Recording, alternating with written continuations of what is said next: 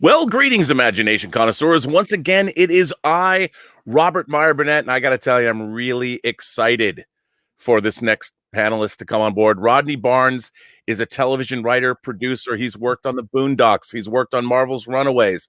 He's worked on American Gods. He worked on one of the best miniseries of last year, Wu-Tang.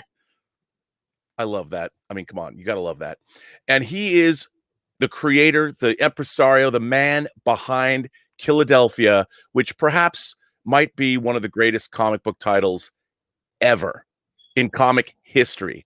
Jason Sean Alexander is the writer, and the letterer, which cracks me up, is Marshall Dillon. I can't wait to talk to him all about this. Please welcome Rodney Barnes. Rodney, hey, how's it going? It is a huge pleasure and a great honor to meet you, sir. We've never met, but man, do I love Philadelphia. Thank you very much. I love your shirt, and I love all of your figures behind you. Oh, well, yes. Yes. Thank you. I've got the seven samurai. Actually, the Wu-Tang Clan would like this. All seven samurai are behind me, and also Lone Wolf and Cub. They're a fan of Shogun Assassin as well. So nice. That figures it. But thank you for that. I see your phaser. I see a phaser over there. I see a few things. Yeah, the Master Replicas phaser. When that's actually the Shatner signed edition. Oh, but see, there you go. You know, that's the only way to get it. Absolutely, because you have to have the autographed version. This is true. Now I gotta ask you something, because I watched your I love John Suntress's Word Balloon podcast. And before, in sort of preparation for this interview with you, I watched the piece you did with him, the interview, I guess just a couple of days ago. And you said something that really cracked me up. And you said, if you could go back and talk to like your younger self, like your 8-year-old self, and say, listen, you know, you're going to be writing comic books one day, but it's really hard, you know, and how tough it is. I mean, you're working on all this cool stuff. Is that true? I mean, when you were a kid, could you have ever envisioned where you are now? I mean, I know you went to Howard University and you really worked your way up, and as a TV producer, you've had to deal with that nightmare, you know, of this. What is the second season of American Gods? Yes. Yeah. Yes, that was tough. That was a tough one. Yeah. I mean, that was a tough one, you know, and coming in and doing that, and at the same time, you're writing all kinds of crazy comics. I mean, Lando Calrissian, you know, you can you get to work for Disney in addition to everything else. So even though you would have told your younger self how hard it is, it seems to me you have to be having a good time. Yeah, I mean, it's a relative good time. It's one of those things where, you know, as I was saying before, you hear the word no a lot.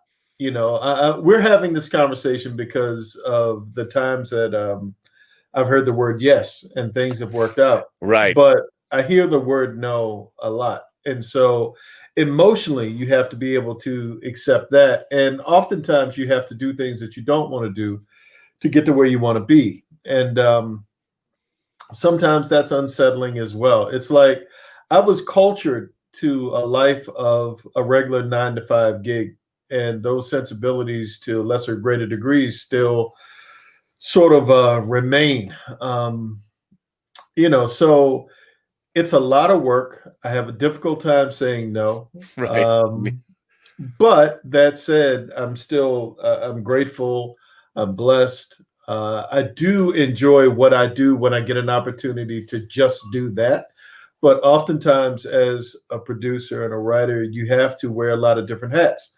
You have to be your own hype man. You have to be your own manager. You have to be your own disciplinarian oftentimes, to prioritize what you're going to do first. If you do a number of things, how you're going to make all of that stuff work. And I'm not really as disciplined as I need to be, or as I should be. So, you know, there are times when my therapist says it's oppositional defiance syndrome. Like sometimes I just wake up and I say, I don't want to work. I don't feel like doing this today. And I sit in that for like an hour or two, maybe, and then I get up and I do the work. And so, you know, it's not as romantic as I thought it would be. You know, right. I think that's the thing. I thought that it would be, you wake up every morning, you go down by the ocean, and you sit there and you just dream and you write your stories, and then a bottle of wine and some cheese, and it's wonderful. And more often than not, it's people yelling at you for "Where's my thing?" or um, it's difficult wearing a lot of different hats and just juggling a lot of different things, and you just have to be able to suck it up and take it when it's not what you want it to be, if that Right. makes sense. No, look, I come from the entertainment business myself, and I'm eking out a meager living as an independent filmmaker myself, producer and editor, and I totally agree with everything you said. Now I'm curious. I mean, now that I have you in the hot seat, how did you go from coming out of college? How did you get into writing, both in terms of comics and in terms of television production? Because you've worked on some really cool stuff, and especially, like I said, the Wu-Tang Clan, the I guess what you call it, the docu-series, because it was so first of all, what a cool thing, and working on things like Boondocks, which I always love the comic strip, and then to see it make that transition. What was sort of your journey to becoming a writer producer in Hollywood, and then also working in comics? I used to be a production assistant and an assistant director in the Washington, Maryland, D.C. area. Worked on Clear and Present Danger and The Pelican Brief and a bunch of really bunch of movies. Man, I love Clear. I can watch that movie over and over again. Yeah, it's a good movie. I mean, I was fortunate to oftentimes companies will do their glamour shots in DC, like if it's a political movie, and they'll do the other stuff someplace else. So I was fortunate enough to work on a lot of really good movies early on, just to get psychologically. There's a math to making movies. It's the way the way that it all comes together, the way a team assembles a thing. And eventually, I worked on a movie, Major Payne, where I met Damon Wayans. Yeah. And we hit it off, and he asked me what I wanted to do with my career, and I told him I wanted to be a writer. And so for the next couple of years, I followed him around the country, sleeping in my car, working on his movies, working with him. And eventually I worked on a movie, Bulletproof, with him and Adam Sandler. I'm actually in that movie for a scene. I'm about to rape Adam Sandler in prison, and Damon saves him. And Damon and I had a heart-to-heart talk about if you really want to be a professional writer, you got to come to Hollywood. I was commuting at the time from Maryland to California. That's a long drive. Oh, 3 days. I could do it in 3 days if I didn't sleep. And which is kind of dangerous, and I wouldn't advise anybody to do it, but I did it at the time. And this was the early 90s, I believe. And eventually I came to California, and I started, just first thing to do was survive. My first job was on the movie Blade. I was a production assistant on Blade. Wow. And I was a stand-in for Michael Clark Duncan on the movie The Green Mile. And I did a whole bunch of stuff. And eventually I just buckled down, and I really learned my craft and just did a lot of work. And eventually Damon and I reconnected. And he said, I have this show, My Wife and Kids. Would you like to come in for a day to be a punch-up writer? And just basically sending jokes in. And I did it, and I just kept coming back for free. And until they eventually gave me a job as a staff writer. And that was sort of the beginning. There's a lot more in between, but that was my first WGA Guild job that got me in. How important do you think having someone like Damon Wayans in your corner? Everyone talks about Hollywood. It's not what you know, or it's not who you know. It's not what you know. It's who you know. And even though you had a Hollywood relationship with somebody, you still sounded like you busted your ass before you even. You needed both. You have to have that work ethic, and like you said, you took those jobs and did all that other stuff. And so when you reconnected, you had a background to say, look, I've been doing this. Nobody's going to carry you. Nobody's going to give you anything. Even if you have one opportunity, you could just flame out right there, get one job, and that could be the only job that you ever have. I think for me, even to this day, I've never been comfortable with just having one thing to do. And that's why if you look at my IMDb page, there's a lot going on because I've never been settled in. Working in Hollywood is like working in the circus. You're going to move to another town eventually. You're going to keep moving and moving and moving. And so for me, it was like, how can I keep multiple revenue streams coming? Because that fear that one day this is all going to go away and I'm going to go away with it was omnipresent. So I always had, whether it was working on movies, doing commercials, short form storytelling, graphic novels, whatever it was, I was going to figure out another way to make it work. But you asked me another part of a question that I didn't answer. When I was working on the show Runaways for Marvel, I made it clear that I really love comic books. And if there was ever a slot open, to please consider me. And they gave me Falcon. And I sort of have a love, not necessarily love, like there is no hate, love like relationship with that book because it was my first book. And when I go back now, all I see are the mistakes that I made along the way. And fortunately for comic book writers of today's world, we have Twitter, which tells you immediately what those mistakes are. And so yes, I don't does. know. Yeah, I don't know if the guys in the 70s and 80s and, when I first started reading comics had that same dynamic. They had a letters page. Where they had the letters of comment, that lock page, Yeah, but they could pick which letters they were going to publish to put in. They didn't immediately get, I hate you, immediately, fired off. But, a lot of my early criticism actually helped because, you overwrite, you underwrite, you do a lot of things here and there. And the fortunate thing about writing in comics was I got opportunities to continue to get better. And you only get better at doing something by continuously doing the thing. That's the only way you can, sharpen your tools. So, so there you go. Even the criticism in and of itself helps indoctrinate you into the world of, can I take this or not? And, and there you go. Now, did you, as a writer, obviously moving into the comic realm, a lot of what you're doing is working with your artist. Mm-hmm. And that, I would imagine, is a skill set that one has to develop. So when you first started working with your artist on Falcon, was it difficult for you? And or not? And what was tell us a little bit about the writer-artist relationship as far as you see it. Joshua Cassara was the artist on Falcon, and he's an incredible human being. I love you, Josh, if you're watching this. To this day, we still keep in touch, and I hope we get to work together again at some point.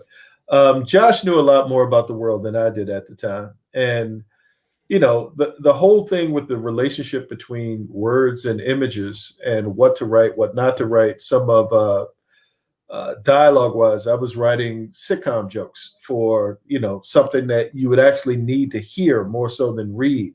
Right. And, I remember the first note I got back from Marvel was, it's so many words, it's ponderous. And it was almost like, and when I got the art back, which is the most exciting part of it, it's like you almost had to move the words out of the way to get to the art because there was so many of them. Because I was writing a book in my mind. Right. And so I had to learn to, how to say a lot with a little, how to make a relationship with the art. And Josh was great with that. It's like, I honestly look at issue 4 as my first book, because the first 3, I was kind of just like shooting in the dark. And by issue 4, I knew exactly the story I wanted to tell. I was starting to develop some of the skill set that I think has served me in other projects that I've worked on past then. And so, it's different than with Jason and I in Philadelphia because we're friends and we live a mile away from each other. But, with Josh, it was, he was my drill instructor. If you've ever seen any like Vietnam movie, Full Metal Jacket. Full Metal Jacket. It's like he was that. I was the other guy. I forget the guy's name, the crazy one that ends up shooting himself. Private Pile. Yeah, him. I was, and he Pile. was the sergeant. And so, you know, he helped me. He was a lot nicer about it. And obviously I'm still here, so I didn't shoot myself. But Josh was really, really good with helping me turn a corner. Eternally grateful. Well, it brings us to Philadelphia, which I think it debuted almost a year ago, last November. Yep. Right. Yep. And I have to say that one of the great things, and Image Comics publishes it. And first of all, did you approach Image with this? Tell us where did the idea come from? What were some of the influences on Philadelphia? Where did you?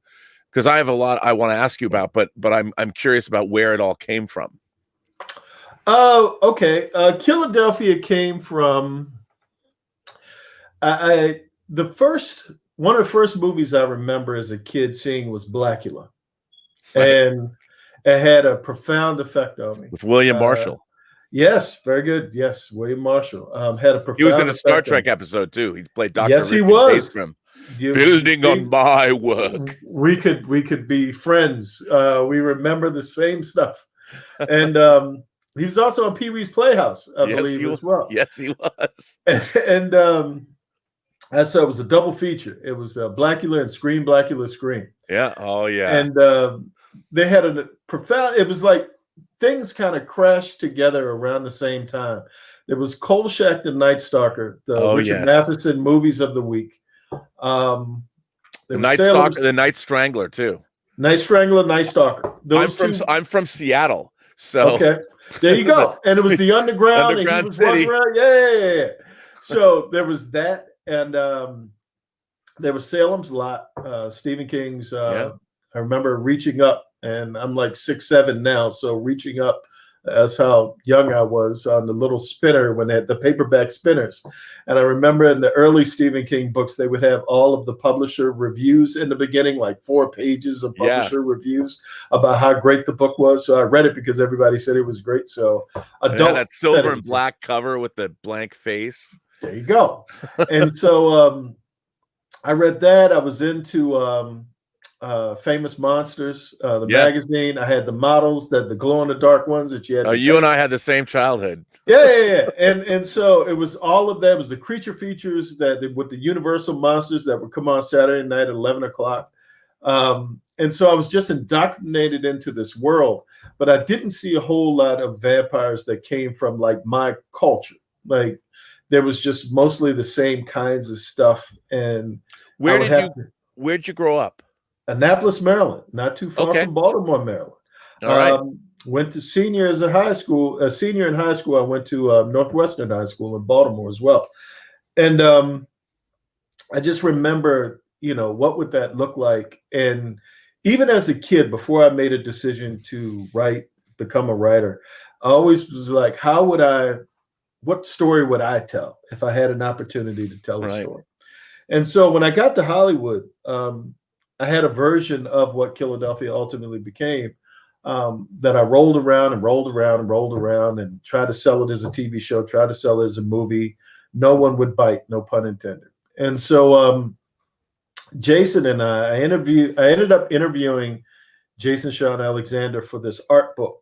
And we didn't know each other, but we sort of stayed connected and stayed friends because we lived so close to each other.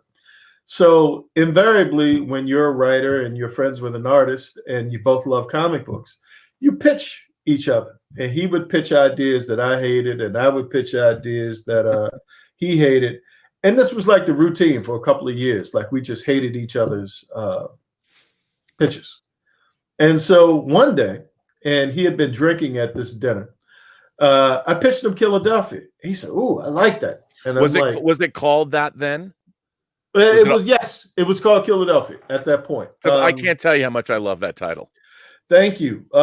There's 70-30 love to not love to the title, but I pitched it to him and he said, "Man, I really like that." And I'm wondering is it because he's been drinking or does he really like it? Because Jason is mercurial in that way. You never know You never know. You know, he Right. could be just nice because I'm paying for the dinner. So he could be just being a nice guy.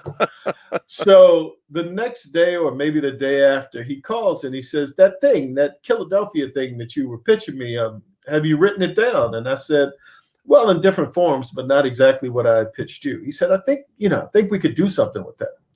So with that encouragement, I put together a pitch document and we took it to a couple of places and they didn't really understand it. And because it's a lot of different layers. There's a president, there's this father-son thing, there's this guy walking around. It's a bunch of different things happening at the same time. Yeah. So eventually, because Jason was working on Spawn at Image, he took it to the powers that be at Image. And so they said yes. And that was sort of kind of it. I always knew what the first issue was, and I knew what the second issue was. And the rest was kind of like a blur. I had an idea of what I wanted it to be and what I wanted it to feel like. So there you go. Well, what I really love about the book, and in a way, maybe I don't know if some of it came from your experience in Blade. I really love when the supernatural and all the way back to Kolchak, the Night Stalker. I love when the supernatural is set in a city. Where the city becomes, and I'm always banging on about verisimilitude, keeping things real. And one of the things about Stephen King was back in the day, when you're even watching Hammer horror films and famous monsters, horror was always like in the mountains of Carpathia somewhere. Yes.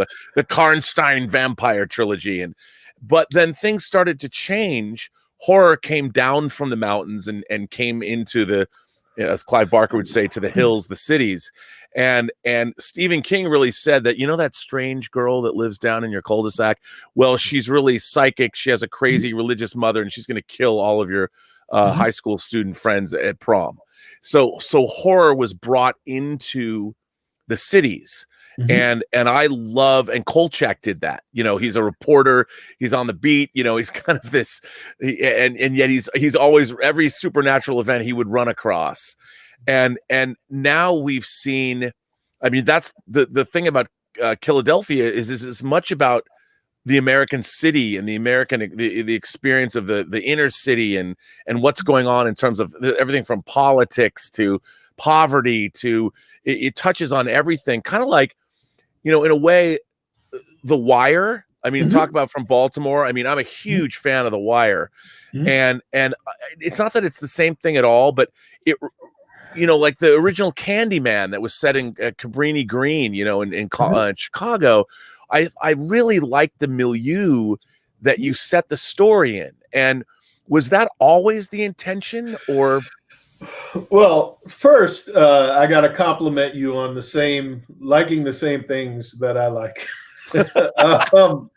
It's the same thing with and all of that. Yeah, with the Hammer films, and they would be in carriages like Peter Cushing and Christopher Lee, and they'd be in the woods, right. And like Salem's Lot was sort of Peyton Place in a small town, but it wasn't the city, it wasn't concrete. No. And there was this weird thing that happened when I worked on Blade, where when you're the lowest paid person, they leave you outside to watch things. Like you become like the security guard. You have to wear a lot of different hats. Yeah, I was a PA on Texas Chainsaw Massacre 3.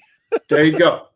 So So we would be like under the 6th Street Bridge or in LA, and if you know what that's like, it's closer to Dawn of the Dead because yes. People come out and just skitter around in the middle of the night, and I'm like, this is terrifying. I'm not built for this. But when you have any sort of imagination and you love horror and you're watching this thing play out, and then the backdrop of just like people moving in the darkness and just moving around, you got these huge skyscrapers and buildings behind you, and then there's a certain architecture that's there too. And back to Kolchak, there was a feeling about him skulking around alleys and, when he was chasing the vampire down, that just felt like, I know this. I don't know the Hammer experience. I don't know the Bangor, Maine experience. I don't know that experience. I love it, but I think being able to, this is another thing too, something that I learned about Falcon and some of the other things that I've written that didn't come out exactly how I wanted to. You need, in my opinion, my better work is when I put myself into it. And not when I'm just doing it like, oh my God, I get to write a comic book. This is incredible. And I'm writing from that place.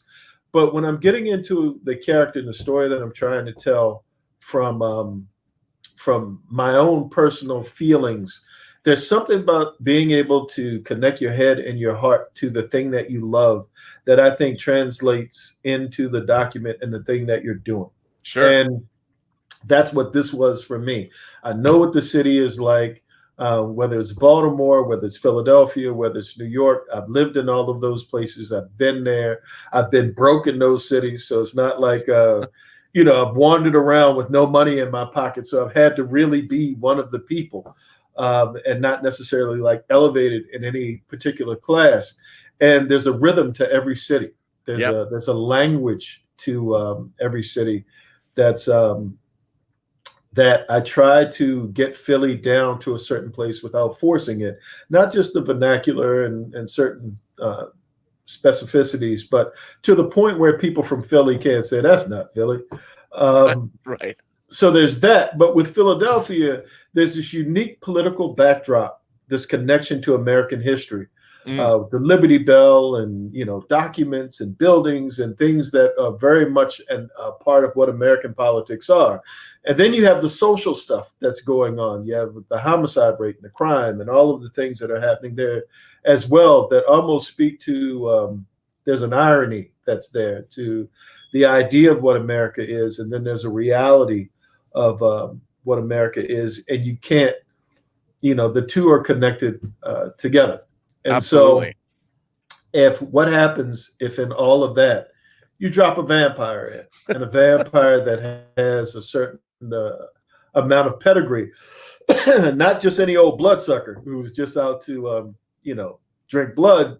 He actually has like an agenda.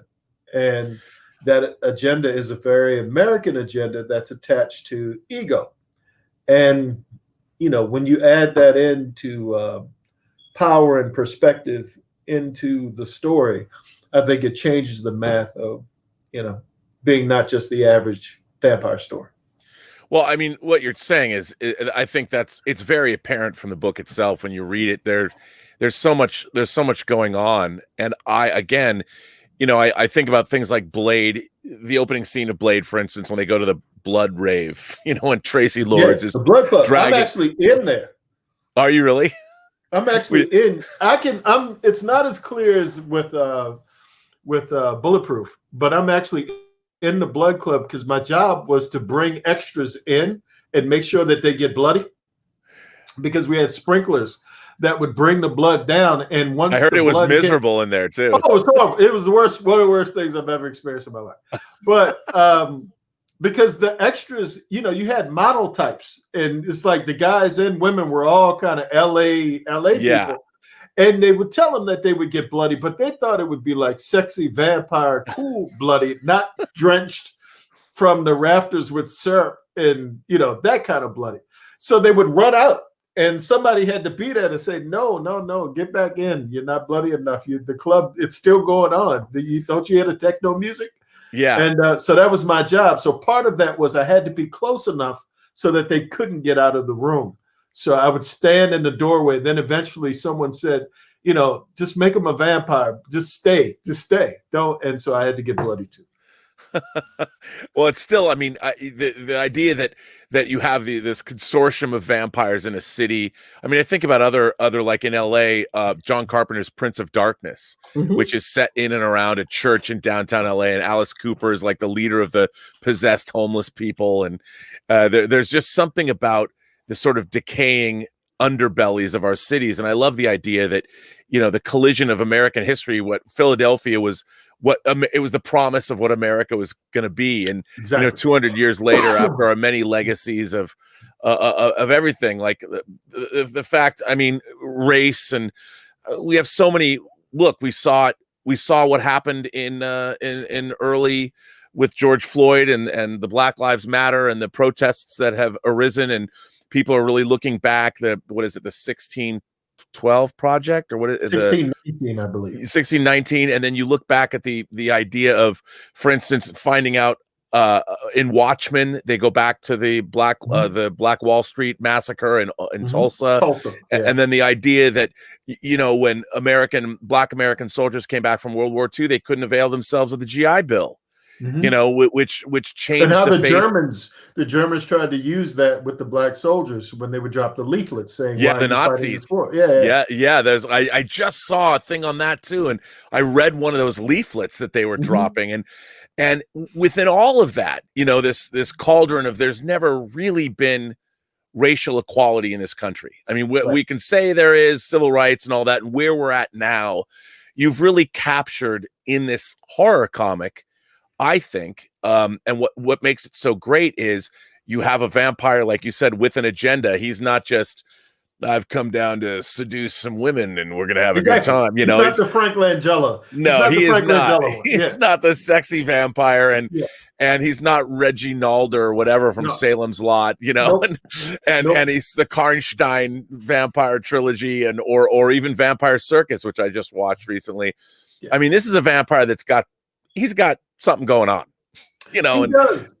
He does. I think, the idea too, as to when I introduced him, which was in book 3, I tried to, he was in book 2 as well, but he had his own stage in book 3. Yes. Was because I didn't want it to be just about him. I wanted you to, hopefully, if you enjoy the book, to enjoy the father-son dynamic, to enjoy other aspects of the culture and what the actual problem that Adams would be talking about. I wanted you to meet that before you met him, and before you had a full dose of Adams, because very easily in different hands, it would have been a John Adams book if you liked that idea of having John Adams be your main antagonist.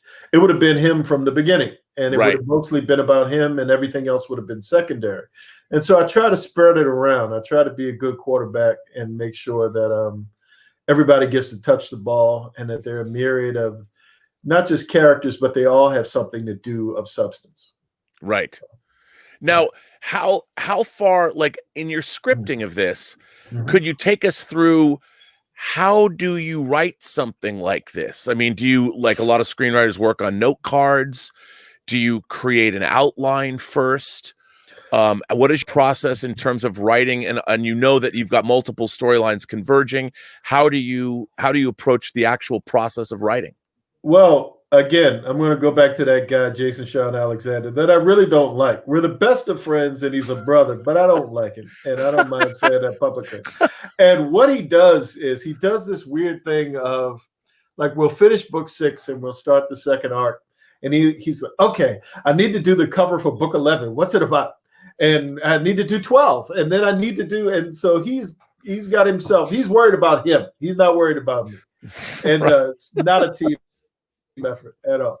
And so what I do is to service all of the questions that he and our editor, Greg Tamburello, have, is I do as an extensive an outline as I can for the entire arc. And so that themes, you get the themes, you get the story. Now it tends to evolve from that document, but the kernel of what is in the outline still remains in that story in some way, shape, or form. If it's a story about Abigail Adams and she's going to be the star of that issue, sometimes it'll evolve to maybe slightly, because I changed something in the book before, that I have to adjust her, but she'll still be the star of that book. I tend to maintain themes, and I really approach it more, in the beginning when I did Falcon, it was more of a plot-driven thing. This is going to happen, that's going to happen, that's going to happen, will be at the end. Now I try to go more from a theme-driven, whether it's forgiveness, whether it's anger, whether it's fear, and more of a theme-driven, character-driven thing, which some people dig, some people don't. If you just read the big 2 books, and you're used to a certain type of storytelling, I could see where it would throw you. But my thing is, if you're at Image and you can do sort of what you want to do, why not try to be as evolved? It's funny. Stephen King had The Outsider, Richard Price, the On HBO HBO. version. Yeah, and I loved it, but I could understand why some people would say it's slow. If you don't like that character-driven, methodical pace of storytelling, it's going to bug you. And I try to uptick because it is vampire. So I know I have to have a certain amount of violence that's in the book, but I always want the violence to be connected to the theme. If a character is doing a thing, if a vampire is reacting not just out of a need for blood, but for revenge, for hurt, for despair, whatever, I think I like it all to be kind of tied together so it all feels like it belongs. Like it's not just the cheap moment of needing to be violent for violence sake. It matters in the story. Like it's going to progress the story, either emotionally, sometimes for the plot, but always for the character. Like more about this character when you leave this issue than you did going into it. And that's usually Absolutely. the goal. One of our viewers, Tevya Smolka, asks, what's your favorite show or book that you worked on in your career? I'm going to say American Gods and Television because I'm a huge Neil Gaiman fan. I love Miracle Man. Oh, dude, issue 15, the yes. battle. Oh, wow. Yeah. Kid Miracle Man gets really upset in issue 15. Kills a whole lot of people. Kills a whole lot of people. Puts their heads on It's a lot of pikes. heads on pikes. Kind of like in Bram Stoker's. You like Vlad the Impaler. You got heads everywhere. Man, you and I really did read the same stuff. Oh, I'm sure we did. I could reach over and get my Swamp Things, my CGC Swamp Things that I love. But so I really wanted to be able to be coming out of the world of sitcoms. You're sort of pigeonholed sometimes as to what you've done, regardless of what it is that you want to do. And, sitcoms weren't really helpful in getting to build a bridge to comic books or the genre or anything else. Sitcoms beget more sitcoms. Right. You can continue to do more and more of that. So Runaways was the first step. American Gods was the second step. So in a practical sense, it sort of validated an opportunity to be able to write about different things or to be considered to write for different things because I was starting to develop a resume in that arena. So American Gods was very helpful. And I love the book. And I love a lot of the actors that were there. It was a difficult shoot. The conditions were difficult. But that said, I'd say that as far as books are concerned, I'd say Philadelphia only because I felt like what I was doing. It was the most confident that I approached a story. Like for Falcon, there was absolutely no confidence. There was only abject fear and boyhood glee. Lando was okay. Now, not only do I have the Marvel fans are going to hate me, but the Star Wars fans may hate me as well. So that's two groups that I have to. But I made it out. I made it through. There was some hate, but there was some love, and so I need a little love. And I did a book for Oni Press called Quincredible, and I still do Quincredible. And that was an opportunity to do more YA type stuff and not so much the adult stuff. So it was you're working different muscles and you're developing, different ways of approaching story. So anytime you can do that, anytime Lando, Falcon, and Quincredible were three different ways to approach story, which is giving me almost like a boot camp of sorts. The way I look at really sitcoms from my TV and film career, like there's this thing when you come out from school and you're a writer, you sort of look at writing like I can do anything that I want to do, and because there's this thing called budgets, you can't do everything. Darn it! Exactly. Darn it! Those budgets. And so working on sitcoms as well sort of trained my mind to being able to understand that I have to work within the confines of the world that we have to work with. And in film, it's writing to a budget. And now even in television, it's writing to a budget. So in comics, it was more of writing to what is it ultimately that I'm trying to say? Not just in this one issue, but over the course of the entire arc of storytelling. What am I trying to get out? What's my purpose here, other than just writing trying to write the best comic book that I possibly get? And so it all kind of comes together with, So. Well, I've got Peter Beiser asks, is it tough to write content with an edge when everything in the real world is going crazy right now? I think yes and no. The yes of it is you have to be sensitive to the reality of the difficult circumstances that we're in as a country and as a world. I don't know if that was the same case 20 years ago. You could probably get away with a lot of stuff that you can't get away with now because I won't say there's more pain, but there's more of a voice to that pain that you have to be cognitive of. Empathy means something different today than I think it meant 30 years ago. I grew up in a very narrow world that I wasn't exposed to a lot of thoughts that weren't just, in quotes, traditional thought. I came from a very traditional blue collar background. And when I was exposed to people who thought in different ways, it made me challenge my own thinking and the things that I believed were true. Sure. And it actually helped broaden my horizon somewhat. And so to that, I think it's important to be able to understand the world that we're in right now and understand our demo. All of that stuff matters. That said, when it comes to violence, doing things that are kind of risque, I think the reader, as long as you're not doing it just to be salacious or just doing it for, I just want to be violent. Today is the day I'm going to write the violent book. I think that's the thing that's a little bit more, that's difficult to do. And I've read books where from page 1 to page 20, it's been nothing but violence and blood and guts. And some people dig that type of thing. I try to be a little bit more sensitive to the world that we're in. I try to make it as much entertainment and be thoughtful throughout the process. I'm not saying I'm always hit the nail on the head, but in the back of my mind, I do try to be empathetic with the world that we're in. Yeah.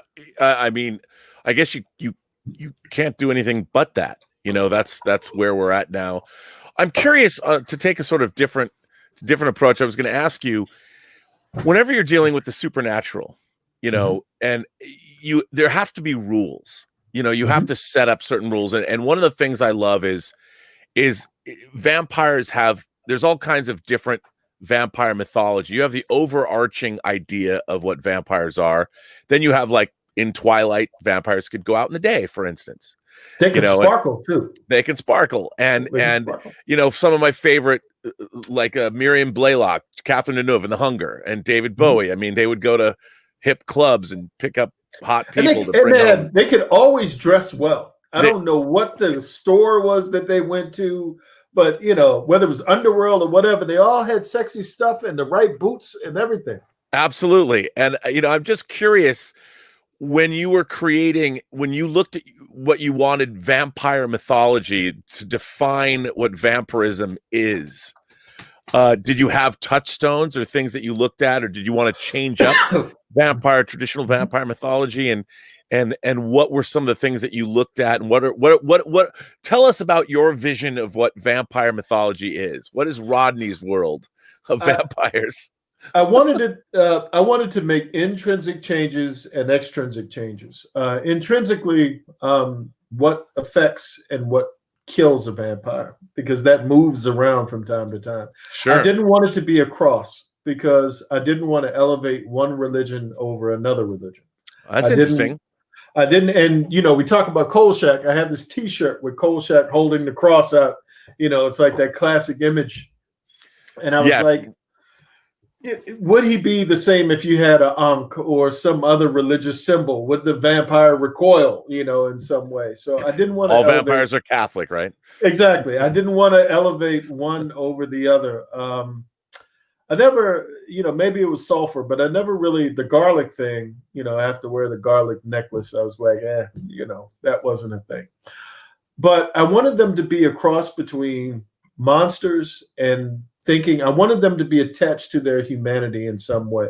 And I wanted them to be kind of, there's a metaphor in there of even if you have immortality, the things that limited you as a human being will still limit you as a vampire, like that thinking, unless you change your thinking. I love that. Even though you have power and you have perspective, you're still kind of beholden to your thought process.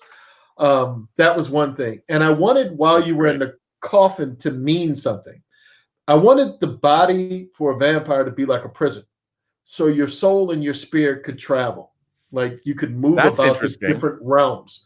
And it's not tangible. You couldn't bite people and blah, blah, blah, blah, blah. But I wanted vampires to dream, and I wanted them to dream about their regrets of when they were human beings. Wow. Because I think as people, a lot of people, I won't say everybody, certainly, but if you're in therapy, as I am, one of the constant themes is your past and past trauma and overcoming past trauma. So as you're laying there for 50 years in a coffin, waiting for someone to open that coffin back up, what are you doing while you're there? So my thing was, if you're in a dream state and you're replaying your past over and over and over again, there are two things that you can do. You can leave in your spirit, and you can go to the netherworld and the dark realms, and you can move about in that way like a ghost of the spirit realm.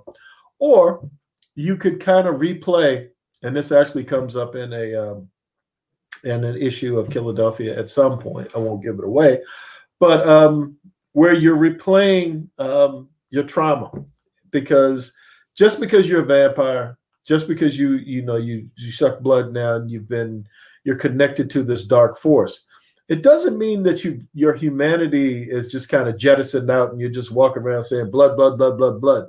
Right. And I actually make an analogy with one of the characters where I say, when I was a human being, because a lot of the people in the book come from poverty. It's like I hustled for money when I was a human being, and now as a vampire, I'm hustling for blood. And I've never really had an opportunity to live in either state or take advantage of whatever the virtues of being a human being or whatever the virtues are of being a vampire. I never really got an opportunity to take advantage of either. And so I wanted the vampires to be more just thoughtful. I just wanted the process of being a vampire to be more thoughtful. If you look at like from Bela Lugosi dressed well. And he was sort of kind of a pimp in his own way, too. He sort of kind of had that, and he'd come in women's rooms and come to the window and do something sexy, and a woman would recoil, but she wanted him. She wanted him. And because of whatever, it's like a dude coming through the window, and he had a look, and he had a thing that he would do. Right. And he would just do that over and over and over again. And it's like it's a lot to go through for blood and just making more vampires. It's like there has to be more purpose to this whole thing of vampirism other than just the idea of just being that thing. It's like if you're a werewolf, okay, that's a curse. There's nothing you can do about it. You can have 3/4 of a great month or 2/3, and then there's going to be a full moon. It's going to mess up everything. And you can chain yourself down, but you're going to wake up, oh my God, what did I do? But with vampires, that's who you are. And I just wanted that to mean more than just being a monster. I love hearing that, because I have to say, I think everybody in a certain way is attracted to the idea of being a vampire. Like, I want to be a lost boy. I want to sleep all day, party all night, never grow old, never die. Or, yes. I mean, I could think of worse things. But you have to feed. But you have to feed.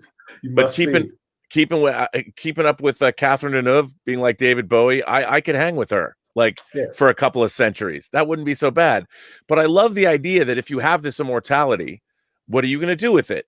Mm-hmm. And I think, like you talk about Blade, the vampire consortium or whatever, the way they're living is, I find that to be attractive. You can be a vampire captain of industry. Yes. And there's enough people out there that there's a lot of people that need killing, right? So we'll take some people off the streets, we'll satiate our hunger, and we'll be able to even near dark, when they're riding around in the van or whatever, it's like they go into a bar for a drink. They go in a bar, dusk till dawn. They're hanging out in a dusty place, and it's like all of them.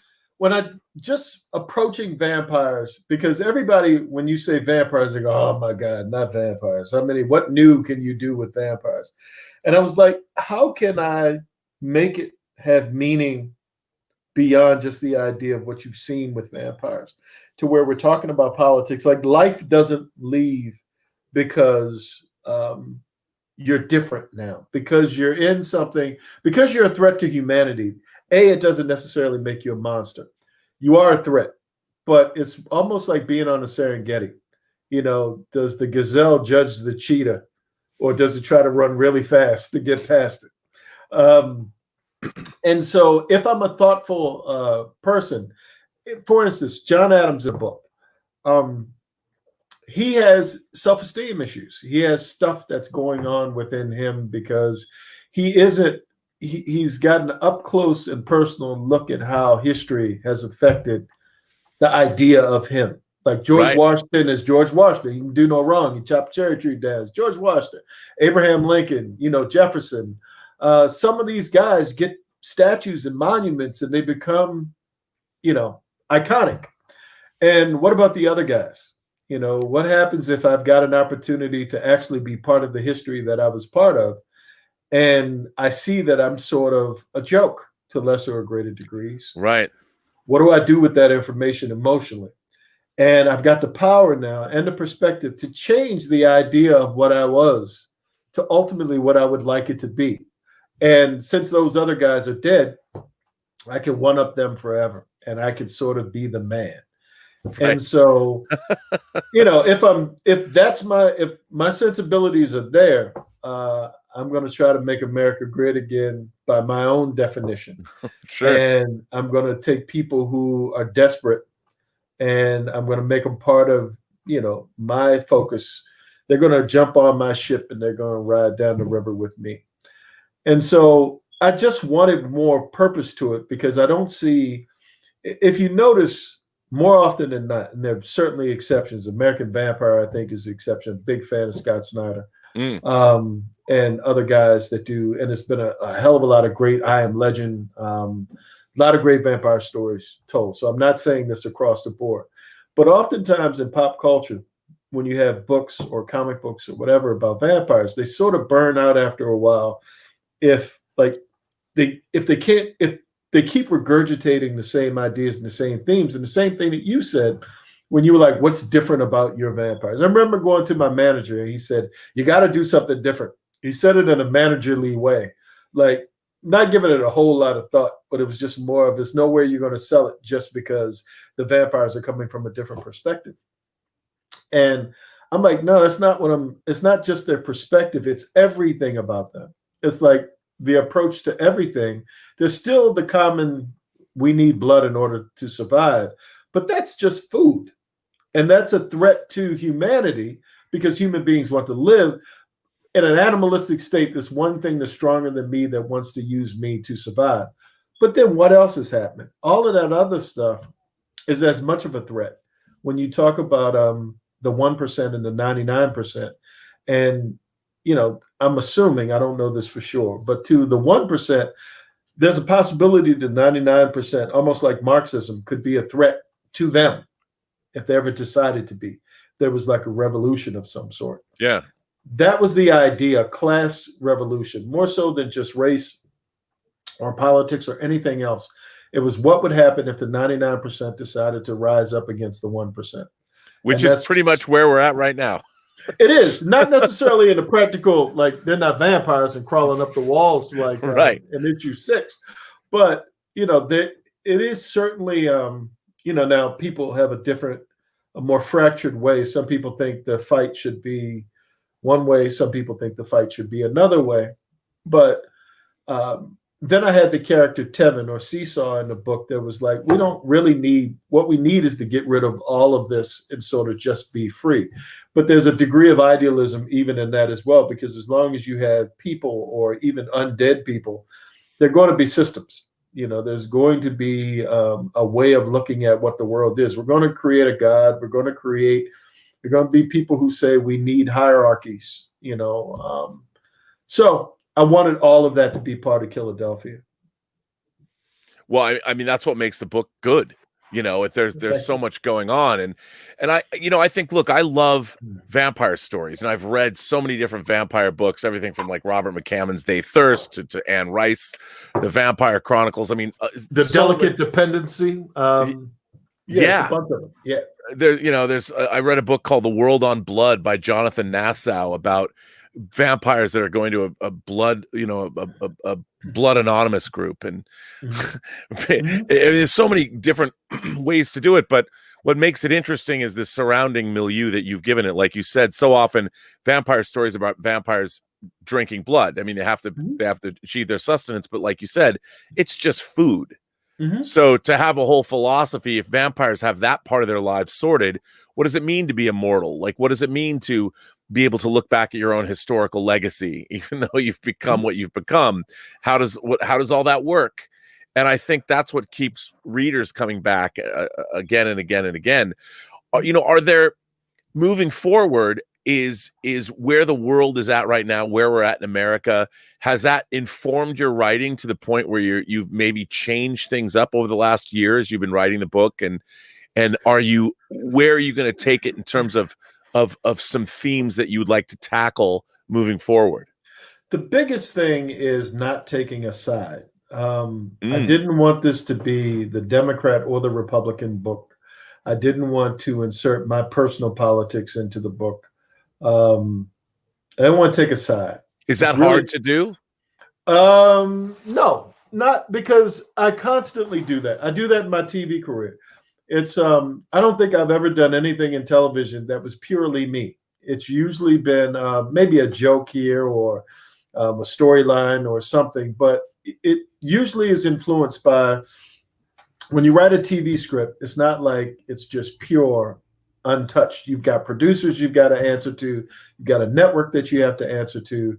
Yeah. You've got a director that influences, and then you've got actors that influence. It's like you got a lot of, if you're salmon trying to make it upstream, if you're a script, you've got a lot of bears that you got to kind of watch out for that are trying to take you apart. So, here it's one of those things where I'm just looking at how can I tell the most honest version of this story?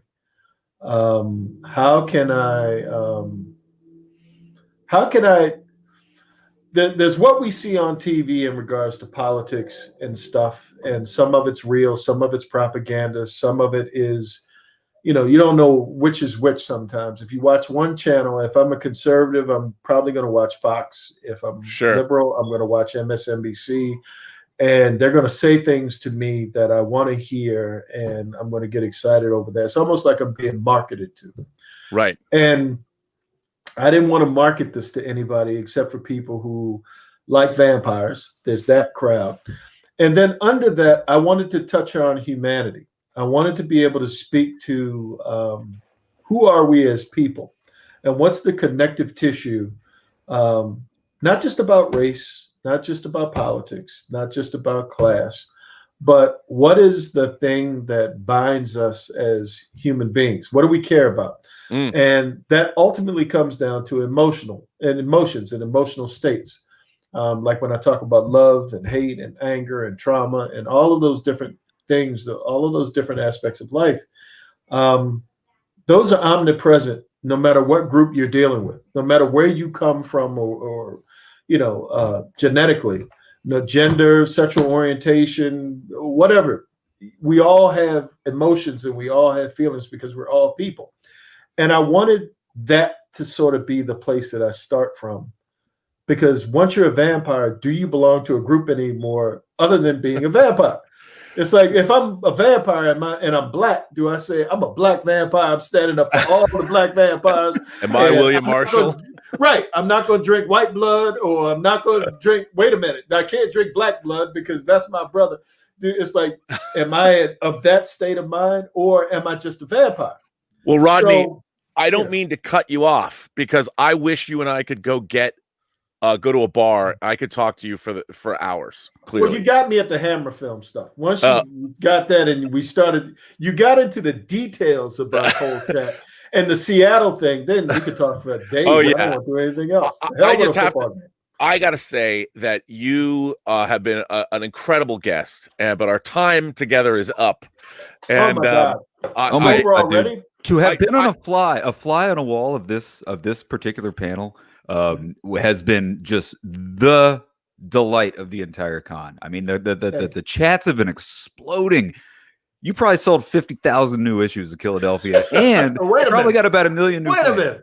What am I going to do with those 50,000? I don't know if Image prints that many. Oh, they probably wouldn't like me saying it. But yeah. This was just a fantastic conversation, and it's been my honor to get to know you, and maybe hopefully outside of this milieu we'll meet one day, because I could sit down and talk to you for hours. I got to come to Baltimore. I miss my hometown, man. Come on. I don't know if Phillips is still there. It might be gone now, but yeah, I miss Maryland in general. It'll be here in 2021. Well, there you go. I have to jump onto another panel. So we're just going to dive right into it, Rob. If that's cool with you, Rodney. Thank you so much for being here. You're very welcome. An absolute treat. Fantastic. I'll talk to you guys soon. So good. Philadelphia, best title ever. Don't let anyone tell you any different. Well, Rob, you ready to dive into the fourth world? I got to tell you, I can't believe you guys. I mean, this is the fourth event I've done panels for you guys. You are our number one unpaid intern, let me tell you. I have to tell you, the people that you line up for me to talk to is an amazing joy. I mean, and the next Oscar winners, Jesus Christ. We're talking Tom King and Cecil, I don't want to mispronounce her name. Castellucci. What she probably doesn't know is that she and I were in a movie together. Oh my God! Well, yes, we were. I'm going to get out of your way, man, and let you take it away, Rob. Always good to talk to you, man. Well, thank you. It's great. I'll start in. So, ladies and gentlemen, boys and girls, gentle beings, however you identify from across the 28 known galaxies, as we heard in Superman the movie, I'm Robert Meyer Burnett once again, and I have a panel I'm so excited about, as we just announced who our panelists are. I can't say enough about Tom King. I mean, what a legend. And of course, Cecil, she has been she's been in a band. She's written novels. She has written many a great comic. And she and I both appeared together in the movie Staroids. That was about people lining up to see The Phantom Menace back in 1999. I didn't line up, but I tried to pay somebody for their spot in line. And we're both in the same movie. So welcome them both to this panel. And we're going to get our Kirby on. So Philadelphia, that's a fucking great title. Isn't that a great title? I mean, it's amazing. It is a true honor to be with both of you.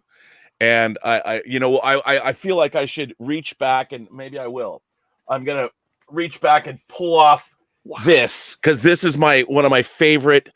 God love DC for putting out Commandy and this. And bringing the fourth world back. I mean, I guess it's never gone anywhere. Between the Snyder Cut and what you guys are doing, I think Darkseid's real now. It's going to be great. So, first of all, to jump right into it, I guess from the both of you, how do you each? How do you feel? Hey, is it Cecil? Did I say Cecil? No, Cecil, Cecil. Cecil, Cecil. They're both acceptable. But I just want to say it's my birthday today. And happy birthday. This is like the best birthday gift ever, because I've always wanted to sit down and have a beer and talk Fourth World with Tom. So this is a great birthday present, Baltimore Comic-Con. Well, I just like seeing your face. I miss, we go to cons and we see each other all the time, and then we just disappear. And it's such a pleasure just to see. I did my first signing ever in my life, and she was sitting next to me. That's right. So many years ago. So it warms my heart. Makes me feel that the world might not end. Me too. Well, then it's a great. Let me celebrate the joy. But to ask the two of you, having such deep comic roots as you have, what does Jack the King Kirby's Fourth World mean to the two of you? And when did you first discover the stories? I mean, did you read Superman's pal, Jimmy Olsen? How did you discover the Fourth World, and what do you think about it? And how about the Black Racer? I'm a big Black Racer fan. Is he coming in? Oh, I go first? Yeah, you go first. Go first. Man, that's a bunch of questions. Let me see. Sorry. Growing up, I would say this is sadly typical of my generation of kids who sort of raised in the 90s, where I came to Kirby later. Like I came to him as a child. I saw Kirby as sort of, I didn't like his art. When I went through the back, I was a back issue hunter as a child. And when I found the Kirby, I was like, I don't know what this is. And I probably first encountered the Fourth World through John Byrne's Fourth World stuff, which I was a big John Byrne fan as a kid. And then through Walt Simonson's Orion series, which I loved and read it as a little older kid. And I didn't go back to the Kirby stuff until I think when I tried to go back into comics. So when I, sort of made the transition from my other career, so I was in like my early 30s, there was a list that it was like the best 100 comics of all time, and on there was Kirby's Fourth World, and that's when I read it, and you realize it's sort of you're reading the source code to comics at the same time. It's very or the anti-life equation. Or the anti-life equation. That's right. And what about you? I mean, I'd always been aware of Kirby, but I think it's the same as Tom. Like I didn't, it wasn't like that wasn't my go-to, sort of person. And for me, after I was finished with Shade the Changing Girl, I guess, Tom had just started Mr. Miracle, and I was looking for a new project. And I actually was like, well, I can't do Female Furies because Tom's doing Mr. Miracle. So I'd gone through the encyclopedia of, DC comic book characters and come into the DC offices with like a bunch of different teams and characters that I wanted to reboot. And after a conversation with Dan, I'd said something like, he was every single team that I wanted to do, he's like, oh, Jeff Lemire's doing that, or this person's doing that, or whatever, and it was all boy stuff. And I was like, oh, where's your Handmaid's Tale, And he was like, if you can figure out the Female Furies and the Handmaid's Tale, then we can have a conversation. And then he went under his desk and he brought out the Fourth World Omnibus and was like, do your homework. And you got one for free, damn it. Yeah. And so I dove in and was just blown away by the robust, intense world building and philosophical ideas and thought process about life and the meaning of life and the universe and love and hate and trauma. I just thought it was incredible. And so, there are so many threads to pull on. I'm sure, Tom agrees with me. But for me, I found my story in Mr. Miracle #9. But yeah, it was, and I didn't know whether or not, it was like, here's your challenge, gauntlet thrown. And then, but even if nothing had ever happened, what a pure joy to just read that book and really sort of train at the foot of a master, I felt like. Well, I have to ask the two of you, do you have to pick a side? Do you have to pick New Genesis or Apocalypse? I mean, is it one or the other? Is it the dark or the light? Or can you both sort of pick from both? I mean, did you have to choose? Do you have a favorite side? I'm asking, I guess. I think part of the genius of the Fourth World and why it has layers that you wouldn't expect it to is at first it seems like a very cartoony, you think, oh, this is just Kirby sort of in his Hanna-Barbera days with, the stuff to 6-year-olds, good guys versus bad guys. But then when you actually look at New Genesis, you have sort of this underclass of bugs that are treated very poorly. Yeah. You have this idea that explored extensively, but the idea that Highfather made this deal where he gave away his son in order to achieve a peace that didn't last, which was a pretty shitty thing for a dad to do. And it failed. And it failed. Yeah, it was a total. He gave up a son, and he totally got that he purposely wanted to fail. Yeah. You know, so that he could start a war again. Yeah. Exactly. Yeah. Continue, Tom. Continue. But that's exactly it. It's like it's not as good guy versus bad guy as you would first expect, with the exception of Darkseid sort of being this, the symbol for everything Jack Kirby hated: fascism and the lack of thought, the lack of freedom, so that you always root against him. But I mean, so you asked me which percentage. I would say I think that probably Apocalypse has cooler characters. Yeah. I mean, you can't argue with the coolness of Darkseid, with Kanto, with Desaad, with Wonder Bird. They're more fun on Darkseid's side. Agreed. Female Furies. Yeah, agreed. Granny goodness. I think the Darkseid is always more interesting, anyways, because there's more sort of drama inherent in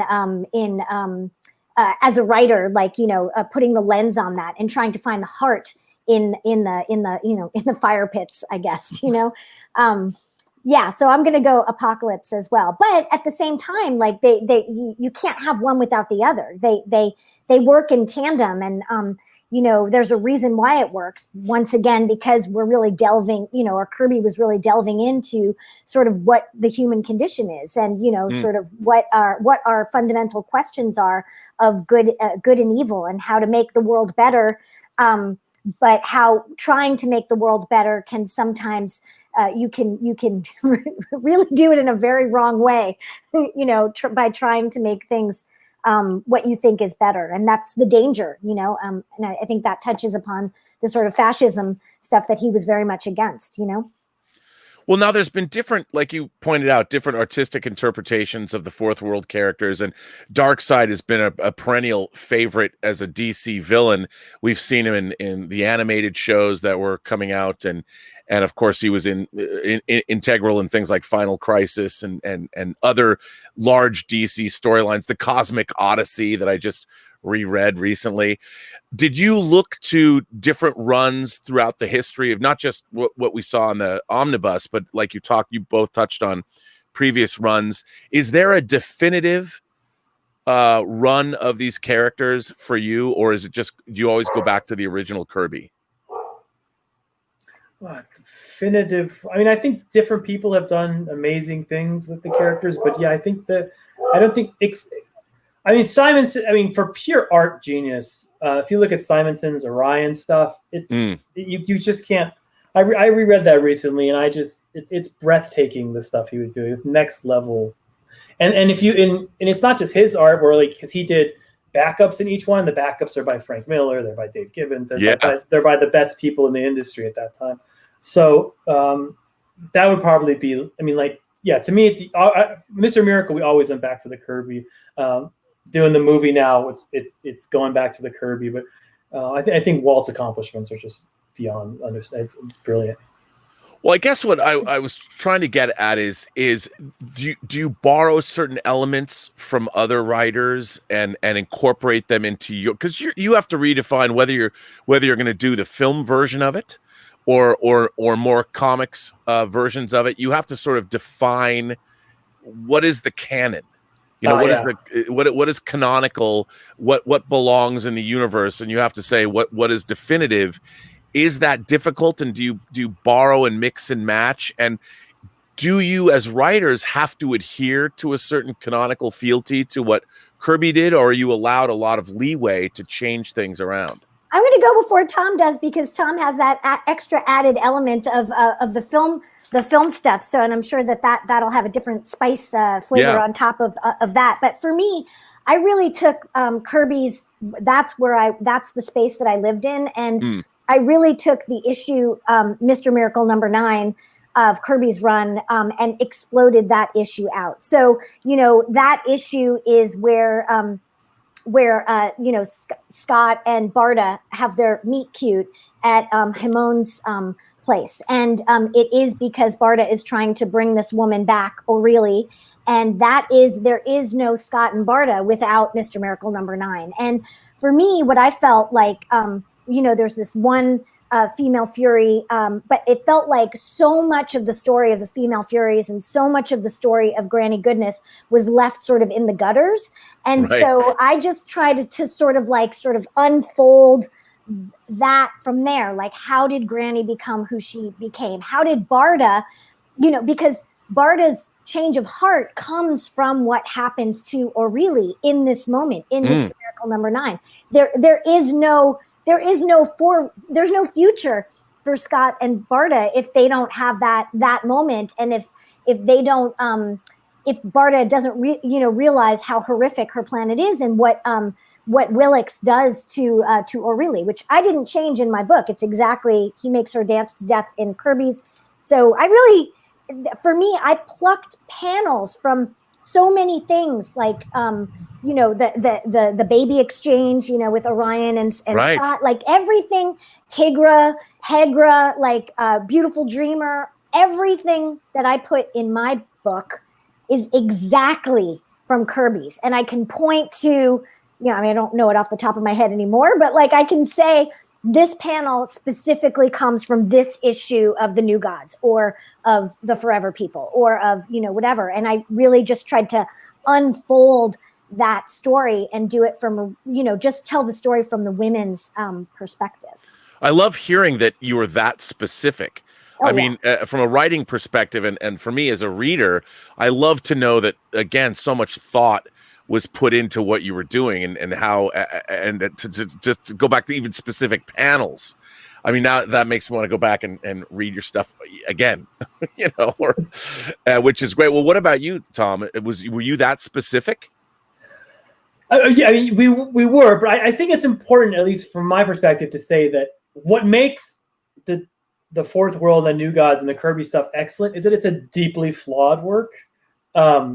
Like, if I wrote the introduction to the new Absolute version, which is a gorgeous book, and I wanted to specifically say, like, if you approach this, Wait a minute, hang on a minute, that hasn't come out yet, has it? I have a copy. Yeah, I think it's out. Is it out? Oh, yeah, it's Absolute Volume 1. If you take off the cover, it looks like a mother box. It's so freaking cool. I don't have that. Man, it's I need to get that. And flawed. Yes, agreed. It is flawed. There's some flawed, deeply messed up stuff in there. Well, I mean, yes, there are deeply messed up stuff, but also it's just like, as a story, like if you were to sit down and just read it, it's a chore. It's not. I don't want anyone to be like, oh my god, It's like if you pick up. If you're a comic book fan, you can give the DKR to somebody. No, the story still works, even though it's 30 years later. This story doesn't really work. Work. This is Jack Kirby editing himself in a very angry place in his life, where he's just like, I have 1,000 ideas in my head and I'm gonna blow them out. And so like, it goes in this direction, that direction, and you're following one thread. You're like, wait, that thread went over here, and this one, and now we're in, and now. And then the tone switches. You're like, well, now I'm a child's comic. Now I'm in a grown-up's comic. Now, so it's just all. But that's what's wonderful about it, is that it's like, it's the White Album. You're like, I don't want a song about piggies, but because they can do a song about piggies, they can do this other experimental, revolutions. Like, there's nothing holding Kirby back. And I think a lot of people have come along after him and sort of, and tried to shape it and take the edges off and connect some of the. I mean, for example, the Fourth World, that concept. What a cool title, the Fourth World. But there's nothing in the book that says what the fourth world is. Yeah. It's that literally, even that phrase. There's no, what is the first three worlds? It's not in the book. Totally. And what I find so interesting, Tom, is that there are so many different threads that you can pull on, and so many, like, the first thing that I pitched really was The Handmaid's Tale in the Fourth World with Earth and all that. And let me tell you, it was depressing. I mean, like, everybody at DC was like, wow, this is really good. But because there's so much stuff with Lump, and like the stuff that like he does on Earth, and when the female Furies go there, and like and then all those, the war that goes on, like that Earth and it's so it's so massive, but it doesn't make a lot of sense. And then with the Jimmy Olsen stuff and Superman, and like it's quite a lot. But I think what's so great about it is that there are so many deep ideas that I think Kirby was trying to sort of get to. And so for me, that's why I say, for me, I really just took that one issue and blew it out. make a whole, to make a whole story. And and I feel like, Tom, you took the elements of sort of trauma, and trying to make a life after trauma, and sort of blew that up. So it's kind of like we get to occupy our own spaces. And even though they're completely unconnected, our two books, I kind of like to look at them as like, they don't occupy the same space. So you can read them together. Absolutely. And they make total sense, but they're also completely unconnected, and I think that's the strength of when you have a big, robust world to play in, is that anybody can take up a thread, and you can read all the extra pieces of it, and you understand what's sort of in the whole. Yeah, it's a little bit like reading the Bible. Like I remember whenever you're at that point in your life, you're like, I'm going to read this. People brag about this book like it's the Bible. So you actually pick it up and start reading, and there's a lot of begots in this, and the stories don't connect, and you're like, this is terrible writing. I can't understand. But then you're like, then you see little threads here. You're like, oh my God, there's a huge story here and a huge story there. It's very much the equivalent of that to me. Agreed. When you pitch a story, and I guess the editorial department, or you're given the go ahead, are you limited by what you can and can't do with established lore, or are you given pretty much carte blanche to do what you want? Do you have to, are there limitations to how your imagination can go, or are you completely, unfettered by where you want it? Like Handmaid's Tale in the Fourth World, that is a great pitch. And I'd be like, yeah. you go, girl. But did someone say you can't go that far? No. After I handed in my extremely depressing sort of genetic experiments, thing, we sort of landed on, the Me Too on Apocalypse, just to simplify the story. And basically, It is the same thing. I mean, my story is basically The Handmaid's Tale and Me Too on Apocalypse, while, staying in that world. But as far as once we landed on that, because I wasn't in continuity, I think the sort of saying at DC, the unspoken saying at DC is like, it's not if you're out of continuity, it's not in continuity until they decide it's in continuity. So I kind of felt, I felt completely free. I knew what my issues were. I knew, I had 6 issues, and I had my story, and nobody, everybody knew what I was doing, and I had a great editorial team, Jamie Rich and Brittany Holzer, and it was, it was unfettered for me. That's good to hear. I mean, again, the adding Me Too on Apocalypse.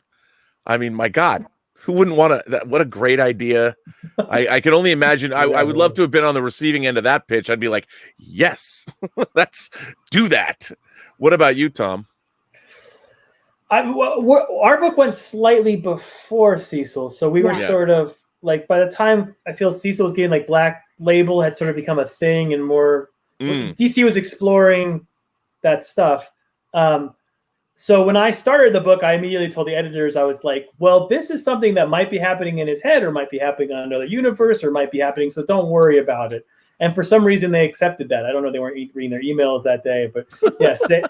So that sort of fiction, and they never actually asked me, like, is this real or is this not? Because they were like, anytime I did something extreme, they'd be like, oh, well, Tom told us it could be in his head. So so I hid behind that. But by the time the series had finished, the whole concept of, I don't know, which to me was always the heart of DC, the Superman, All-Star Superman, the DKRs, the Watchmen, sort of these limited series that are in continuity. If like Cecil said, if they're good, then they become continuity. But they live in their conception a little bit outside of, having written myself a lot of in-continuity comics as a Cecil. These live a little bit outside of continuity, in the fact that you don't have to deal with things that would interfere in sort of a complete vision. Right. Yeah, like crossovers and stuff like that. Like when Tom was writing Batman, when I started writing Batgirl, and I had to deal with what he's doing. That's what you have to do when you're in continuity. But when you're just a little bit outside of continuity, you have to stay true to the characters, of course. Like you can't make Big Barda Little Barda all of a sudden, you know. Like, you can't, I mean, I guess you could, but you'd have to have a good reason, you know. But you know, that's the thing that you have to pay attention most to is staying true to the character when you're outside. Yeah, and I was coming from the young animal thing, so I think, you know, Right. they were like, yeah, do a 6-issue miniseries that's, you know, out of continuity. And your book was a success, and so it was kind of like it could be different, you know, but like people know the characters now, or you know, and also, you know, the Me Too movement was going on. That was when it was just beginning, and you know, I know Adriana Mello. I want to give her a big shout out. And I felt, you know, really called to, you know, sort of speak about things that, you know, I mean, I don't know, like, you know, there's a lot of things like when you read the Female Furies where it's like, yep, women are still talking about this. And I don't mean like women in the book, I mean women in our world. You know, and those power dynamics. And I feel like, you know, the one thing I'm most proud of, and I think Adriana is as well, is that, you know, Granny Goodness is a terrible person. She's the most horrible woman in the world. And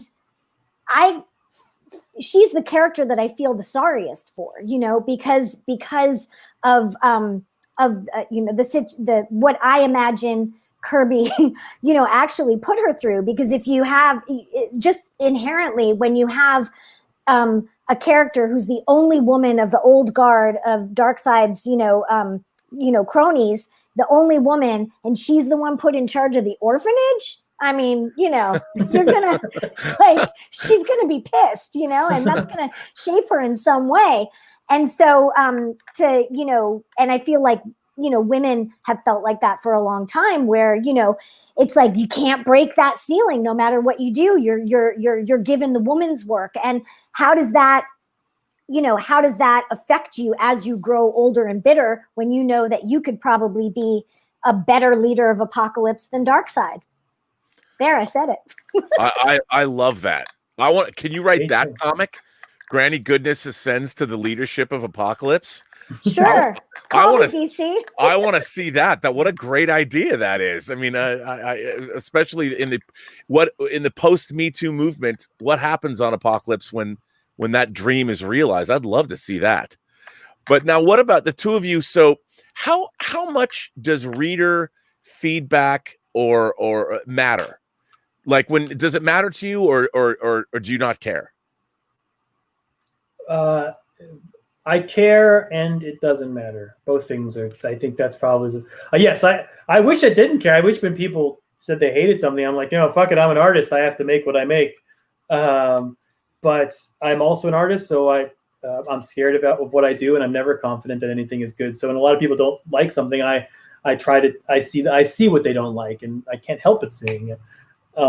But it is our literal professional jobs to not just be leaves on the wind. You know, we have to sort of have a point of view, or else we're not going to make creative stuff. I mean, there have been tons of comic books that are leaves on the wind. There are whole comic companies that are dedicated to that, and I have respect for them. You know, if you want to read old Charlton's comics from the 70s, whatever the trend was, Charlton's was going to send 16 cheap comics after it.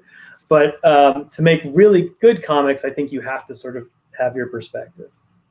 I think I agree with Tom. Absolutely. You know, I mean, you know, of course, you know, it kind of hurts your feelings sometimes, but at the same time, that's our job, you know, is to, you know, put it out there, and that's, you know, that's what we do. And, but I think for me, what was really hard was, you know, I got a lot of hate for, you know, for what I did with the Female Furies. And that was difficult because a lot of the comments were that I knew nothing about the Fourth World.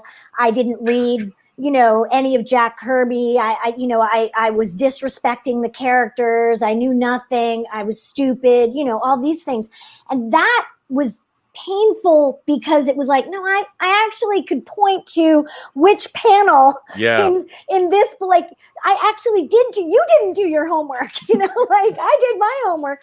That's frustrating because I think Tom is the same. You know, we put a lot of care and thought into what we're doing, and it's not willy-nilly, like when we make a choice about a character, it's because we're making a decision about it, and it's thoughtful, and so when and especially as a woman writing something that was fraught, that was difficult, and it didn't hurt my feelings because I knew that I'd done my homework and that I knew what I was talking about. But it was annoying, and continues to be annoying, because there was so much specific thought into what I was doing. And I feel as though Jack Kirby and I would have a great conversation over like a whiskey about, about the female Furies and about Granny Goodness and about Beautiful Dreamer and all the things that he missed because he was of his time, and that I picked up because I'm from my time. And I think that, Tom, come and have a, let's all go, me, you, and Jack have a whiskey one day together, and talk. I think that would be a good conversation as well. Well, you just touched on something that I think is I've read comics for 40 years, but what you just said about how you are bringing something in the concerns of our time today, your time, issues that matter to you, and are adding them to a mythology that's existed for almost 50 years, is what continuing comics is all about. I mean, so often fans are mired in what they believe a character. They're so, I don't know, strict or stringent or whatever. They want this character to be just this way. And the thing that keeps a character vital is when it's reinterpreted for the modern age, and what you both can bring to those characters and add to the mythology. And I think that's sometimes forgotten in you think about the great comics that you brought up, Tom, whether it was Dark Knight Returns, whether it's Frank Miller's Ronin, or whether it's Watchmen, Watchmen took it was going to be the Charlton, the characters, and then they changed it. And then Alan Moore got to take, it's not going to be Captain Atom or the Question. It's going to be Rorschach and Dr. Manhattan. And if you're not allowed to do that, then the comics medium and indeed the stories are sort of, they're arrested, and they don't stay modern, and they don't stay relevant. And I think it's really important, Cecil, what you said about that, and how you're absolutely right. I think Kirby would have adored what you both had done. And I'd like to hear more about that. Like, how do you take a character and bring a modern sensibility to that character, yet still retain the core of who that character was when it was conceived? Perhaps, well, sometimes, there are comic writers, you guys are writing characters that are 80 years old now. So how do you do that? I think you do your homework. I think that's what you do. You go to the source material and you read it. Like when I took over Batgirl, I read all of Batgirl. When I did the Female Furies, I read all of all the Fourth World. When I did Shade the Changing Girl, I read the Ditko Shade the Changing Man, and I read the Milligan Shade the Changing Man. You do your homework, and you go in there and you crack it up and you put it through the lens of where we are now, and you try to be thoughtful, and you bring your heart, and you do the best you can, and then you pass the baton on to the future so that somebody can pick something up in 20-30 years from what you did. Now wait, I gotta break in. This is Tevia Smolka asks, question for Tom and Cecil. This is not Fourth World related, but I'm just wondering how you would bring back the Question Renee Montoya back into the main universe. Wait, she just appeared in the Lois Lane comic by Greg Rucka. She's in the main universe. So if you're reading that Lois Lane comic, which is very good, there's some Renee Montoya question in it. There you go. Back to the Fourth World then. So Tom, do you feel the same way? Do you go back and do that kind of research into the characters you're approaching? Yes, of course. I think what I find interesting about that is that, to bring it back to the Fourth World. So the Fourth World was created 67, 68 by a guy in his mid-50s who had already done as much as you can do in comics, almost as much as you can do as a human being if you put his war experience and his immigrant parent. His biography is insane. But what's amazing about it is it's very contemporary. It's Jack trying to take on 1967, not him trying to recreate some high of superheroes in the 40s. So we have the forever people. We have space hippies. We have Black Racer, who's a Vietnam veteran, and we have the entire concept of the characters. I mean, it was very much Kirby himself, and the spirit of the Fourth World was, I'm going to create a story, but it's about today. Yes, it's fantastical, but it's very contemporary as well. And so to me, if you came to the Kirby material and were just, I'm going to make more stuff that's just like Kirby, you'd almost be not doing what Kirby did. You'd almost be defying him, because he was trying to be modern. So if you're going to reject modernity, you're rejecting him in some way, in my opinion.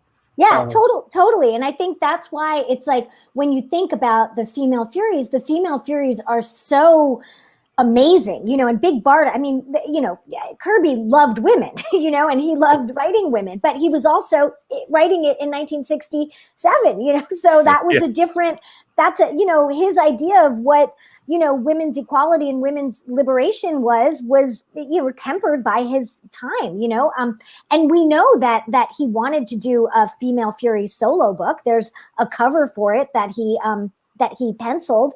So, it's not that he didn't want to tell those stories, but when you actually look at the female Furies, that they don't get as much screen time as, or Big Barda, like she gets more screen time than, the female Furies, but he was limited by what he was doing. But at the same time, he's looking at science, the science of the day, thinking about dark matter, thinking about, astrophysics, thinking about the space program, thinking about, DNA, CRISPR technology before it even really existed. He's thinking about all of those things because that's what was cutting edge at his time. But, there was only so much that we knew then about, we didn't even have a picture of Pluto yet, so, you can only do what you can do. So that's why I say, it's sort of like, especially with comics, what you're doing is you're bringing it into the day that we're in. And then you're leaving some threads in a baton for someone, down the line. They're going to take it up and reinvent it for their day. I mean, I did the same thing with Shade, like I said, Well, the fact that you read, I remember even like when Vertigo first came out, when they made the transition, like Swamp Thing was a regular book, and then it transitioned over to Vertigo, and Neil Gaiman had done, I think, Black Orchid, and then he started on with Sandman. I mean, there was so much interesting innovation that was happening in like the 80s, and comics were really starting to come into their own, and with the direct sale market, and more female readers were coming in. I think Death, the character of Death, brought a lot of female readers in. Now we're sort of in a transitional period where, with COVID and what's going on with the direct sale market, and it's a crazy time for comics, and it's really up to you, both of you, as innovative storytellers, to keep the medium going. Well, Tom and I have talked about this. Because, I also write young adult books, and, I write young adult comic books. And I mean, maybe the direct market is fumbling a little bit, but, the YA kids comic books, is alive and well and doing great. So, I think, I don't know. I'm sure we'll do what we can, but also I'm going to write more graphic novels as well, because I like doing that as well. Sure. Well, what about you, Tom? I mean, you've become a superstar, and now you're working on what, presumably, seeing what's going on with even with the Snyder Cut. I mean, Zack Snyder was on his way toward literally bringing the Fourth World to the screen. We saw hints of it in Batman v Superman.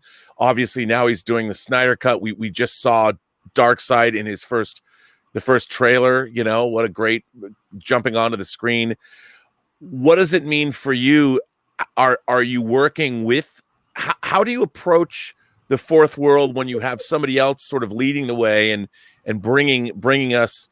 I mean, I got to tell you, as a longtime comic fan, that one scene, the nightmare Batman scene in Batman v Superman, where we actually see Earth being turned into Apocalypse with, the Omega, I don't know, on the ground. I lost my shit. I'm like, oh my God, like, we're going to see the fourth world on screen. I mean, I can't believe it. Now you're writing it.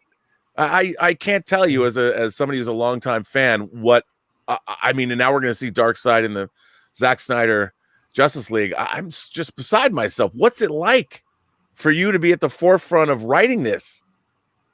It's hard. It's really hard. It's very stressful. I didn't mean to touch on a sore subject. I just wanted to tell you I'm excited. I am hugely excited. But if I let my brain touch that, it's almost like when you're writing Batman. So I'm sort of trained to do this. If I ever like let myself think, holy crap, I'm writing Batman, I'll just stop writing. I'll be like, I can't take this. So I have to kind of compartmentalize that aspect of it and just focus on, okay, I just have to write a scene between two people. Or if it occurred to me, this stuff, you know, when I put this, I can't talk about the movie at all, right? It has to all be these little platitudes and bullshit. So I apologize for that. So I'm just using, but like if I'm writing a scene between two people, it's like nobody's ever seen these two people on screen before. How can if I get distracted by that, I'll go crazy. So I focus on the humanness and I try to create. When it's over and on a screen and people are shouting, I'll realize the importance of all that stuff. But I have to put it to the side, or else I'll think you can never treat these characters as too precious, or else you won't dig into them. You know, you won't get into you won't find who they are as people. So yeah, I think that's. But oh man, I mean, sometimes I look at these. I'm working on the movie right now. This week some days are comic week, some days are movie week, because I'm in a movie week right now. And it's insane that I'm doing this for a living. Yeah, it's crazy. I don't want to think about it. I literally cannot wait to see what you and Ava come up with. I'm so excited. Can't wait. Oh, I'm a big collector of Hot Toys figures, which is like the Tiffany collection of action figures. And I would have never guessed from I have to tell you, the idea of getting a Big Barda and a Mr. Miracle figure because they're in a movie. Mr. Miracle has one of my favorites since I was a little kid.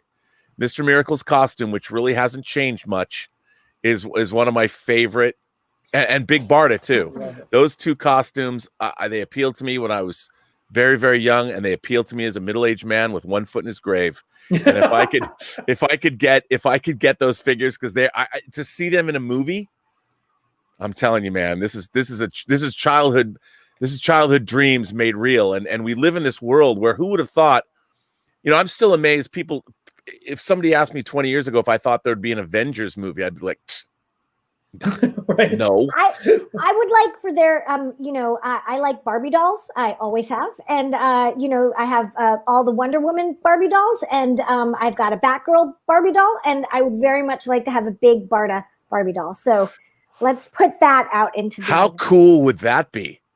You know, I love when Barbie, I've got a few, believe it or not, I have a few Barbie dolls from Star Trek Barbies, you know. I have those. Yeah, and I'm a fan. And Tonner, they don't make Tonner dolls anymore. I don't know if you saw the Tonner. They did a whole line of DC female characters. Their Batgirl doll was amazing. Now they've gone out of business, and their figures are huge on the secondary market. But I'm with you. Now, can I ask you, since you brought it up, do you have a favorite era of Barbie dolls? Oh, me? Yeah. I mean, I gotta go with my original Barbie that I had in the 70s. You know, those are my it was a ballerina Barbie doll. She had a great I think it was Nutcracker Suite or something. So yeah, I'm just gonna go 70s. Tom, do you collect action figures? I know you've got some on your shelf behind you. My daughter, who's also back there, that's her firing a gun at Disneyland, is loves superhero toys. That's like her. She's my most. When I was a kid, you know, a typical Generation X latchkey kid, like all I did all day was play G.I. Joes and make adventures, which turned out to be the best training for what I do for a living. And I should just not gone to school and done that. But my daughter takes after me and loves to sit on the floor with plastic. So anyone who knows, when I go to cons, I used to buy literal tons and tons of toys. So mostly the Justice League Unlimited toys are my daughter's favorites. And I think right now, I have them all, including the rare big bargain one. Maybe there's like one or two, but Yeah, I'd like to get that. I'd like there's to get like that 400 one. of them. So. Tom, we were the same because that's what I did too. I mean, I just had like action figures, and I mean, they all played together. The action figures, the Barbie dolls, the the Star Trek, Spock and Kirk. Sure. Everybody was everybody's boyfriend and girlfriend, big, small.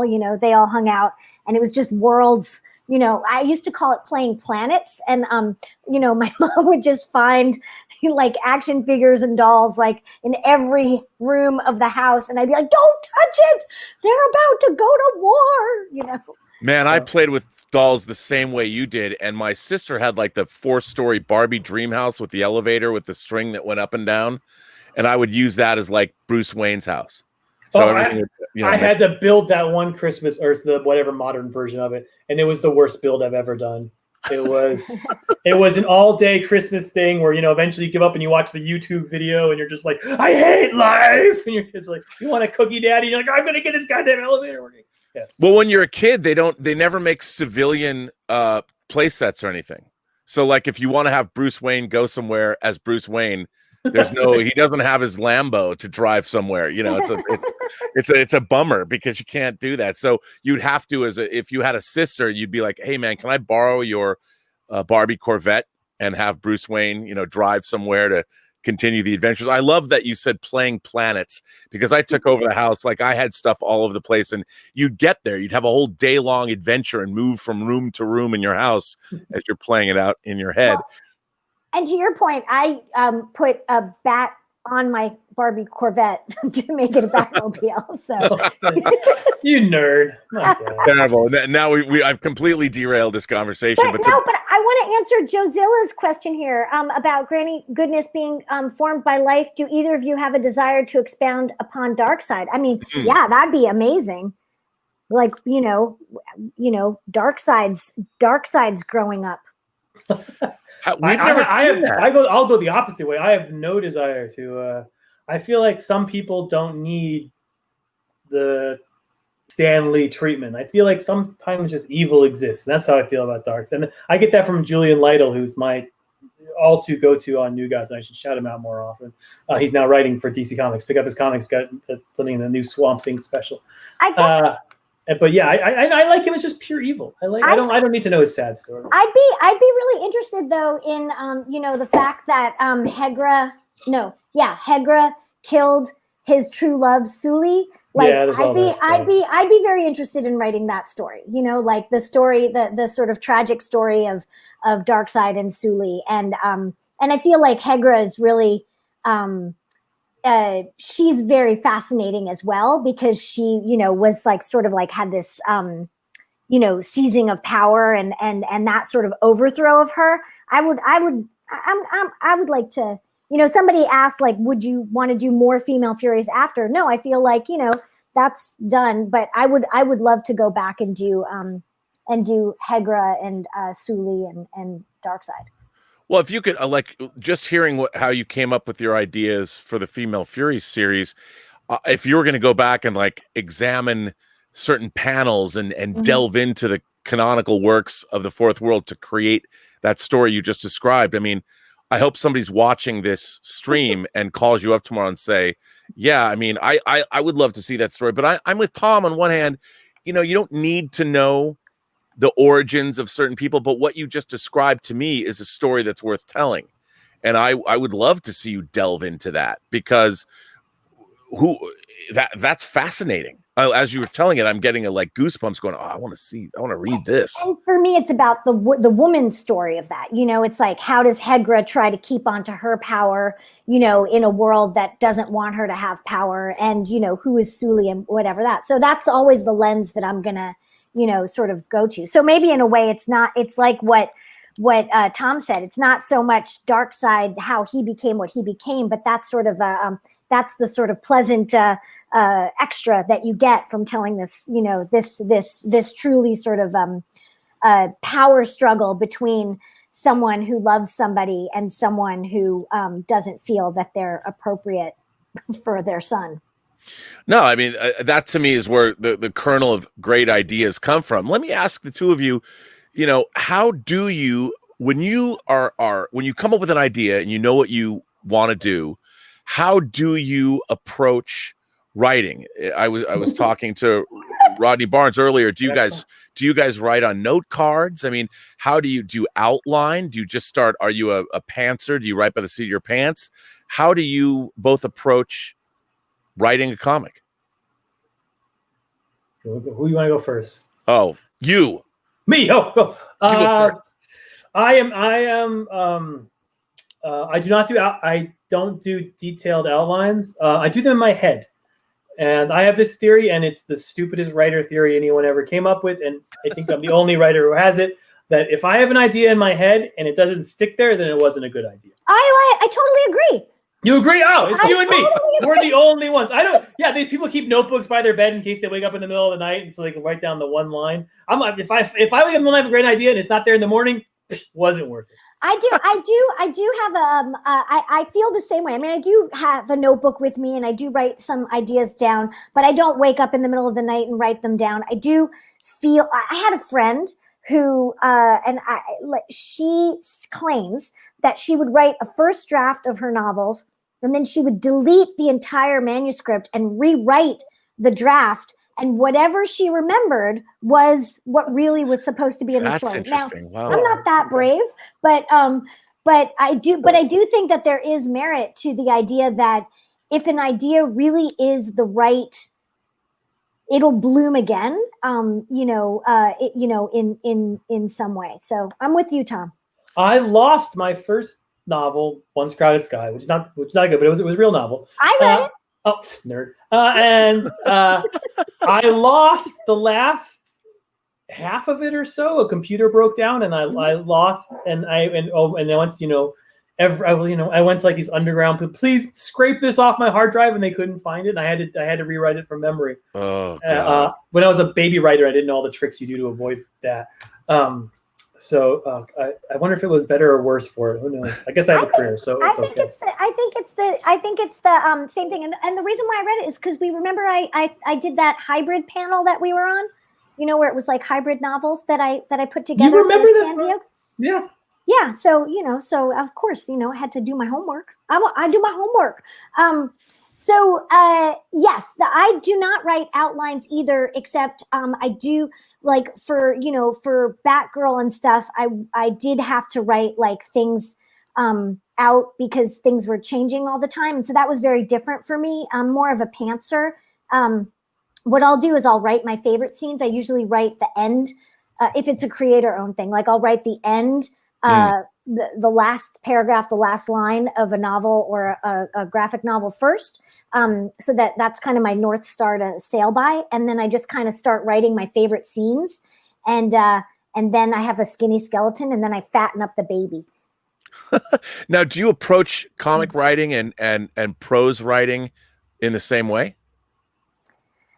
I don't really know anymore because it's been like 2.5 years since I've written a novel. I'm just beginning to like get back into prose because I miss it a little bit. So I want to write a new novel. So I don't know, but I'm sure Tom will say the same thing. Every project is different. And I don't know about you, Tom, but every project, everyone always says like, oh, you've done this 1,000 times before. You know how to write a book or you know how to write a comic. And I'm like, but this is a totally new story. I don't know if I know how to write this story. So it always feels like you're starting at zero every single time because you're pulling a new world out of your brain, One of our viewers, I think their comment disappeared. Meow Ryan, I think it was, said, yeah, here it is. Since Tom and Cecil, you're jazz musicians in terms of your writing. I love that too. I think that's great. Would you? And as a musician yourself, I don't know, Tom, are you also a musician? No, my brother is a musician. My brother's a professional musician, but I am not. He got all. I love the idea. Writing as a jazz form. I mean, I'm a huge jazz fan, so I love that. I mean, Gerard Way and I talk about it a lot, like having been in bands and writing comics, that writing comics is the closest other art that I've come to that feels like being in a band. When you have a great collaboration with the artist that you're working with, it is like jazz. It is like a jam session, where you're both sort of, feeding into ideas for each other. I know Tom has great relationships with the artists that he works with as well, and it's just a pure joy. So for me, it does feel like being in a band again. One of our viewers, the thing disappeared. They said you be bebopping and scatting, and I'm losing it. Jozilla said that. I love that idea. Now, is it still possible when you are working on a DC property like the Fourth World? Can you still bring that sort of, well, I don't know, jazz ethos? That free form. Don't they want to know what you're doing? And is it ever, when you're working on the Fourth World or something that maybe a Batman or a Batgirl, are you constrained a little bit because they want to know what you're doing? Like, you can't just fly by the seat of your pants as much as you might want to. Does it ever become limiting when you're working on these properties? Well, I can say yeah, because for Batgirl, I had to, when I first came on Batgirl, I was in Year of the Villain, City of Bane, and Leviathan, and so I had to, so my best laid plans were I had to do a lot of skating, so that yes, you have to, for me at least, for Batgirl, because she's not the driving engine. In the DC universes, you have to be ready to surf with whatever's going on, and so they, and you also have to be ready to throw out every idea that you have, because suddenly I was in the Joker War, and so now I had to deal with that. So you're always have to come up with, you have to be an idea generator. They say, okay, that was a great idea. You can use that somewhere down the line or never, but you came up with that idea, and good for you. And now you have to come up with another idea, because here's the parameter that you have. Now, Lex Luthor's doing this, or, Bane is doing this, or, whatever. And how are you going to live in that world? It's funny because it's almost the opposite of what you would say. Because I did Grayson, and when you're on, there's like, when you're on a book like a Grayson or a Batgirl, like, editorial is much more in your face than when you're on a Batman or of course Black Label, because you have to conform to sort of this rest of the universe that's being built. And then if you build yourself an outline where you're like, I'm going to stick to this outline, you're fucked, because your outline is going to fall apart. I learned this on Great, because Tim Seeley and I, who was my brilliant co-writer on that, we would make these detailed outlines of where this book was going. And every 2 issues, we'd get a phone call being like, Jeff's doing this, Scott's doing this. Yep. And then you'd be like, well, we just created this. So I think that's when sort of having that being my first book, that's when I sort of realized that, like, there's a limitation to the utility of outlines in comics, and that the real focus should be on making the best single issue you possibly can for this moment. Sort of. Yeah, and that's why I say you have to be an idea generator. And I think that's probably the good news that Tom and I have learned, is that you just keep, the gauntlet keeps getting thrown down, and you just keep picking it up and coming up with something, and it makes you sharp in one way and sort of infuriated in another way, but it's a great and interesting challenge. But it does make it then a lot more freeing when I was doing Shade, or when I was doing Female Furies, and I'm sort of in my own pocket, and so I get to be the queen and call the make the calls. This has been, again, these hour-long panels seem like they went by in the blink of an eye. If there's one last thought you could give, both of you, to our watchers, people that haven't read The Fourth World, what can you tell them? Can you tell them why they should read it? That's an extremely good question. I'm going to ignore it and say this instead. I am doing a signing on Election Day in Philadelphia at Fat Jack's. And if you vote, you get a free comic. So I just want to promote that. It's on 11/3. I'll be there 11 a.m. to 5 p.m. with a mask on. If you don't want to wait in line because there's a whole plague going on, I have free pre-signed comics. So if you voted, you're in Pennsylvania, come get a free comic. Fat Jack's, downtown Philly. Thank you. I've already voted here, so everybody vote. So yes. Well, I'm going to say that, like Tom said, you should read the omnibus if you really want to get sort of the whole overview. But I think you should read Mr. Miracle.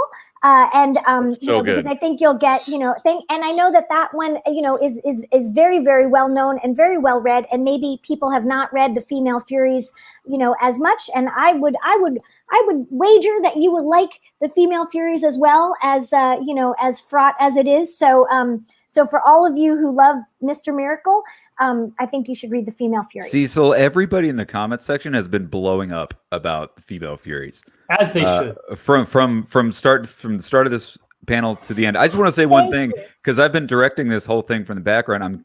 I'm right now staring at Mr. Tom Brevoort and Mark Wade, who have been sitting in the backstage for about 10 minutes and just sitting there, just nodding their head.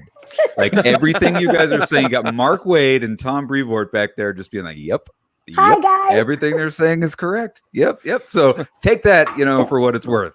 Mark, I have some of the original art from Mark Wade comic sitting next to my desk. There he is. Thank you both Cecil and Tom. This was it was a real honor and a pleasure for me to moderate this conversation. And I love your work, and it was terrific to meet both of you, if only over the internet. And one day I'd love to meet you both in person and have you sign something of yours that I own. Thank you. And once again, this was really this has been my wish to have this kind of conversation about the fourth world with Tom. So this was a really great birthday present. So thank you. And you couldn't have asked for a better moderator. I mean, if anybody loves the fourth world and the dark side, I mean, the entire Kirby universe, it's Mr. Robert Meyer Burnett. It's true. And one day over that beer, we'll talk about Star Wars. Oh man, I would love to do that. All right, guys, we're going to take about a 1-minute break as we kind of queue up the next panel. It's Mr. Tom Brevoort and Mark Wade talking about the Marvel Universe. Thanks to all you guys. Awesome. Rob, I'll let you. Hey, man, stick around and listen. I know. I love it. I just want to thank the Baltimore Comic-Con and the Mainframe Comic-Con. This is the fourth time I've worked for you guys. You guys I don't even work for you. I do it voluntarily, but it's so great. You put on such a great show. Thank you for all the work you do. You're very welcome, and thank you guys. And I'm sure we're going to do this again. I guarantee we're going to do this again, guys. So stick around. We got about 4 more hours of Baltimore Comic-Con tonight. So stick around. We'll see you guys in a little bit.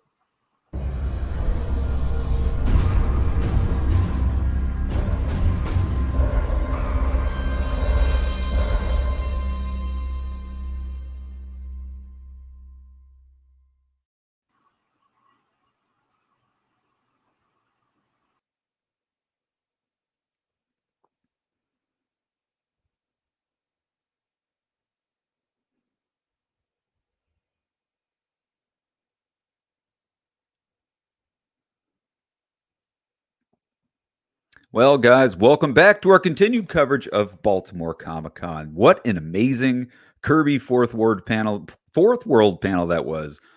Big thank you to Mr. Robert Meyer Burnett. Huge thank you to Cecil Castellucci, Mr. Tom King. We're going to keep the ball rolling and talk about the Marvel Age with two people that, I mean, honestly, need zero introduction. Two people that I'm finding myself to be closer friends with over the years. Mr. Mark Wade, how you doing, sir? Good.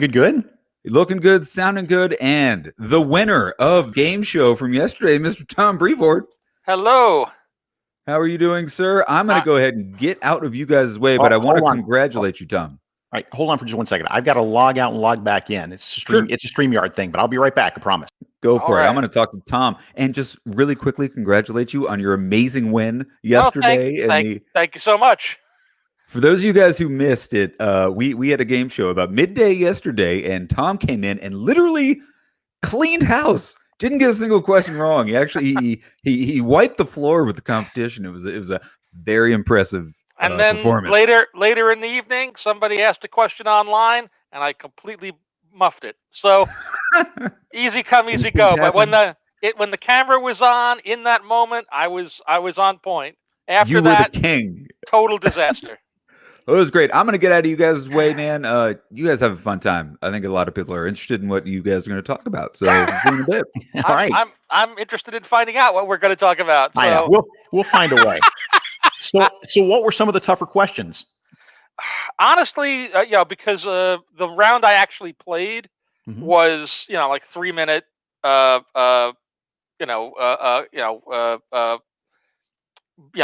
bonus round, just question. and I would answer them, and I would immediately forget what the question was. Yeah. I was on to the next one. I think the one that took me the longest to come up with an answer was what villain or who was responsible for the destruction of Beta Ray Bill's homeworld. Go. You've stumped the band here, but my knowledge stops about the time I got into college. So Yeah. yeah. I took a flyer based on knowing that was Walt's story. Yeah. And I said it was Surtur, and it was. So there you go. So it worked. It worked out in my favor. But everything else, I remember. Who penciled the cover of Amazing Fantasy 15. I remember. God, I don't. This was yesterday, and it's all just out of my head. I retain nothing. I'm sure it's on YouTube somewhere. I got one for you that came to me the other day. Okay. Who coined you've probably heard this one before. You're probably going to get this one. But who coined the phrase Avengers Assemble? I think it was Iron Man. It was either Iron Man or Thor. It was in Avengers. I think it was 14, maybe 13. It's just a throwaway thing. And it's interesting, in how Stan would develop this stuff, because it was just a line of dialogue. Like, he came up with it and clearly he liked it. And 2 issues later, they do the roster change. Yep. And it's a balloon the size of Manhattan over Captain America's head. And they all talk about it in that issue like, never again will we say the words Avengers Assemble. You've never said them before. You've only said them once. Like, this is a big deal. But it was. So who was it? Actually, Iron Man or Thor? I want to say actually it was at the end of Avengers 15, and it was Hank. There's an earlier one. It's in the middle of a. It's in the middle of a fight. I don't remember off the top of my head if it was 14 when they're all fighting the alien guys. Or if it was 13, where they're somewhere in the middle of the Count Nefaria fight. But it's literally, it's a 6-panel page. It's just one balloon of somebody. I think it's Iron Man, but it could be Thor. I got a very strong Don Heck image in my head. And it's just him kind of like, freeing himself from whatever thing he's in the middle of and kind of going, okay, let's go, guys. Avengers Assemble. And away they go. And it was a throwaway. And Stan just liked the cadence of it, and so he kept using it. Good. I like the fact that it came in with some drama, because the one I read, it was not only Hank, but it was off panel. It was just a balloon coming in from off panel. Symbol. So yep. Well, like so much of this stuff was just was not at all planned. No. It's clobbering time is like that. That was just a line one month, and Stan liked it, and so he used it the next month too.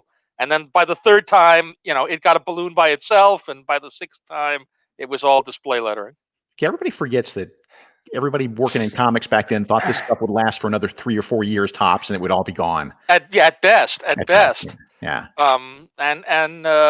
Also, and this is the thing that's always like, as I've gone back and I've worked some of this stuff out, that always amazes me is so often, particularly on the books that I read when I was first starting out reading, there was stuff that was being established for the first time that I was taking, that's a thing that's been established for years. Clearly, that's an important bit of canonical information that somebody has set up somewhere, and I'm just learning it for the first time. And nope, he just made it up.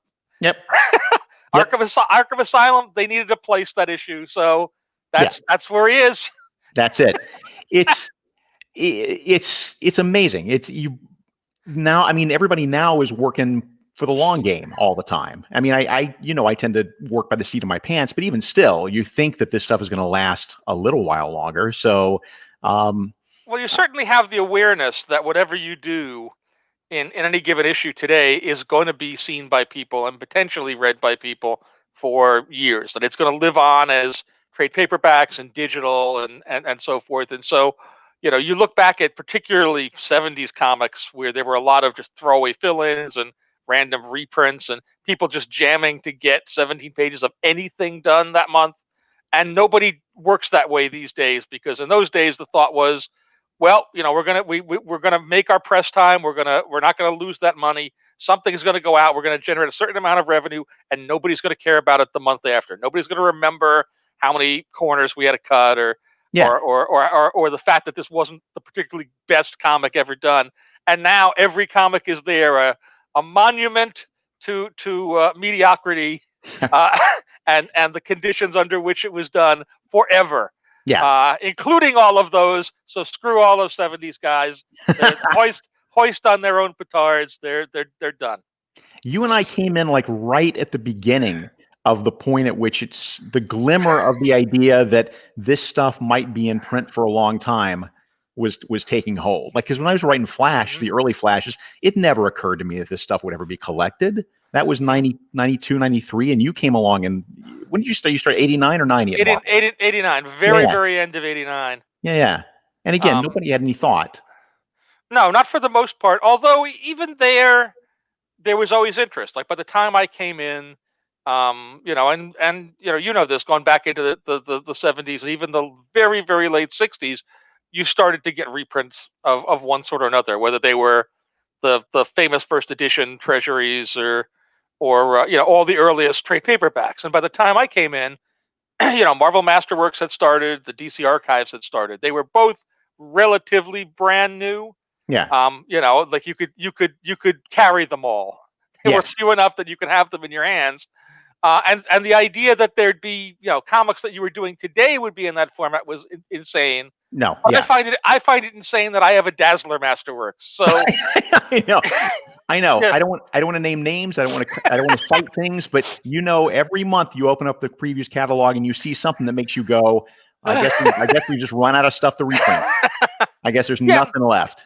And it's true. And yet at the same time, I actually have a certain love or a certain joy for that. Like, I think that those Dazzler books are the pinnacle of mediocrity. Yeah. They're not really all that good. And yet for somebody else, those are seminal comics. Those are comics they read when they were young. And they mean everything to them, or they couldn't read them, that they loved Dazzler. They found Dazzler somewhere along the years. And this is their chance, in the same sort of way that I loved reading the 30s to the 70s books or the early origins of Marvel Comics books. So I appreciate the fact that absolute unremittent garbage has been collected between two covers. And I do kind of enjoy every once in a while. We put out something like It's the Complete Man Wolf. Right. Yeah. And it's like there's nobody on earth who wants the Complete Man Wolf. And yet I love the fact that it's there on a shelf somewhere in my library. To the point where, and you and I share this DNA, I'll buy it. Even though I have all that stuff in other places. All it would take is 10 minutes of me just gathering issues, but the fact that it's all under one cover, even as lame as some of that stuff is, it's still nice to have. Yeah. It's the same thing with things like the DC Anniversary collections. They've been doing the 80 years of this year, and a few years ago they did the 75 years of, and a few years before that the 70 years of. And it's not like the books are the same book. They line up different stuff, but a lot of that's. And every time I am a patsy, and every time I will go, yep, I want a collection of Robin stories. You bet. 80 years of Robin. I like Robin. I'm in. 80 years worth. Yep. I'm there. So what was your involvement with the Marvel Masterworks coming in? I mean, they had begun by the time you got there, right? Yes. As an intern, I worked as an intern in 3 editorial offices. There were 3 offices that were in a corner in the back of Marvel, and I ended up interning across all 3, one of which was the managing editor's office. And one of the things that they did was put the Masterworks together every year. So there's an early volume. It's Fantastic Four, I want to say 11 to 20. It's the one with Annual 1 in it, where I pasted the book up. Cool. All the stats came in, and I got them shot, and I did the mechanicals because I knew how to do that, or knew enough how to do that, and they didn't want to wait for the bullpen to do it. So they gave them to me and said, hey, could you put these all and do the, and so I did stuff like that. But I think that's only Masterwork. It couldn't be 4 11, or 5 for me. 11 or 12. Yeah. So it was within, I think it was the 3rd year they were doing them. Yeah. But it's nice to have it in the hands of somebody who really cares about the material. I mean, that's the DC. I started the DC Archives program. Yeah. I think which Paul Levitz had this idea of we should do something with the first 4 issues of Superman. What do we do? And it was Richard Bruning and I who sat down and sort of figured out how to handle it. And then it was up to me to figure out where to find the material, which was virtually impossible because back then We had no digital. Back then, it was Greg Theakston literally taking cut up pages from Action Comics and Superman and bleaching them in the sun. Yeah. So that we could retrace them and restat them. And that was man, it's just painful to watch an issue of Superman 2 just sliced up with ribbons. But I tried to get around it because I found Bill Blackbeard had a huge collection of the Superman newspaper strips, which all these stories were taken from. Right, so my right. big idea was, okay, great, we'll just use stats of those and we can reassemble the book, but it didn't quite work out that way. Wow. On the other hand, I got a really good, nice set of Superman daily strips out of it. There's that. But yeah, it was the other. But the other memory I have of that was asking Steranko to do an intro. Yeah, he wrote that first intro. And he made I remember that. Perfect sense, because you and I both worship at the altar of the history of comics. Yeah. And it was such a gigantic intro that I turned it into an intro and an afterward. But it was a really nice piece. That's the only hiccup that caused, not the intro, but the way we handled the book was, in retrospect, we should have done like the first dozen Action Comic stories or something. Right. Because now we are the Superman archives, but the first 3 issues of Superman are really mostly just reprints of Action Comic stuff. Yeah. So So by the time we get to the Action Comics archives, we'd already rerun that stuff. Right.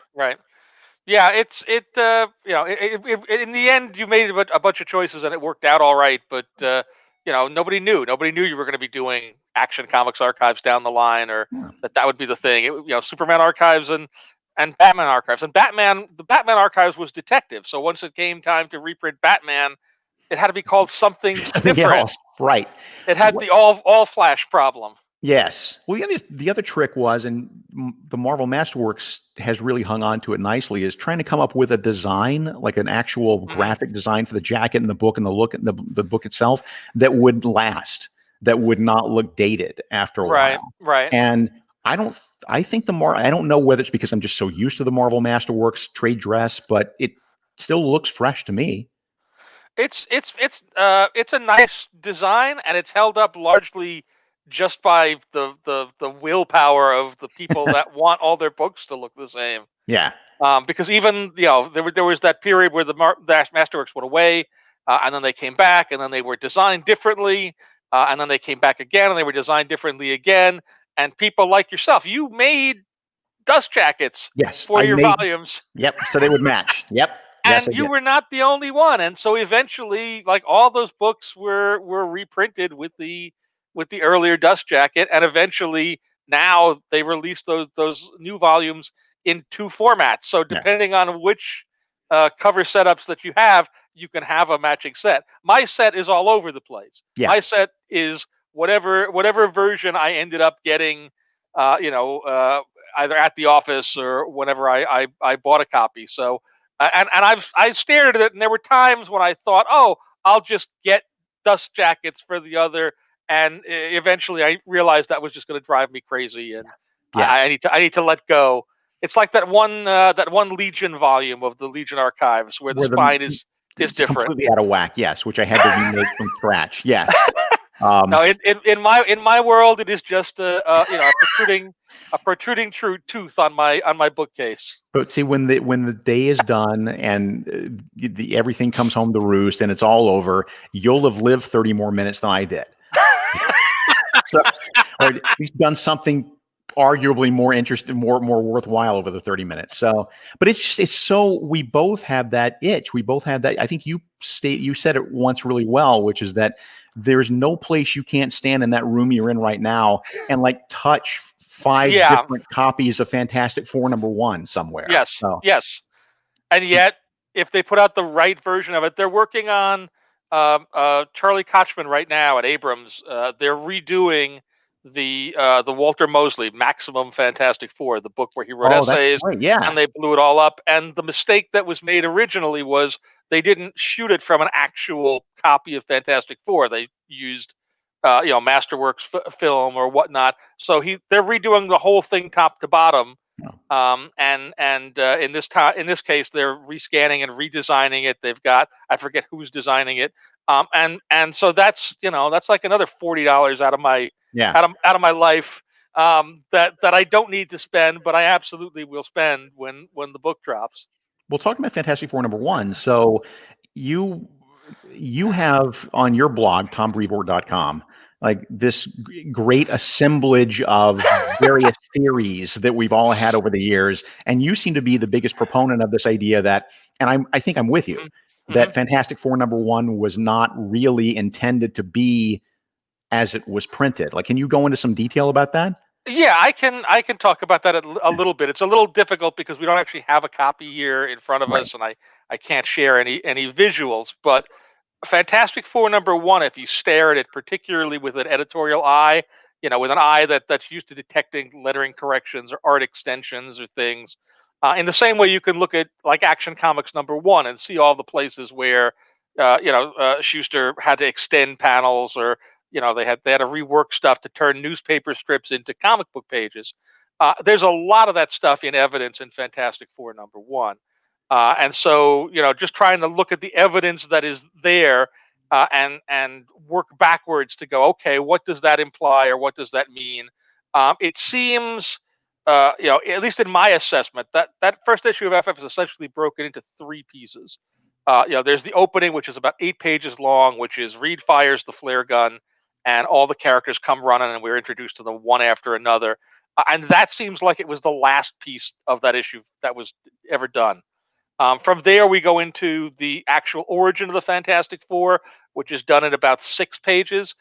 They're like 8 panel pages. They're jammed everywhere. Everything is very compressed and tight. And that was probably done first, Right. and probably done as a longer piece that was cut apart and shaved down and reworked to make it only 6 pages. And then there's sort of the back half of the book, which is the Fantastic Four Battle of the Mole Man.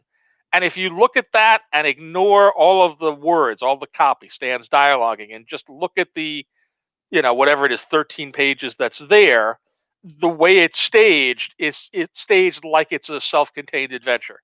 Yep. Like all the characters once again are introduced, and their powers are treated like a revelation. There's a moment for half that story, the Thing is in an overcoat, so that there's an important moment where at a dramatic point where he has to fight a monster on Monster Island, he can pull off the coat and show you he's a monster too, and he's going to take the guy on. And the same thing with the torch, and the same thing with it. Reads like the idea here is you as the reader are being introduced to this stuff for the first time, or maybe the second time. Right. And so trying to piece together how all these things were reworked to make Fantastic Four 1 is just like this interesting historical puzzle to me. Yeah, we'll never know for sure, but all of the stuff that you talk about makes sense to me. And again, like you said, you look at it differently through the eyes of an editor than you did when you were 7. Oh, definitely. And that you see, like you said, the places where there's a weird imbalance in the panel composition, and why is that character there? That throws everything off, and you start doing that. Like I said, I encourage everybody to go to tombrevoort.com and look up your crackpot theories about how all this works. There's plenty of them, and they change every time I go back and look at it. I find something else. So if nothing else, I've gotten a lot of value out of my dime for Fantastic Four #1. Yeah. Well, even only recently did I come around to this idea that Stan didn't even write issue 6, which I think is not the official line, but that's a good theory. That was certainly a tough nut to swallow. Yeah. I'd seen the theory put out earlier by, I forget the name of the guy. I'd like to be able to credit him. Yeah, me too. We're sorry. Yeah. But he wrote a piece that ran in the Jack Kirby Collector about Fantastic Four #6, and he analyzed this. And I remember reading it at the time and thinking to myself, I don't know that I buy this. I've read Fantastic Four 6 a million times. Right. I don't feel like it sounds so much like Kirby's dialogue. It didn't stand out to me among the other issues. And then I went back. I had time, and I was writing these pieces, and I sat down and I went through it, and everything that he says is true and more. Like there's more evidence there even than he says. Enough so that I feel fairly confident in saying, yeah, I think Jack dialogued that job. Why he dialogued it, I don't know. Why just that one issue and none of the others? Because I immediately went and read 7, Yeah. thinking, And- okay, and 7 is back to being Stan. It's very clearly Stan's voice, and for some reason 6 is not. Right. And so again, I have some harebrained crackpot ideas as to why that might be, but again, we'll never know for certain. And it's not radically different. It's just like you said, you get in there and you know that you know it that well. You know Stan's voice that well. You get in there. I can't talk about it specifically, but you know, I was doing some in-depth reading of the first 30 issues for a specific special project, and really diving in. And boy, yeah, you read issue 6, and it just stands out. It's neither worse nor better. It's just different. There's not as much snappy patter. There's a little more anger in it. There's there's even the word choices, the cadence of the language, how things are verbalized. It's absolutely clear if you go into it and sort of study it, particularly having some some understanding of as to what Kirby's prose tended to sound like. And again, that's amazing to me because I must have read that comic 100 times over the years, and the thought never crossed my mind. No.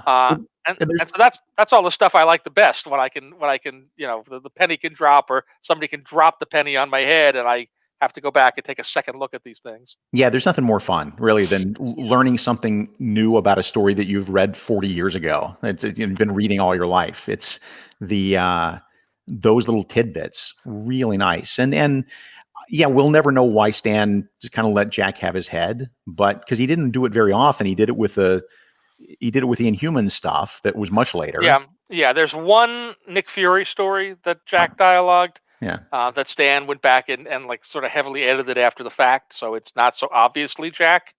There was the Inhuman stories that you talk about. There were a couple of mystery stories right at the end that again Jack dialogued, and Stan, took a very heavy hand in editing. It seems like, but and again in that period, Stan was trying out other writers. He was trying to get more blood into Marvel as the company started to expand in these new superheroes.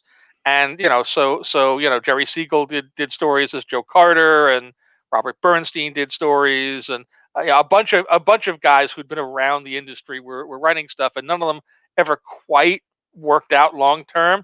So I sort of assumed that letting Kirby do this one issue was the same kind of thing. Maybe Jack can do this, and then it's one more thing that I don't have to do. Yeah. And it seems like his answer at the end was, I don't think this is as smooth as I'd like it to be. I want to do it from now on. Yeah, but you're right. He was casting a wide net early on with Jerry, with Robert, with Don Rico. Yeah. Human Torch creator. I'm blanking. Carl Burgos.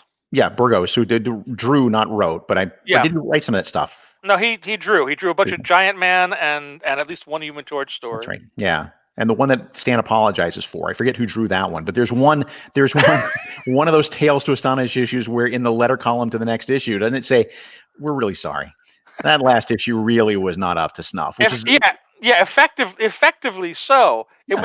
It was the Wrecker issue, and Stan, I'm only barely paraphrasing. Yeah, I know, and Stan tells a story that sounds like a cock and bull story about, well, we had another villain we were going to use, and it turned out he was too similar to somebody else, and so we had to rework the story at the last minute. And I think it just, like so many of these things, he would try out people, and the way he was doing comics was so counterintuitive in those days. Yeah. That if you had a Kirby or you had a Ditko, and then later had a Ramita or a Buscema, or guys that were skilled in that, or who wanted to either tell the story themselves, or wanted to have a lot of latitude, they would just go and they would fill in the blanks essentially. Yeah. Because Stan was giving in a lot of cases so little to people to do, and in the cases of a Kirby or Ditko, he may not have been giving much at all. They may have been coming in and giving to him. Stan, I got this idea for this guy. They're gonna fight this guy. Okay, Jack, that sounds great. Go do that, and I'll put the words in later. But so many of the artists that were coming in and were being tried out, all they'd done for their entire careers for 20 years was, hard and fast, full scripts. The panels is this, the dialogue is this, this is what you draw. Yeah. And so just being told, I need 13 pages, Iron Man fights a guy in a scarecrow costume. Maybe they steal some plans from Stark Industries. Oh, and Pepper Potts is mad at Tony. Yeah. And get some business in there with Happy Hogan. And they would go home and go, I don't know what the heck I'm Yeah. supposed to draw here. You know who really couldn't handle it? And this is not he was a brilliant artist. It's not a slight on him, but Joe Orlando. Joe Orlando. Yes, I spoke to Joe about that specifically. He did the first couple issues of Daredevil, or the first 2 or 3 issues of Daredevil, right? And not the first one, but the second one and maybe the third one. And boy, it's no fault of his, but those things are just they're heavy with captions, they're heavy with balloons.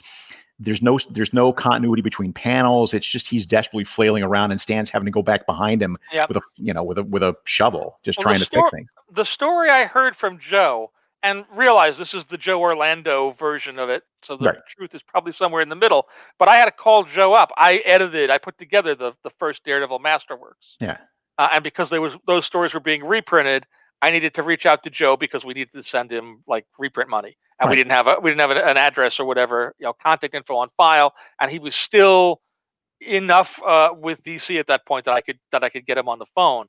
And what he told me was that for each of those issues of Daredevil, those were like 20-page stories, he drew 35 pages. Holy smokes. And that what would happen is he would draw, 5-6 pages, and he'd bring them into the office, and Stan would go over them. And about 3 pages in, he'd go, "How about instead of this, Daredevil does this instead?"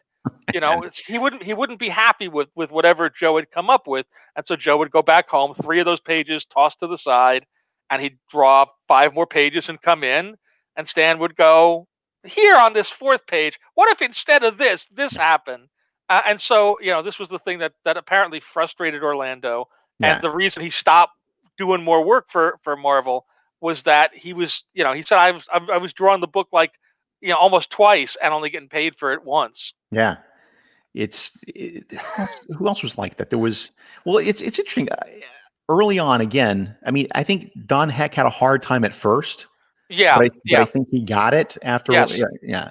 And you can tell the places where Don is just completely off on his own. There's an early Avengers issue where Captain America's shield gets destroyed, like off panel, and then just shows back up later, and nobody. And they actually they put a lantern on it. They say, "Oh my God, my shield's destroyed forever," and then nothing. So, just again, he was never my favorite growing up. Although he's one of those artists that I have come to appreciate as an adult.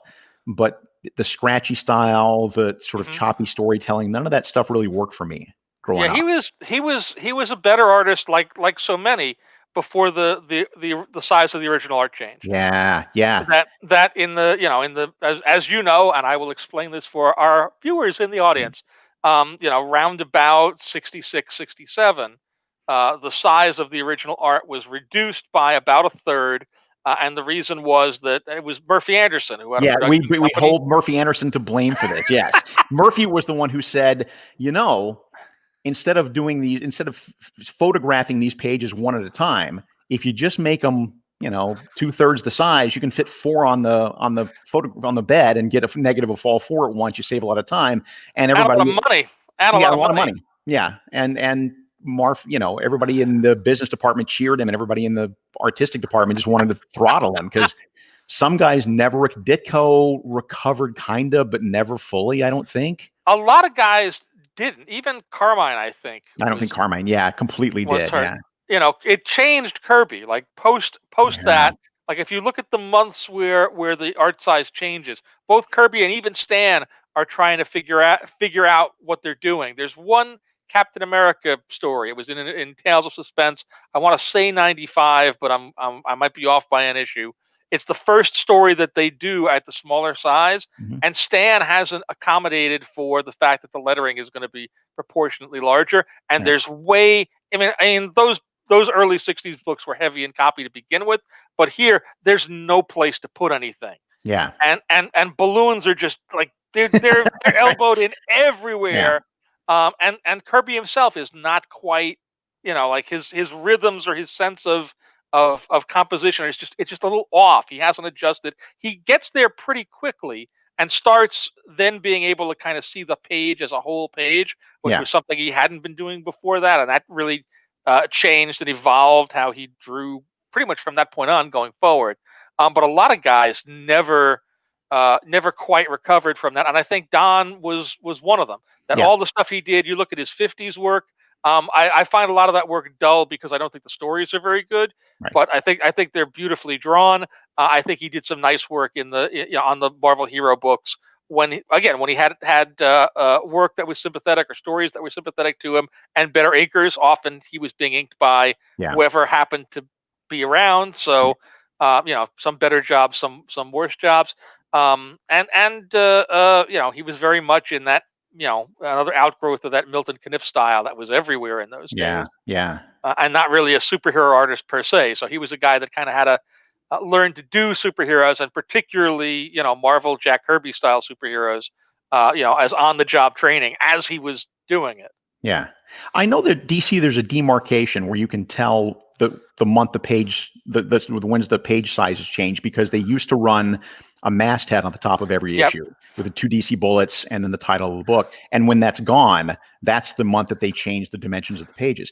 So that's easy to find in the DC books. I don't remember. Is any sort of tip for the Marvel stuff? You just kind of have to eyeball it and know. You kind of have to eyeball it and know, particularly since every series shifted slightly differently. Like there are issues of Tales of Suspense or Tales to Astonish where one of the stories was drawn twice up and the other story was drawn 1.5. Yeah. Just based on how far ahead, different artists were on their assignments and things. So it's not like there's a month and you can go, it's this month, it's July 1967 or whatever.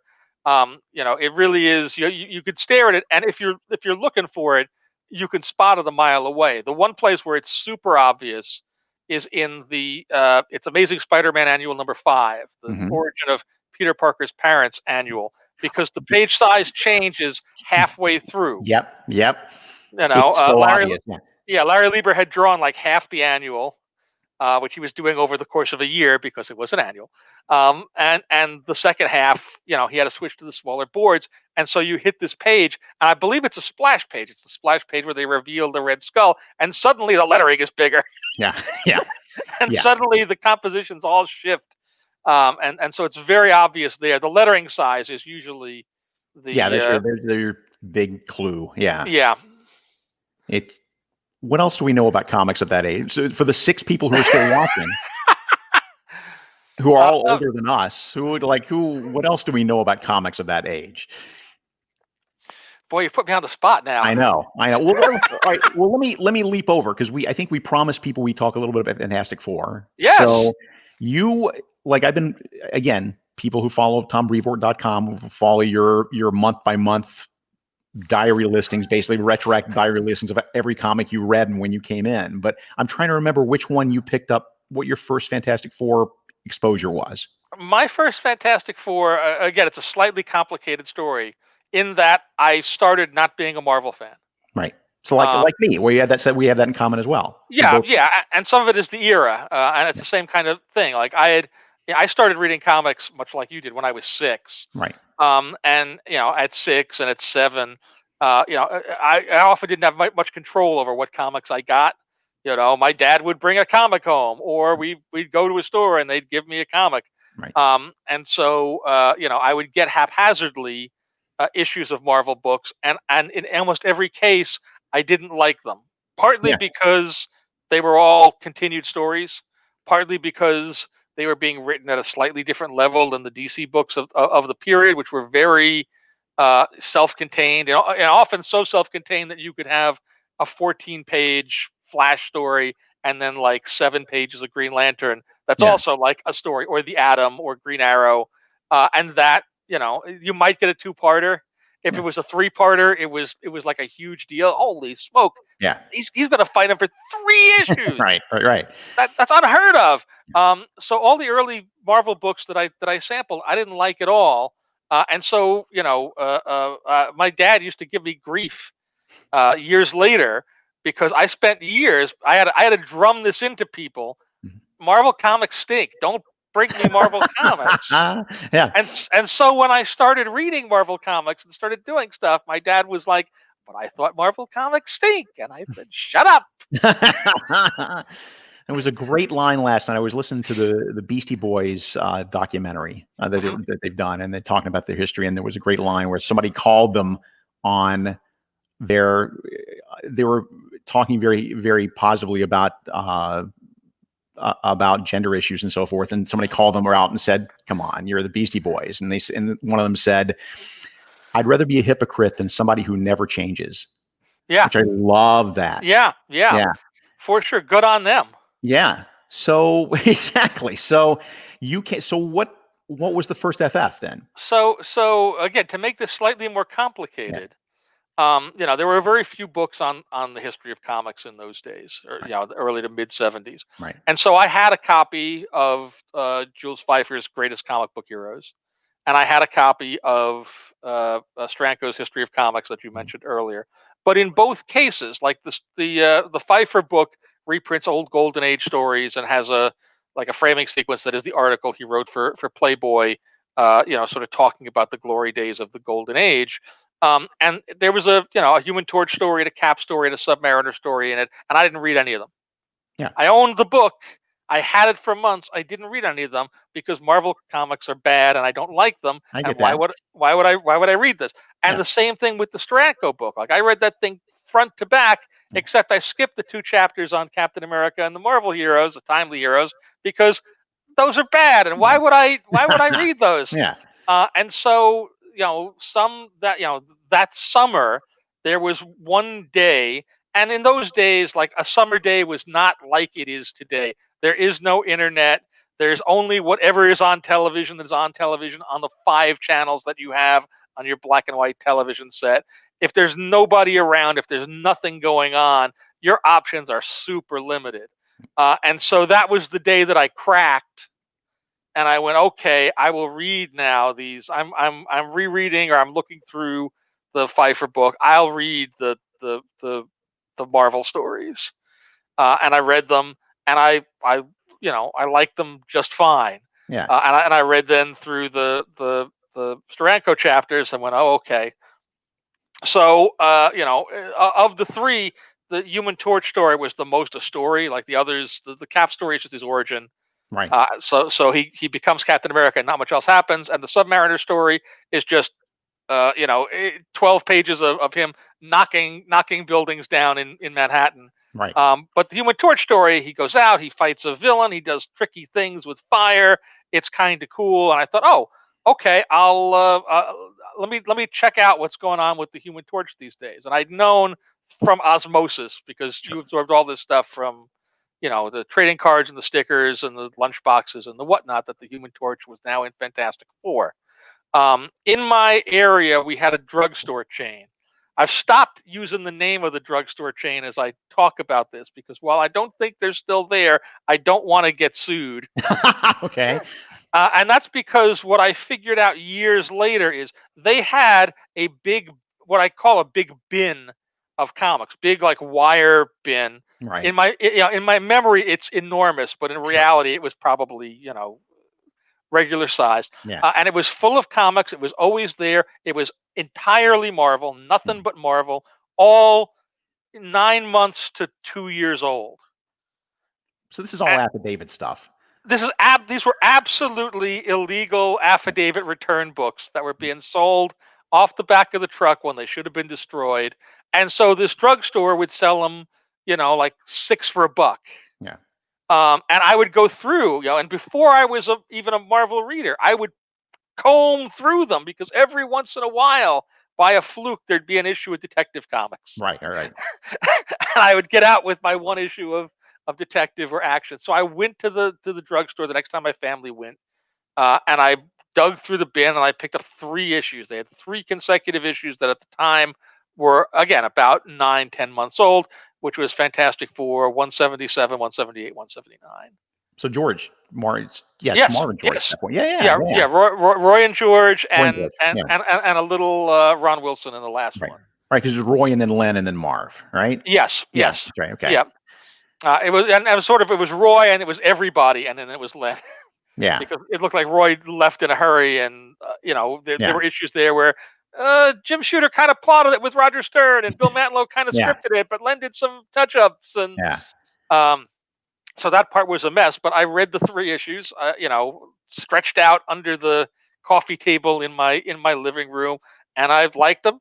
And so the next time we went back to the drugstore, I dug around in that bin again, and I pulled out 3 issues of Marvel's Greatest Comics, which was 58, 59, 60, which reprinted FF 76, 77, 78. And I read those, and I liked those even more. Those were Stan and Jack comics. And from that point, I started buying Fantastic Four. Yeah. I came in earlier, and it was 141, right? Yeah, 141, 140, because it was. And I think that was the last of the mainstream Marvel books that I finally caught on to. I started with, like you, I started with a few Marvels when I was much younger. But again, I was a DC fan. I didn't know what are you going to do with it. There's an X-Men comic and it's continued. I can buy an issue of Jimmy Olsen and get 3 stories for that. Right, right. Complete, because at 6, all comics are good. No.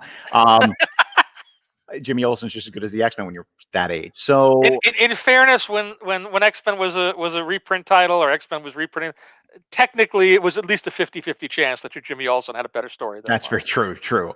So Spider-Man 100 I picked up, and that started that, and then that quickly. That's the beauty of what Stan had, the machine that Stan had set up, that doesn't work as well today because comics are too expensive to just grab a fistful on a whim.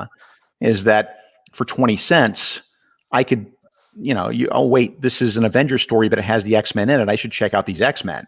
And I would check it for 20 cents. It's nothing, and you pop that money, and then you build and you build and you build. The FF was the last I don't know why I stayed away as long as I did, but I do know that I had picked up that issue kind of at random.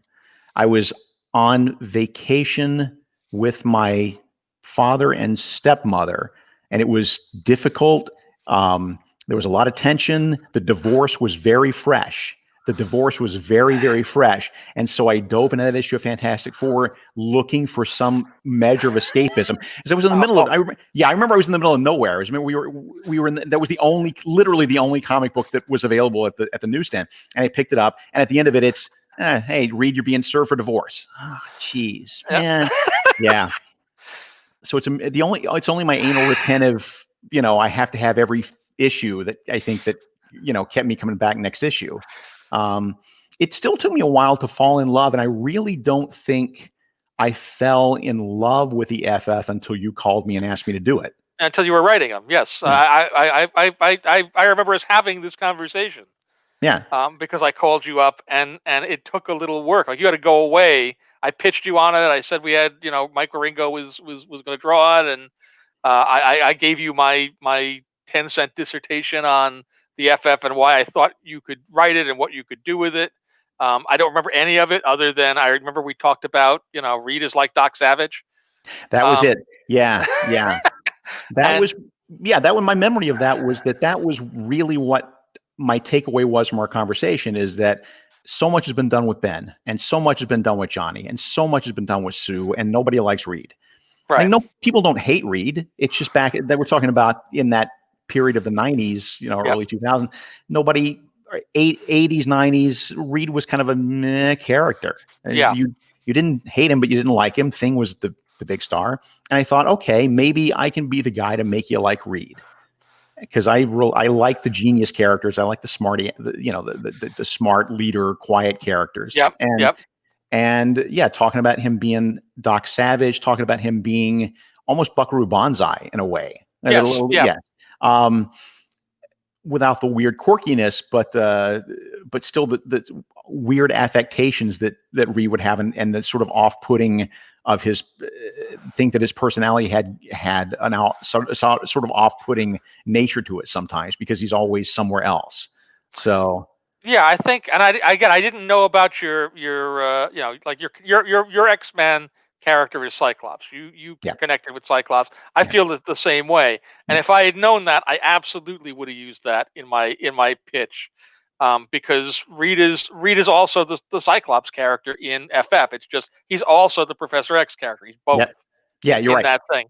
But what you ended up doing there clearly worked, because I think starting with your run and Mike's run, pretty much everybody that came after it, Reed was the lead character, and everybody else, like now you can't find a run where Johnny's the main one or Sue's the main one. Right. It was all Mark Miller, Reed, JMS, Reed, John Hickman, Reed, like down the line. Matt Fraction, Reed, so that had made a very strong impact on the audience. It seems like. Well, you don't get enough credit for it, and I've talked about this, but people give me all the credit for his speech at the end of our first issue, where he talks about how this is all really a way of making up for ruining his friends' lives. And the words are mine, but the idea of that mostly came from you in our conversations, and I'm very grateful for that. I always have been. Well, I appreciate that. Again, I've forgotten all of that. Oh, well, then it's all me. Then I forget everything I just said. It should as it should be. That's the editor's compact. Job. Right. That's the editor's job. Right. That's the way it works. Yes. Yep.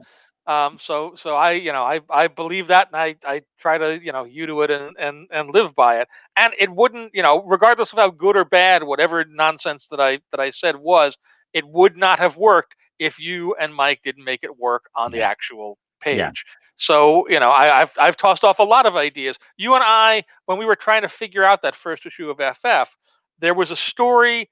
There was a version of it that I pitched to you. It was about a Latvian holiday, and Reed is summoned to the Latvian embassy. Yeah. And it's Doom and Reed, and they're having this dinner. But what's really going on is that it's an elaborate, like, sort of mental chess game that during this day, Reed Doom is not permitted to kill Reed because of reasons. But he's set a bunch of things into motion, and Reed, guessing that he would do that, has Sue and Ben and Johnny in different places to counter those things, and it becomes this whole dynamic. And we didn't do any of it. We didn't use it at all. And like 5 or 6 years later, I called Dwayne McDuffie up because we needed an FF special, and I pitched it. I threw the same. I think I even pulled the email out and said, "Yeah, I had this idea years ago with Mark, and I sent it to him." And then he made a completely different story out of it. It's, the version that he did is not at all what I pitched him. It has sort of a common seed. So, there is a holiday. Reed does come to see Doom. They do have this conversation. They literally play chess while stuff is going on. But, he makes it entirely his own. So, is that my story? No, not really. It's just an idea. Ideas are, as you know, are a dime a dozen. Yep. And so execution. Yeah. Yeah, it's all execution.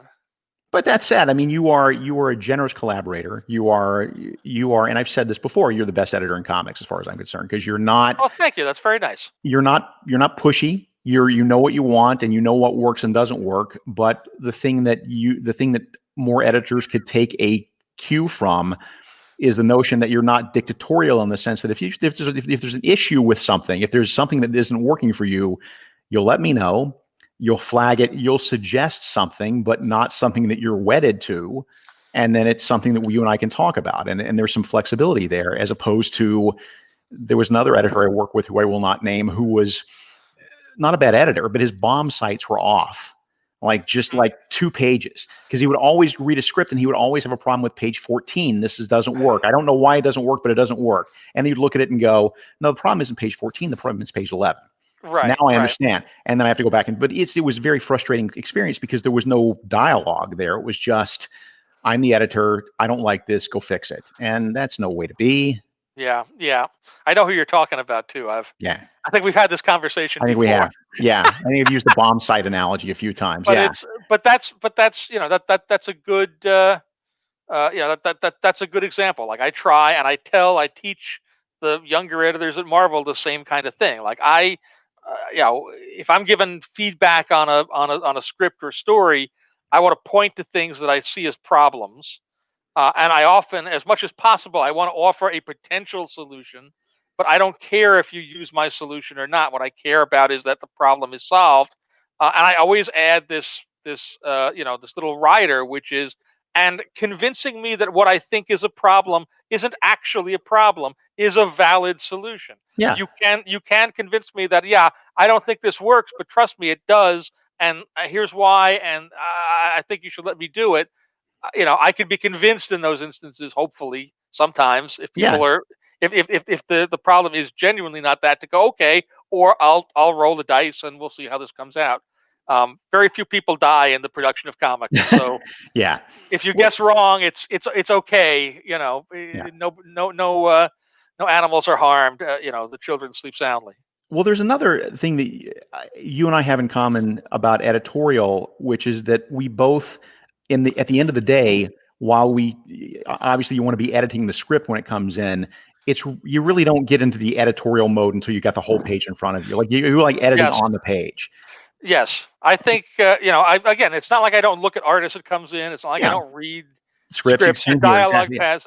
But for me, and I liken it to when we were working on Fantastic Four, my primary assistant was Mark Sumerak, and we didn't think of ourselves as editors so much. Like the term we used is we're like mechanics. We're like the pit crew. Yeah. You bring the car in, and we're racing out, and we're tightening lug nuts, and we're swapping wheels and things out in the engine, and then get it on the road and go. So I don't think you can really understand how a comic is working unless you've got both the art and the lettering, even if it's formative lettering, there together. And the fact that now everything is done digitally, whereas when I started, books were lettered on the page. Like you really had to be on your marks, at a stage where you always couldn't necessarily always understand exactly how things were going to translate, because once you put that dialogue down, moving it or changing it was going to be a huge undertaking. Right.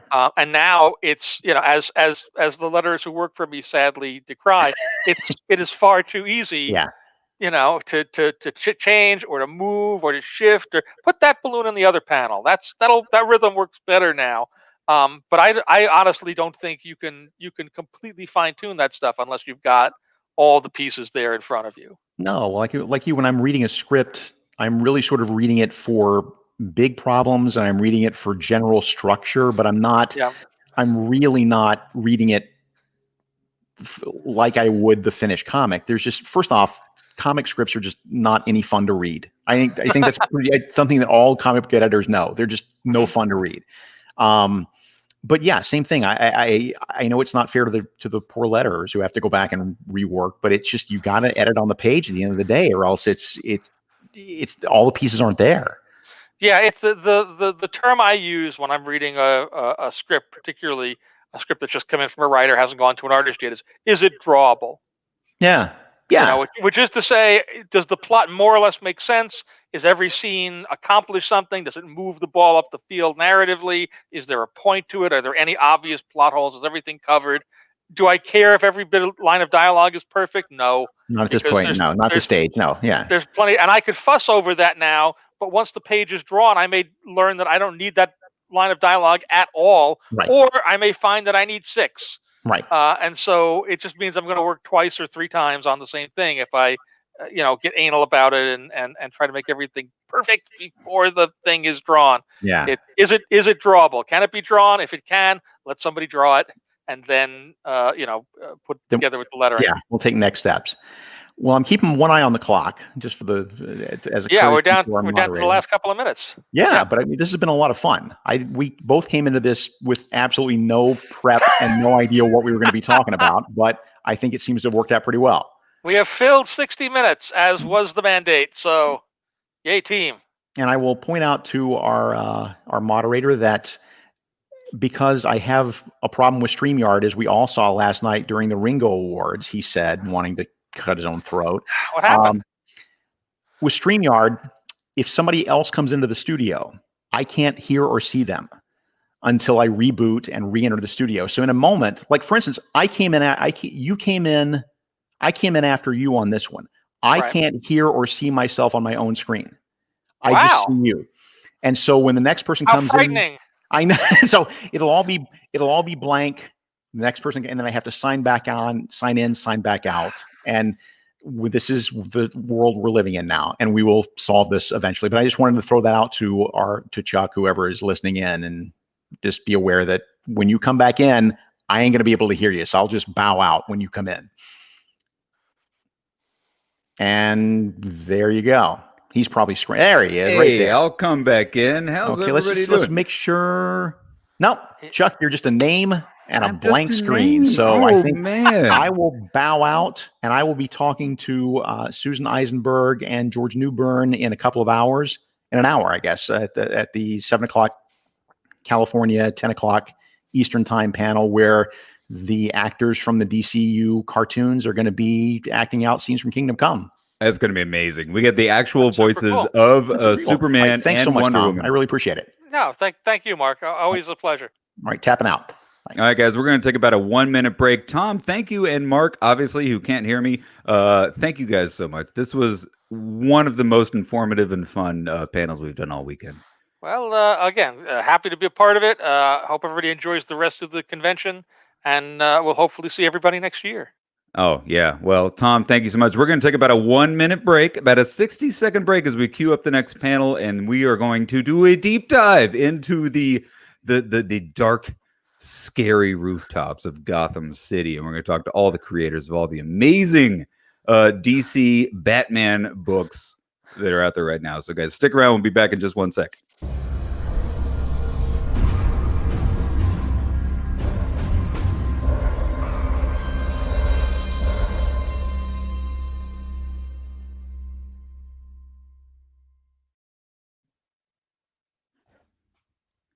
My camera's a little laggy.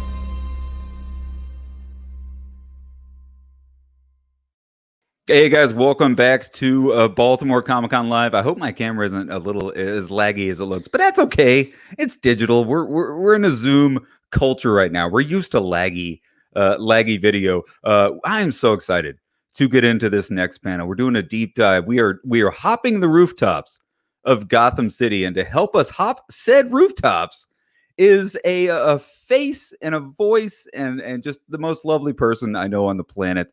Is Miss Amy Dallin. She's over there just cracking up. Like, I have never seen you frown in your entire life, Amy.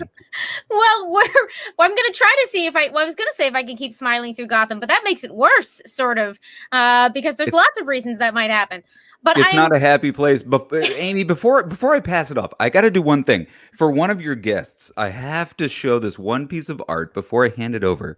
It's for it's for Miss Joelle Jones. I just wanted to show off this one piece I have because my wife is actually from Cocoa Beach, Florida, and we purchased when we heard that Lady Killer. I know Lady Killer is not a DC book, but she's from Cocoa Beach, and we purchased this original piece of art from Miss Joelle Jones. I'm about to step away, but I had to show it off because as soon as we found out Lady Killer issue number 2 was going to be set in Cocoa Beach, we had to purchase this original sketch, and I just had to show it off on camera. And so that's our big homage to your mystery guest, who I just totally spoiled. I'm sorry. This is wonderful. That's fantastic. And because these are the kinds of creators that we just cannot contain ourselves about, I am glad you started us off in that way because we have an incredible panel today. We have 4 creators doing. I think this is like a victory lap panel because the 4 people I'm about to talk to have been putting their mark on Gotham in incredible fashion for the last several years. Please welcome Brian Edward Hill, Cecil Castellucci, Tom King, and Joelle Jones. Oh my gosh, hello! How is everybody doing today? So cool to see all you guys. I miss you. Where are you? Why? Oh my goodness. All right, so I will slow it down and go one by one. I would like to know, please, how you're doing, what area of the world you're coming from, and then start thinking, because in a second I'm going to ask you for your favorite or earliest DC memory that made you fall in love with either Gotham or DC as a whole. But we'll start out. Tom, where are you coming from and how are you doing? I'm relatively well for the midst of the plague and all that. I'm in downtown DC, right near the Supreme Court, and it just got cold here. And yeah, I'm here with my 3 children. Are always home with me. It's a new world. Aww. Joelle, how are you doing, and where are you speaking to us from?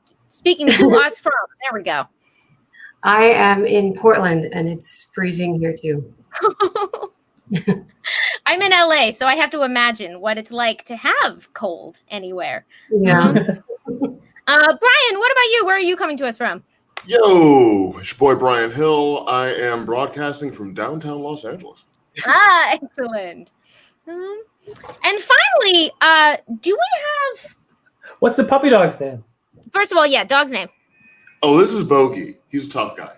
Hi! I could tell. Oh. So perfect for our Crime Alley panel.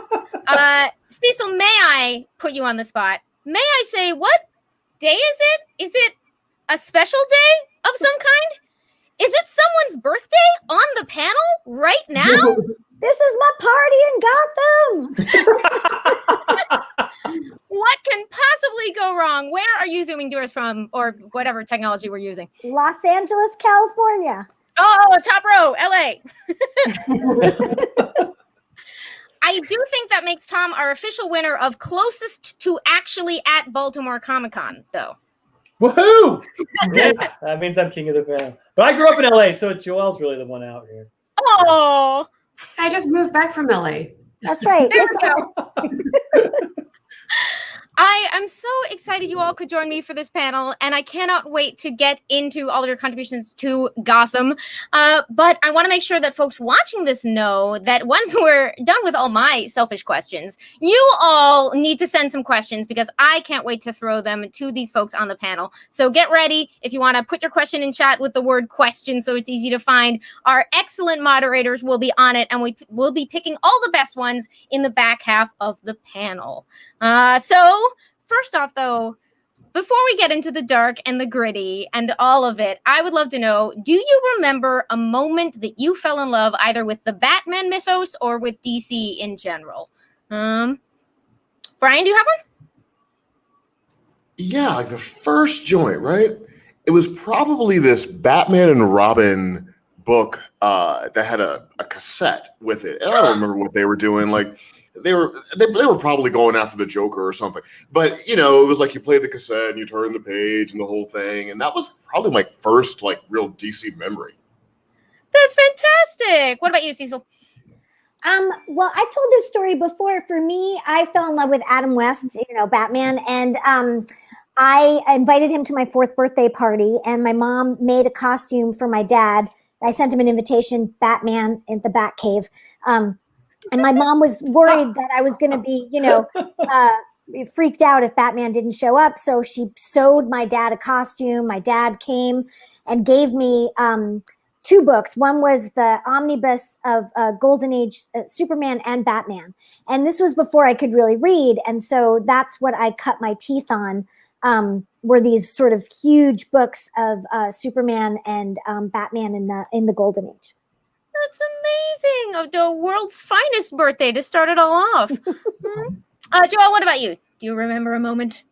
I think growing up I was really big into Marvel and didn't read very much DC until the cartoon came on, the Bruce Timm.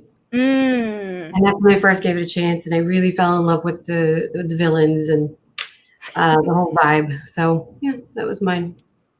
I feel like there's a whole generation that was brought into that mythos by like the artful choices on that show and those interpretations of the characters. Tom, what about you? Was there a beginning?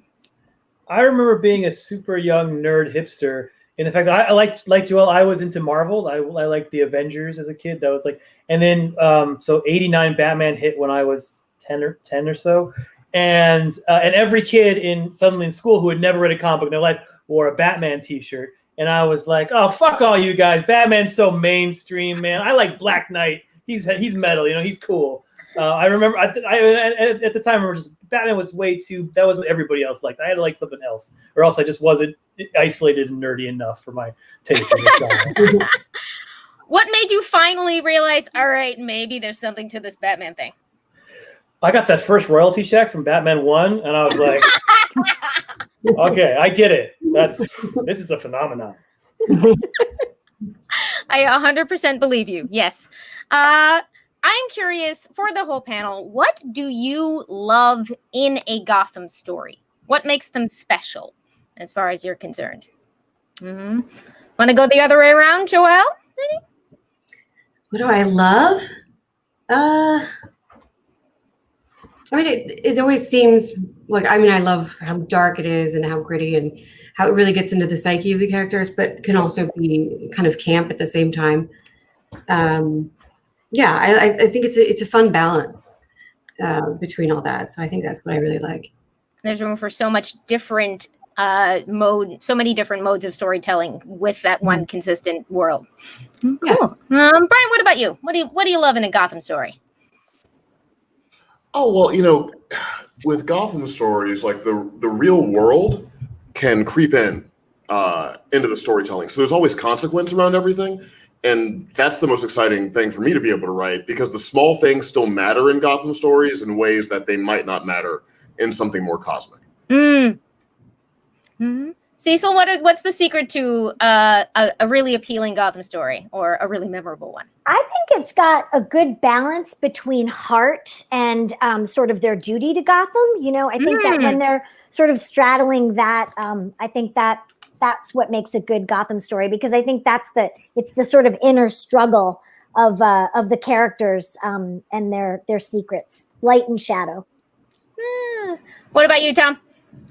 I like the idea that Batman sort of suffers for our sins a little bit. Like my favorite Batman stories, really, when I got in, were like the Frank Miller DKR Year One stuff, and just that idea that the world is always just on the edge, and that Batman is feeling that edge harder than anyone else, and that he's in the middle of that hurt, but he will never let that hurt stop him. That's what I like best in the Batman. Yeah. That's beautiful. So all of you have been contributing amazing pieces to Gotham mythology for the last several years. So first of all, thank you on behalf of me and everyone in chat and everyone reading all of your books. I'm very curious. Cecil, I got to ask, you're wrapping up your Batgirl run this week with a very exciting final issue from what I can tell, and with a very cool and intriguing new arrival. Can you tell us a little bit about Batgirl 50? This is literally just me asking because I want to know. Sure. I'm very, very excited about Batgirl 50. There's a main story and then there's two backup stories. And one of the backup stories has all the Batgirls in it, not Betty Kane, but all the Batgirls come together, and Birds of Prey. So I'm pretty excited about that one. And then, just to add to all the Lady Bats that are in Batgirl 50, it's the first comic book appearance of the new Batwoman, Ryan Wilder. That's amazing! So it was really exciting when my editor, Jessica Chen, said, "What would you think? Do you think maybe you could find a way to put Ryan in there?" And it just was such a natural fit with what, from what I know about Ryan, to have her and Batgirl sort of have crossed paths before. And so I'm very, very excited about about Ryan Wilder, new Batwoman. What was the process like of trying to put together something like that? Which I honestly, I'm so used to being like, I'm going to count down to this for the next 9 months, and then I'm going to count down at 6 months and at 4 months. And it feels like this was like a surprise. She's in the comics in time for me to get excited for TV. How? Well, I mean, they just asked me. It's just a cameo. It's not her story. It's not her emergence or anything like that. It's just. But I feel like there'd be 100 games of telephone involved in that, and y'all pulled it off somehow. No, it was just like, here's the information about who Ryan Wilder is. What do you think? And I was like, oh, I've got an idea, and and I just put it in there. That's fantastic. I am curious, for your run on Batgirl, how did you settle on what the big themes were going to be for dealing with that character in that corner of the world? Well, for me, I was saying this to Tom in our earlier panel. For me, I came into Batgirl and she was in 3 crossover events. She was in Year of the Villain, City of Bane, and Leviathan. So I just really wanted her to sort of be centered and find her heart and really sort of come into her own, and to honor, to have her grow a little bit more. So, obviously I had a response issue to the Killing Joke, with my Joker War, issue where she sort of gets to flip the script on the Joker. And I felt that was really important. She also fights a robot that is Oracle, which, is sort of like fighting the best parts of your own self. So I had a lot of really juicy stuff in there. But what I wanted to do is I wanted to leave Batgirl for whoever may take up the baton later with enough threads to really be able to do whatever they might want with Batgirl. And I think you'll see in Batgirl 50 that, first of all, Batgirl is one of the most, I think she is the most resilient Bat, because, she, no matter what you throw at her, she's like, how can I be a hero? No matter what happens to me, how can I continue to be of service to Gotham? How can I grow and change? How can I learn from what has happened before? So I really wanted to leave whoever picks up the cowl for her next, as many threads as possible that they could pull on, with her varied history, and hopefully move the ball a little bit forward with her growth. Absolutely. Brian, in your now, I think, over 2 years that you have spent with Black Lightning and what would eventually become the Outsiders, between Detective and Batman and the Outsiders, you spent a lot of time dealing with the questions of what the best way to sort of do service to Gotham is, right? A lot of internal disagreements in really interesting ways. I would love to know, how did you go about deciding who your team was on that? Because that's one of the things that really, I think, stands out from your book, is this incredible chemistry between all of the folks that you assembled for that. Well, it kind of stemmed out of that little run I did in Detective Comics, right? And conversations with me and editor Chris Conroy, who's like a really good friend of mine. So, he asked me like, okay, so you have Black Lightning, you have Batman, who else would you really want, like in an Outsiders thing? And so I was like, well, Duke and Katana. And so we just kind of, sort of put our heads together and figured out what team would work best for the story I wanted to tell, right? So the reason why you don't get characters like Metamorpho and, and all that is I wanted to be a little more kind of intimate with the characters, and honestly, a lot of the work I've done on Batman and the Outsiders was really inspired by the work Tom was doing in Batman. Because like it had gotten to the point where, well, yeah, man. I mean, it just got to the point where I didn't feel like there was anything I could really bring new to it. Like it felt like I could sort of carry the ball like 10 more yards to hand to somebody else. But then when I saw what Tom was doing, and these stories were like remarkably internal and they were emotional. And it mirrored what I was doing in screenwriting and television writing in a lot of ways. That showed me that like, oh, okay, there's a way I can approach this where it doesn't just feel like I'm babysitting another Bat book on a shelf, but I can do something that has hopefully a little richness in terms of emotion and emotional consequence. And so that was really my way into all that. Oh, that's fantastic. Tom, that actually leads nicely into your wonderful and very long run on Batman and the much anticipated upcoming Batcat, which we're all so excited to finally get a look at, especially with your brilliant partner in crime, Clayman. I am curious, speaking of that emotional impact, you're consistently interested, it seems like, in your work in looking at events from different perspectives, in that sort of internal kind of discovery. Is that something you've intentionally chased in your different work, or is there something else that you want people to pull out of the threads of your Gotham stories? Maybe I'm doing it wrong, but I think, I don't know, internal discovery seems to be just how you write stories. Like, fair enough.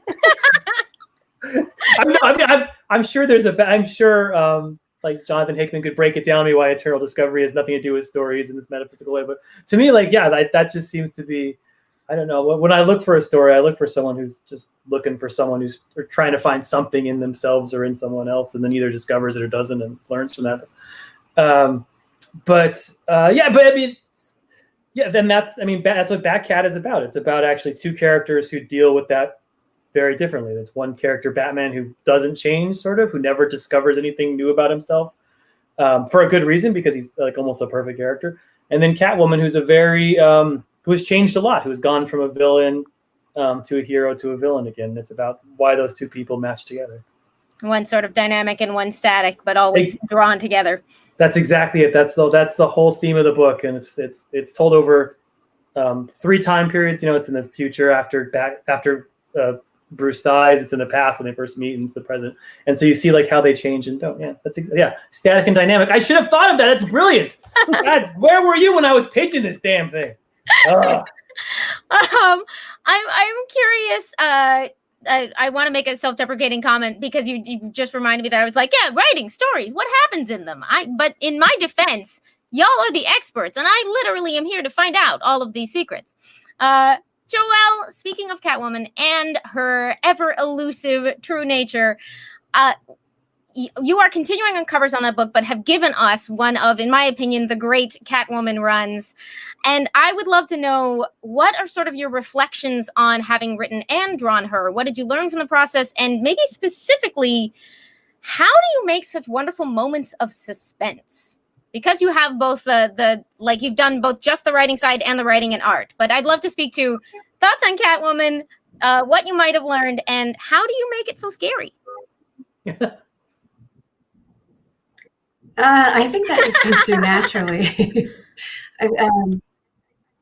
I don't think I meant to make it scary, but I try to take an approach like I find writing to be tedious and boring, and I don't really enjoy it that much. But I don't like being told what to do either, so I have to write it myself. So I just try to entertain myself, try to make it interesting. And usually that involves taking a break from drawing really pretty people to drawing really ugly people is a fun thing. And normally if I get caught up in a situation, I'll just ask myself, what do you want to draw? So if it's a talking head scene, it gets really boring for me. And I don't like doing dialogue anyway. So I'll just think of a really cool location, and that can influence the story and where it might go next, and add another layer of interest to whatever's going on. That's fantastic. So what you feel like you're just following sort of your muse in this circuitous path, and for the rest of us, we're seeing this beautiful operatic tapestry that you're creating. What I loved about, the beginning of Joelle's Catwoman was how she sort of dealt with the idea of beauty in that, and like I think that sort of like takes that Catwoman to a totally other level with that woman removing her face, and the idea of female beauty just was amazing. Oh, I like to see so. But I have a question. So if writing is boring, is art not boring? Is it not boring to draw? It depends on thumbnailing is boring. Nothing is boring. Inking the light. Inking is a delight. It can be tedious. Maybe writers should start thinking like that too. Like, what do I want to draw, even though I don't draw? Like, maybe because sometimes, I agree. Writing is sometimes it's hard. It's boring. It's boring. It's boring sometimes. How do you know when you're onto something exciting? Is there an internal sense of the way, Joelle, that you're like, this is the setting that's going to make this conversation fun? Is there a sense with ideas or projects where you're like, that one in that direction? Yeah, I think, I tend to know where I want the story to go, and to get from scene to scene. It's like, what was it? When I was doing Lady Killer, it was a talking head scene that I had to get out of the way. And I thought, how to make it interesting. I set it in a bingo hall. Mm-hmm. And then I got really excited, and it was really fun. And I got to write what the background characters were doing, and how, trying to focus on bingo cards and a really heavy conversation at the same time, what that would look like. So just adding layers to make it really interesting, I think. Oh, see, I'm the opposite. I find that boring when I'm like, crap, I just want to write a nice talking head scene, but I have to write boring background descriptions so there's something fun to draw. So I'm on the opposite side of it. I mean, I know that I'm excited about writing something if I get goosebumps or if I'm weeping at like, not out of frustration, but out of like I've moved myself enough to actually cry, in an emotional scene, or if I burst out laughing, then I'm like, oh, maybe that's okay, and I'm on to something. Your first test audience, Brian. What about you? Yeah. Is there a sign that you're going the right way? I mean, usually when I'm writing, I'm drinking. Is that true? Do you write? And famously, like Alan Moore's never been sober while he wrote. And he does all right for himself. Well, you see, okay, here's the thing, Tom. I can't get like drunk because then your boy just goes to sleep, right? So I have like this big like goblet, like if I was Drake sized wine. I'm really classy, so I put ice cubes in it, and then I white wine in it, right? And so I kind of sip, and the music's going, and I tell you what, if I feel like I'm working, then I know it's whack, right? When it's working, it just feels like freestyling over a beat or something, right? It's like it like for me, writing when it's working feels like I'm capturing something that's already happening. Like I'm not doing it. Like they're just talking and they're just doing things.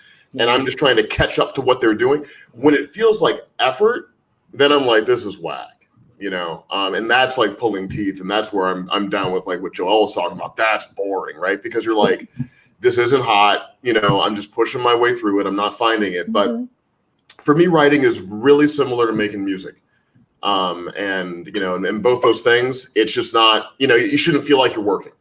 Brian, I just said that when me and Tom were talking. I was talking about how it is like making music, and it's like one of the having been in a band before, it's the closest that I've come, the collaboration with artists, but it does feel like making music. And I agree with you in terms of when you are in that flow of writing, it doesn't feel like an effort at all. I think that's also why I write my favorite parts first. Like the parts that I'm excited about writing, I write those parts first. And then sometimes I discover that I don't need the boring parts that I thought I might need. So it's not quite an outline, but it's just sort of like, what am I really excited about writing? And I'll write that. And then, and maybe I can cut out the boring talking head scene. Although I love plays, so I love a good talking head. Well, the talking head stuff is kind of like, those are the verses. Right. Yeah. So like, when I'm writing a script, I know what the chorus is. And if I think the chorus bangs, then I'm like, okay, I know I got the chorus, right? Heads are going to be nodding. Like this is going to be all right. And then I just got to find the lyrics. Right. So when you're doing the talking head thing, you just want the lyrics to just kind of flow. Yes. You want it to be like a little smooth. So normally I won't really get started until I know what the chorus of the script is. Yeah. Then I'm like, okay, I know what this is. I got the hook. And once I got the hook, then I can go in and I can, work on the rest of the track. Yeah, I think when I'm doing creator-owned stuff, that's why I write the end first. Like I have to know what the end is.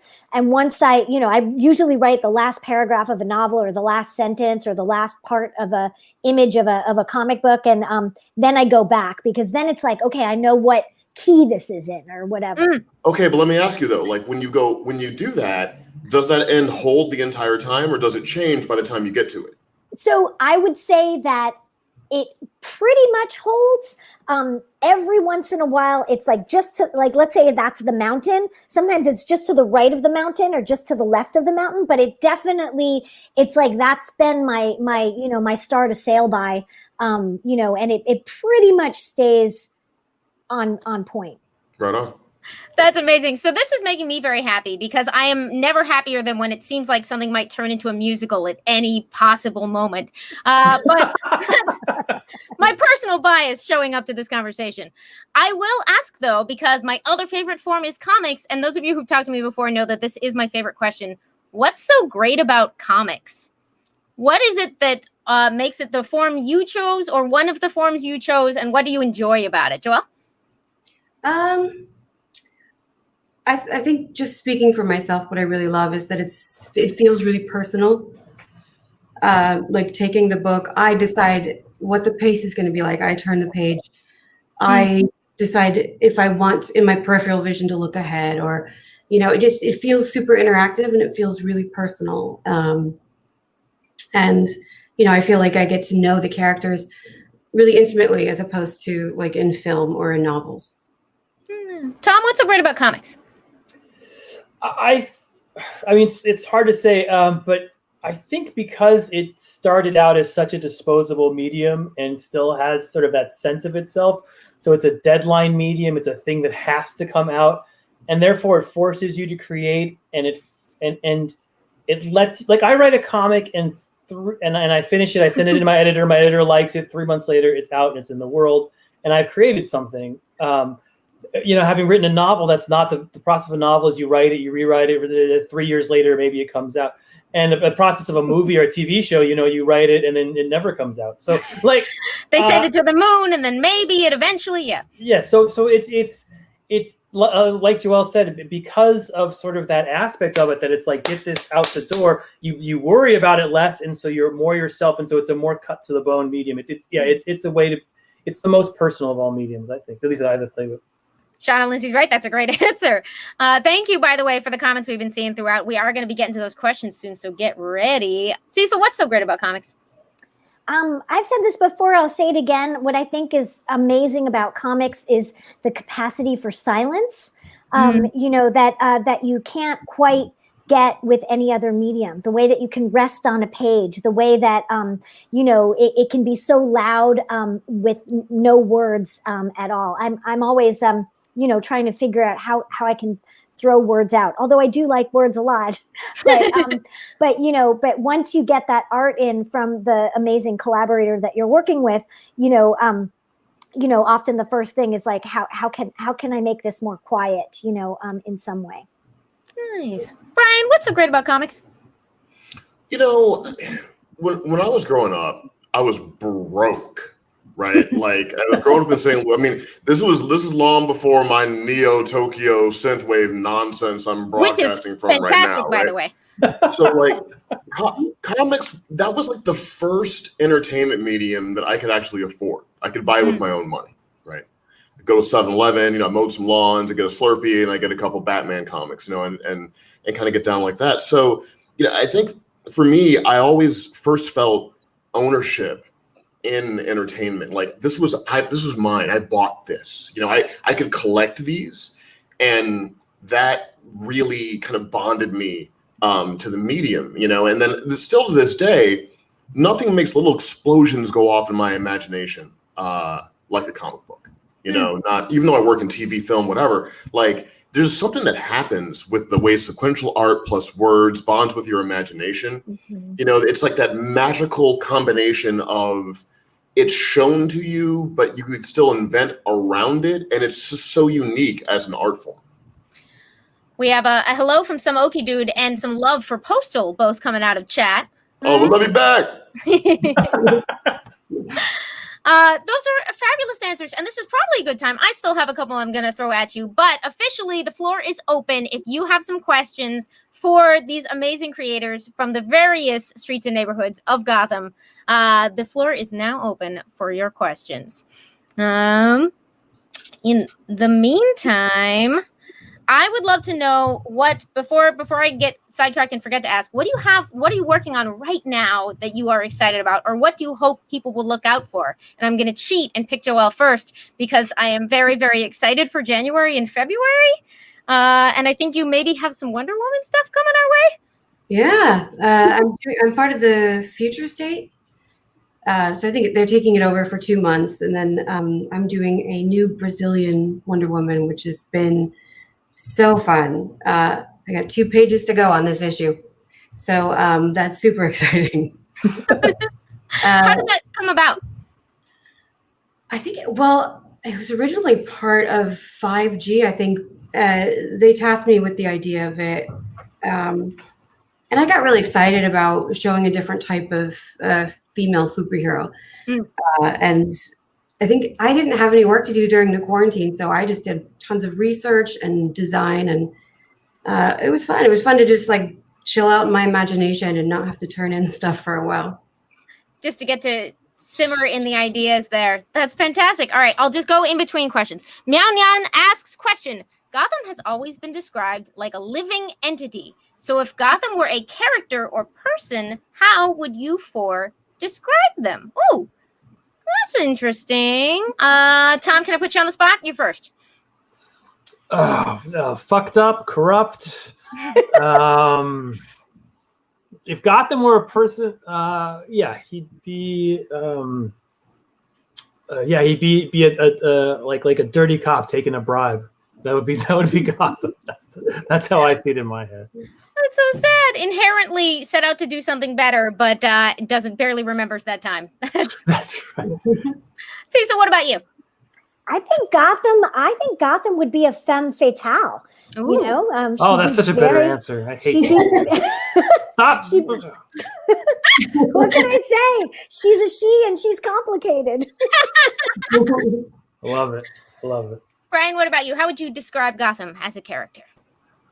Yeah, I'm down with Cece. Like, Gotham is like, Gotham reminds me of a specific person that I won't name, who is it me? Was fine. Oh, it's and definitely me. Crazy, and like it took me years to set myself free of it because you knew that even though that night was fun, morning was going to be hell, but you did it anyway, right?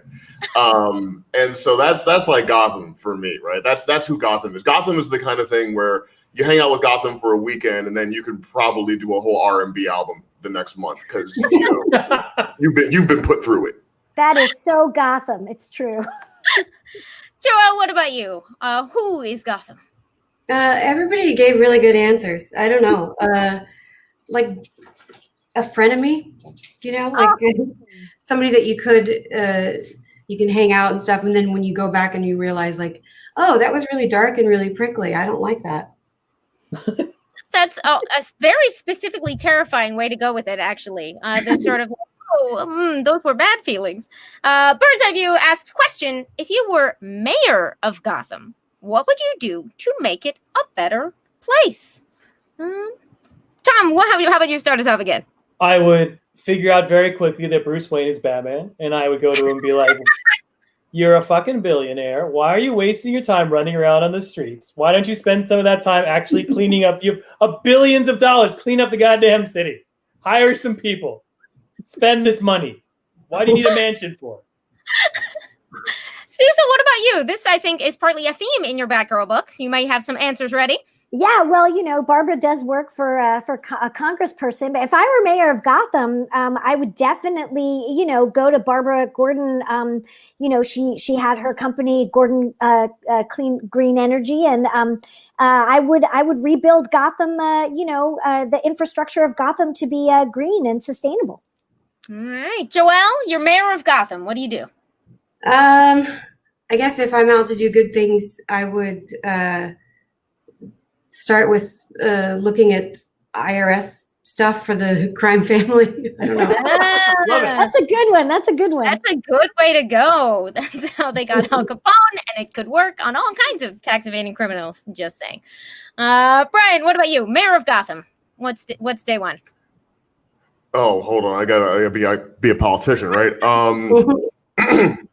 Well, in order to actually affect real change, what you have to do is you can't do it from the top down. You got to do it from the bottom up.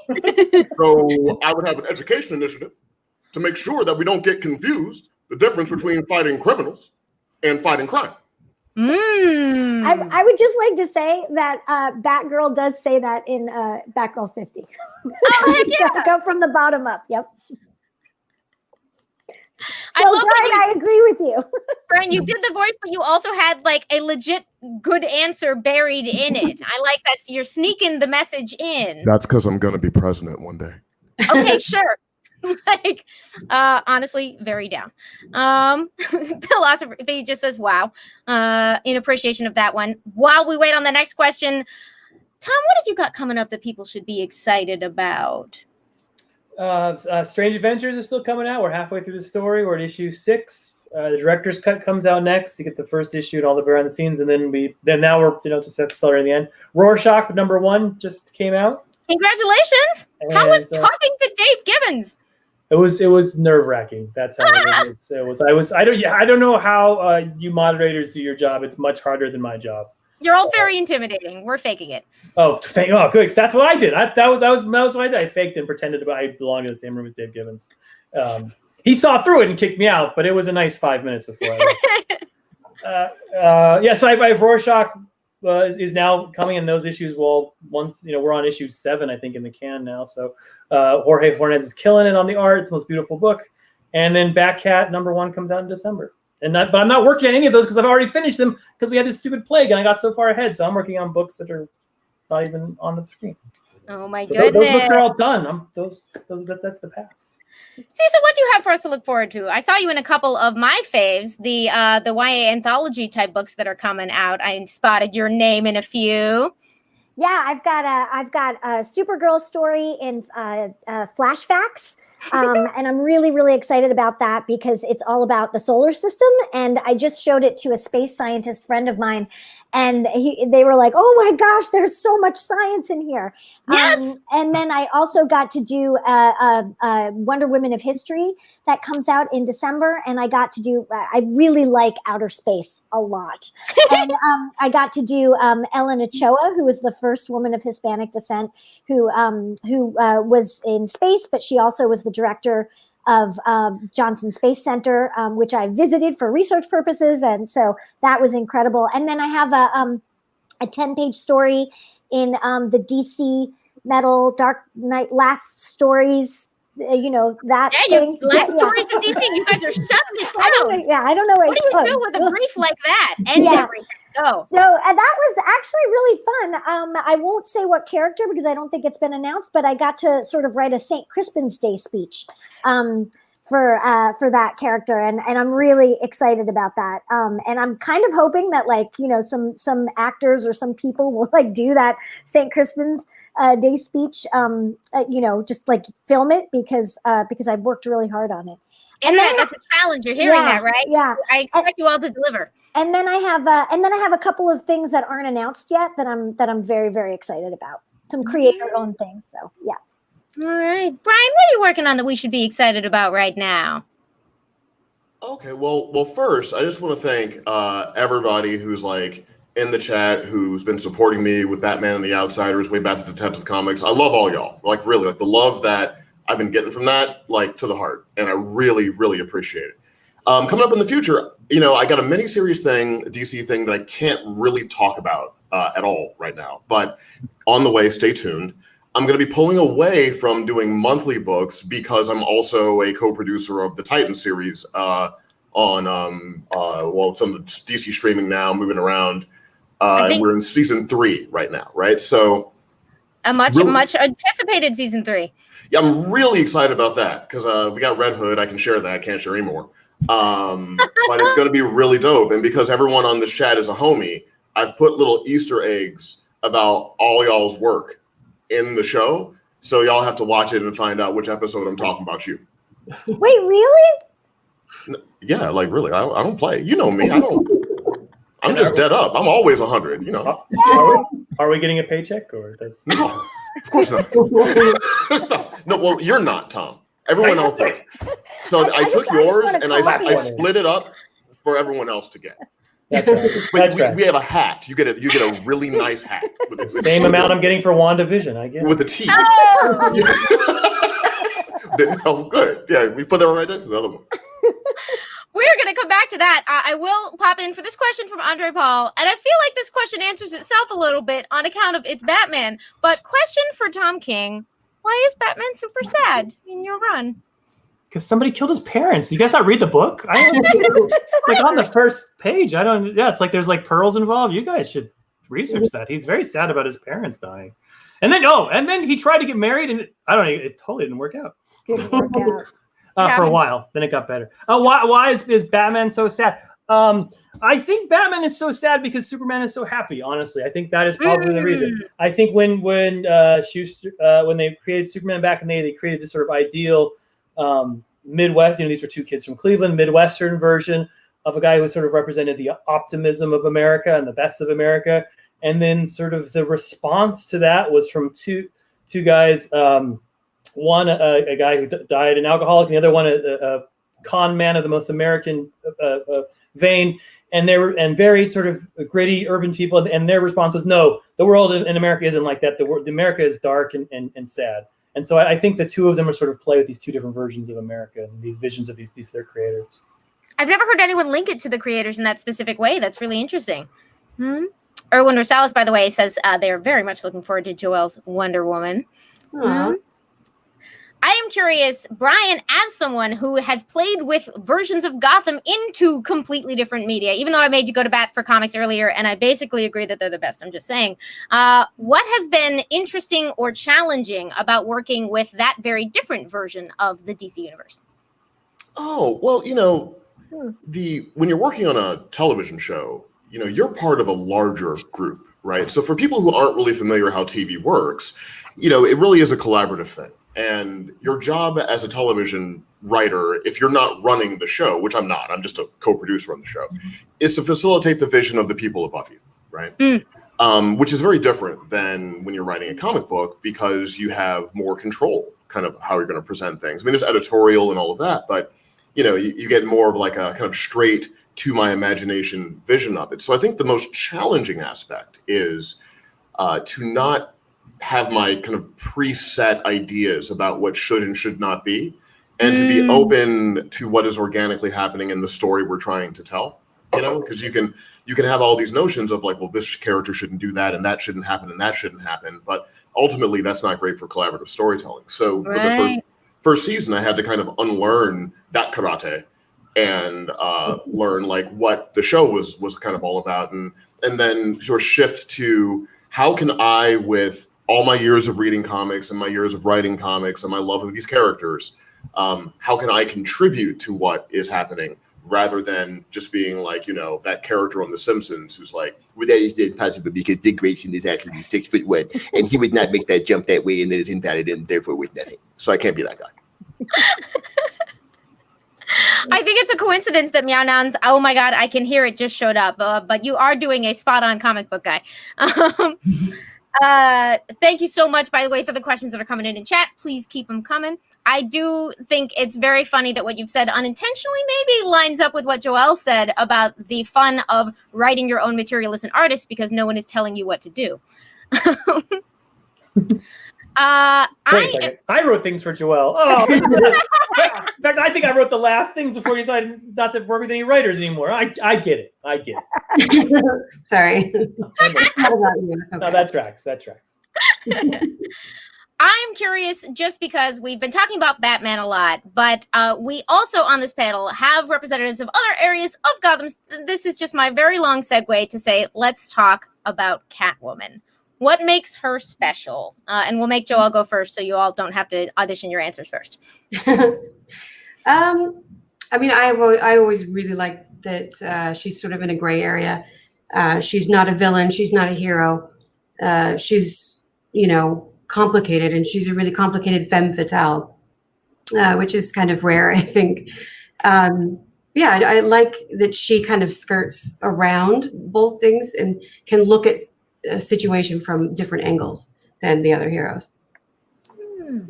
Tom, what makes Catwoman special? God, I love that character. I just wrote the Batcat Annual, which is John Paul Leon is drawing it. Oh wow! And I got to write, the idea was I wanted to tell like her whole life story from like literally the day she was born to the day she died.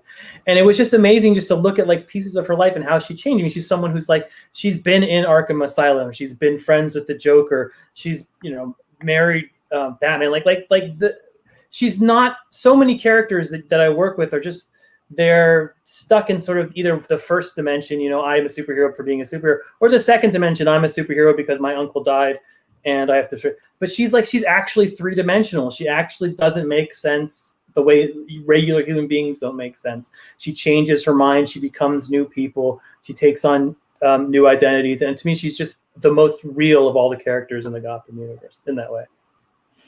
That's beautiful. Cecil Brown, if you have ideas on Catwoman, you can, or if you want, maybe just tell me, who do you think is an underrated element of the Gotham crew and what you love about them? Now, I want to talk about Catwoman. Excellent. What I love about Catwoman, just to jump off of what Tom was saying, when you think about when Catwoman arrived on the scene, women were in a different place. Now we have more sort of agency, but she had agency. You couldn't right have a from credit card. She had to steal exactly, places. but right from the get-go, Catwoman was Batman's equal. Selena, she was his equal, and she was living as a woman on her own terms. And I think she continues to do that no matter what era she's in. And I think that that makes her very extraordinary. And I think that lends itself to her complete complexity. I love the way that oftentimes characters who are transgressive or intended to be transgressive in their early incarnations become symbolic heroes to later generations, as we're sort of like, it's great that she was doing her own thing because the regular way of things happening was no good at that point. Smart, yeah. Brian, what about you?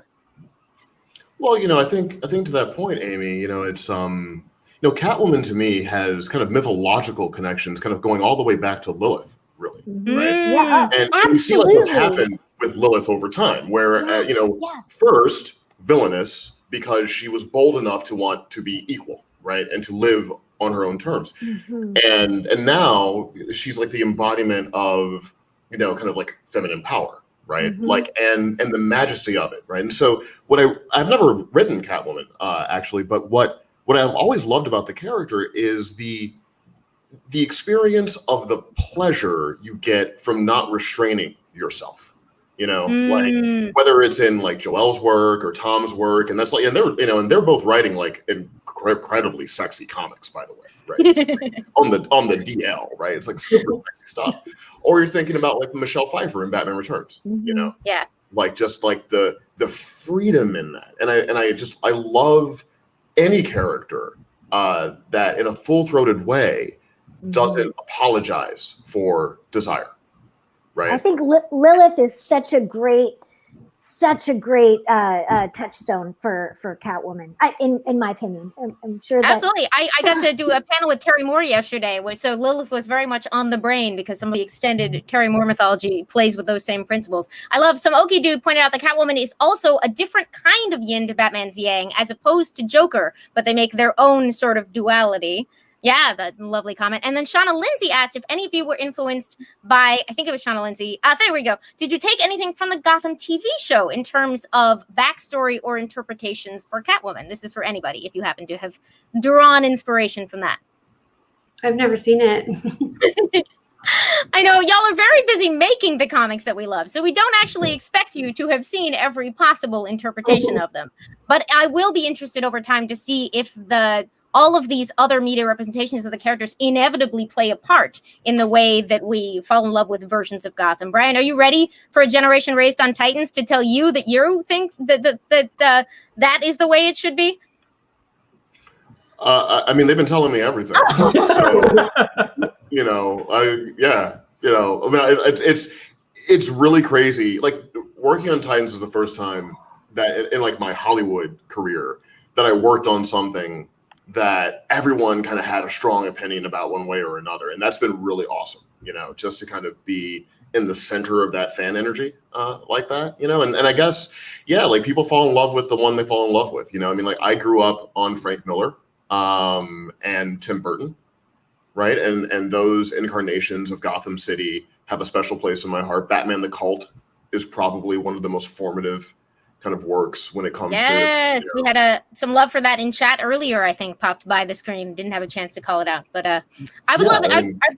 Gotham Treasures, just as we continue, if anyone has any particular favorite visions, I would love to throw that out just because I love to expose people to more stuff that they might need to read. Brian, I'll let you finish. Sorry about that.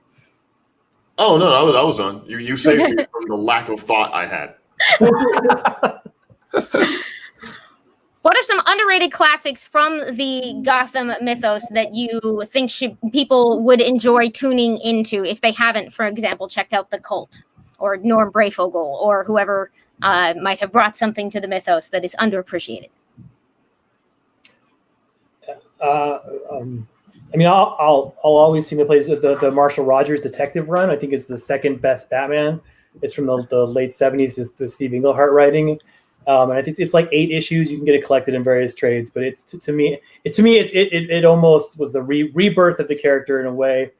It was like Neil Adams had sort of hinted at what Rogers did. Like he's like, Neil Adams didn't quite escape the camp, and that was the first time when it totally escaped the camp and it became the dark detective that it was today. So the Englehart Rogers run detective. Excellent, great pull.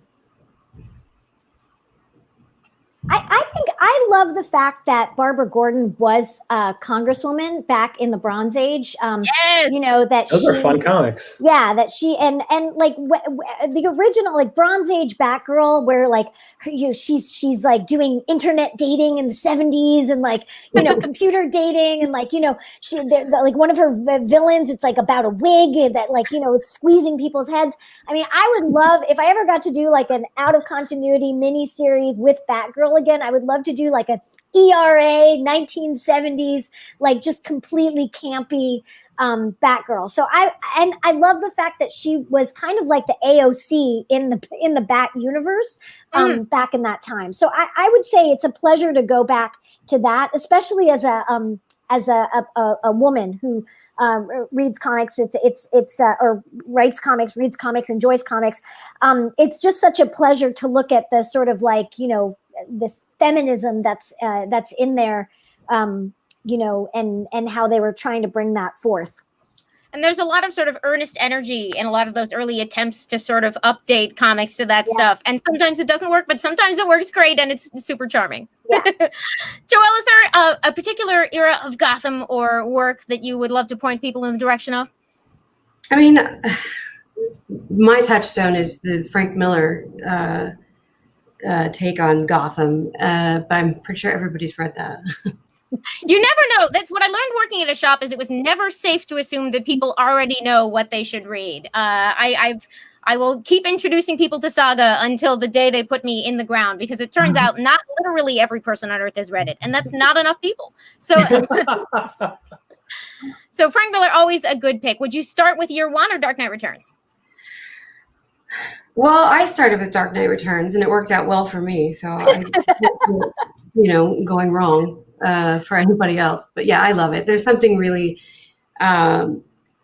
immediate and exciting and visceral, and like, I don't know, it's textural to me.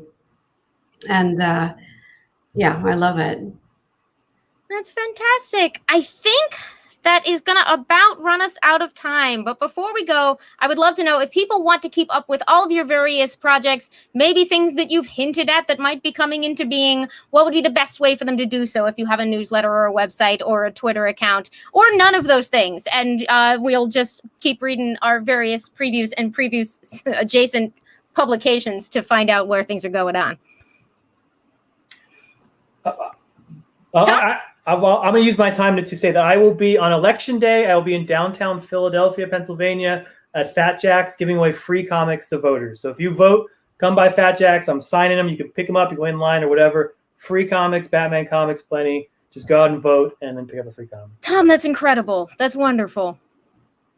Yeah, and I guess I'm going to say, I met Miss Cecil on Twitter, but I'm going to say, since it's my birthday wish is that everybody goes out and votes. So please go out and vote.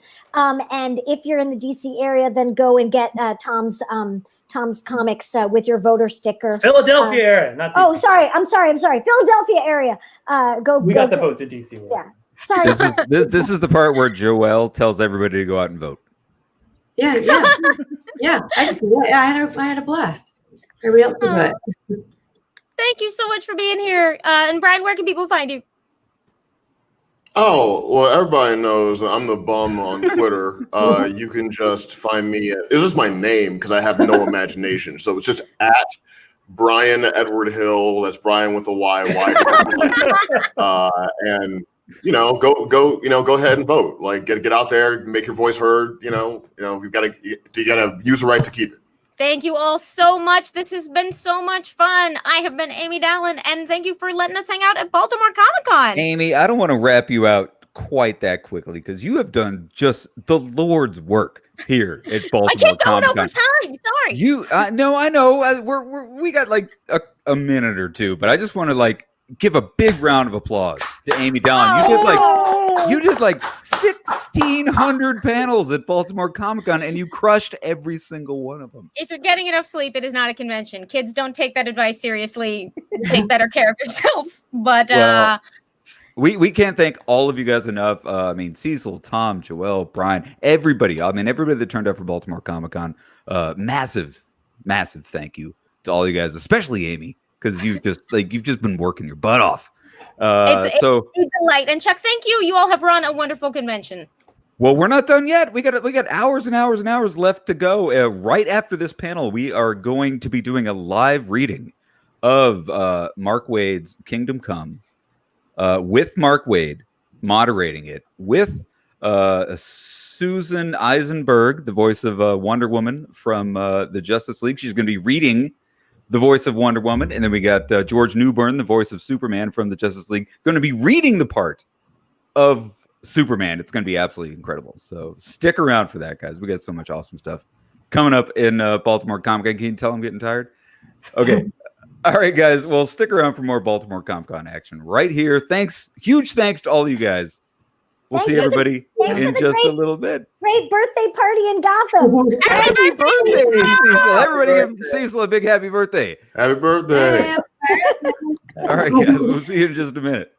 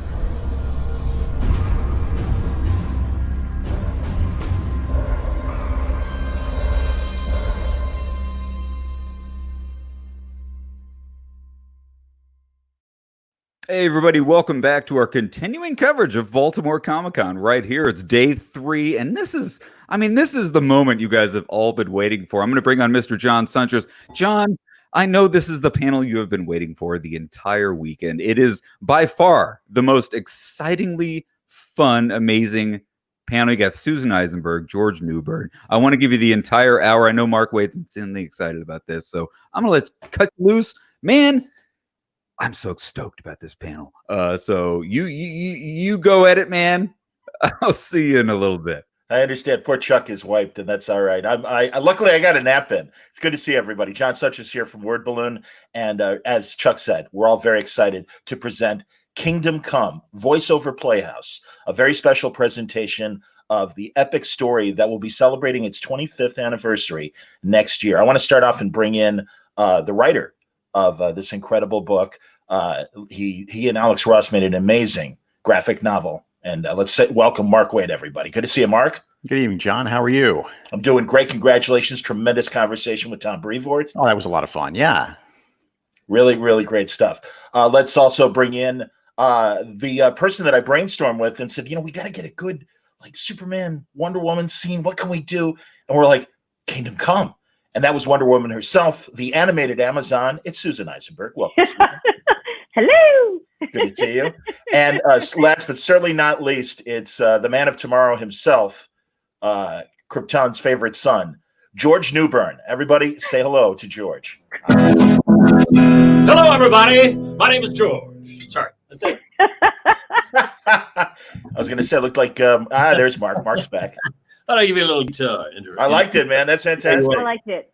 Yeah, so, good. And guys, thanks again. You were at the last Mainframe Comic-Con event with the rest of the Justice League, and Andrea Romano gave us a high-powered read of some classic scenes. And now we visit some incredibly classic graphic novel scenes, courtesy of Mark Waid and Alex Ross. Hey, Mark. Yeah, good evening. I'm very flattered and very honored that the two of you have joined on here. Of course. Before we start, Mark, I got you. Before we start, Mark, a little background on this story, both behind the scenes and also framing what we're about to hear. So where I know that it started with Alex writing a treatment. Right. Basically, for those who don't know, Kingdom Come graphic novel from, we've hit our 30th anniversary now, haven't we, John? 25 next year. Yeah, 1996 is when it came out. Time has no meaning anymore, and it's the story of what happens when Superman retires, and 10 years later he's had to be brought back out of retirement because the young heroes who have come along after him, without his inspiration, without his guidance, have just turned the whole world into a big WWE wrestling match, and it's just chaos everywhere. And Superman has to get together with his old comrades and sort of put the world back together before it just goes completely off the rails. And that was Alex's basic idea. Alex Ross, the painter, and he came to DC with a basic treatment and a lot of sketches, a lot of neat notions, but he wasn't a writer by his own admission. So who do you got who knows absolutely everything about DC Comics ever? Well, there's only one guy. It's Mark Waid, is what I was told. So I got dragged in, and I was unsure. I didn't know what I could bring to the table. But as we sat there at lunch with Archie Goodwin, who is the initial editor, and Dan Raspler, who is the other editor, it sort of came together. Alex and I started feeling a bond with each other. We're about 10 years apart in age, but we still grew up reading and loving the same sort of stuff, the 1970s DC Comics, and that's our era. And we're such big fans of it that, as I have said many times, Alex and I are the only two people in the world who are going to have a 45-minute argument about the Martian Manhunter. That's why we love reading your guys' books. Absolutely, both of you, Ross and Waid. Absolutely, man. So putting it all together was, it was about a 2-year trip, I guess. It took us about a few months up front just to get the story locked in, and then Alex paints with a stern pace of 10 pages a month. So 180 pages, 18 months, right down. And I will never forget, everything was going swimmingly with the scripting. Everything was going great for the first, second, third issue, because nobody had seen it yet. And before I got the chance to write the fourth one, the first one had come out, and it was, mostly because of Alex, a gigantic sensation. It was just a huge, huge, huge thing. And suddenly I sat down at the keyboard, and the figurative, I open my mouth and a feather comes out. There's nothing there. I got stage fright, and it took me, with Alex's help, as long to write that fourth one as it did to write everything else because of the stage fright. But I think in the end it came together pretty well. Absolutely, man. And the great thing is, we literally are taking scenes from, I believe, all 4 chapters. I believe all 4, yeah. Yeah, and that's what's great. And we really kept the heavy drama. You won't see a happy ending in this table read. Not to spoil for those who don't know. Exactly. Yeah. But it really, and especially George, Susan, for you to play these characters at such a great time and give us so many seasons of these characters. First of all, you didn't get a lot of scenes together as Wonder Woman and Superman, correct? No, and not where we could actually just chat, where it was more than just a line here and a line there. I mean, anytime you had a conversation with somebody, it was a treat. So this, beyond. I told you privately that when I was trying to immerse myself in this world, in this universe, when I started talking more with the fans and trying to educate myself about DC and this world, the one thing I was told over and over again was, you have to read Kingdom Come. And that's where you start. Everything else follows after that. And so to be able to, and I wrote this to Mark, and to be able to read his words and say his words and give voice to his words is such an honor. And I'm just giddy. I'm nervous, but I'm giddy. You were incredibly kind, as are the people you spoke to.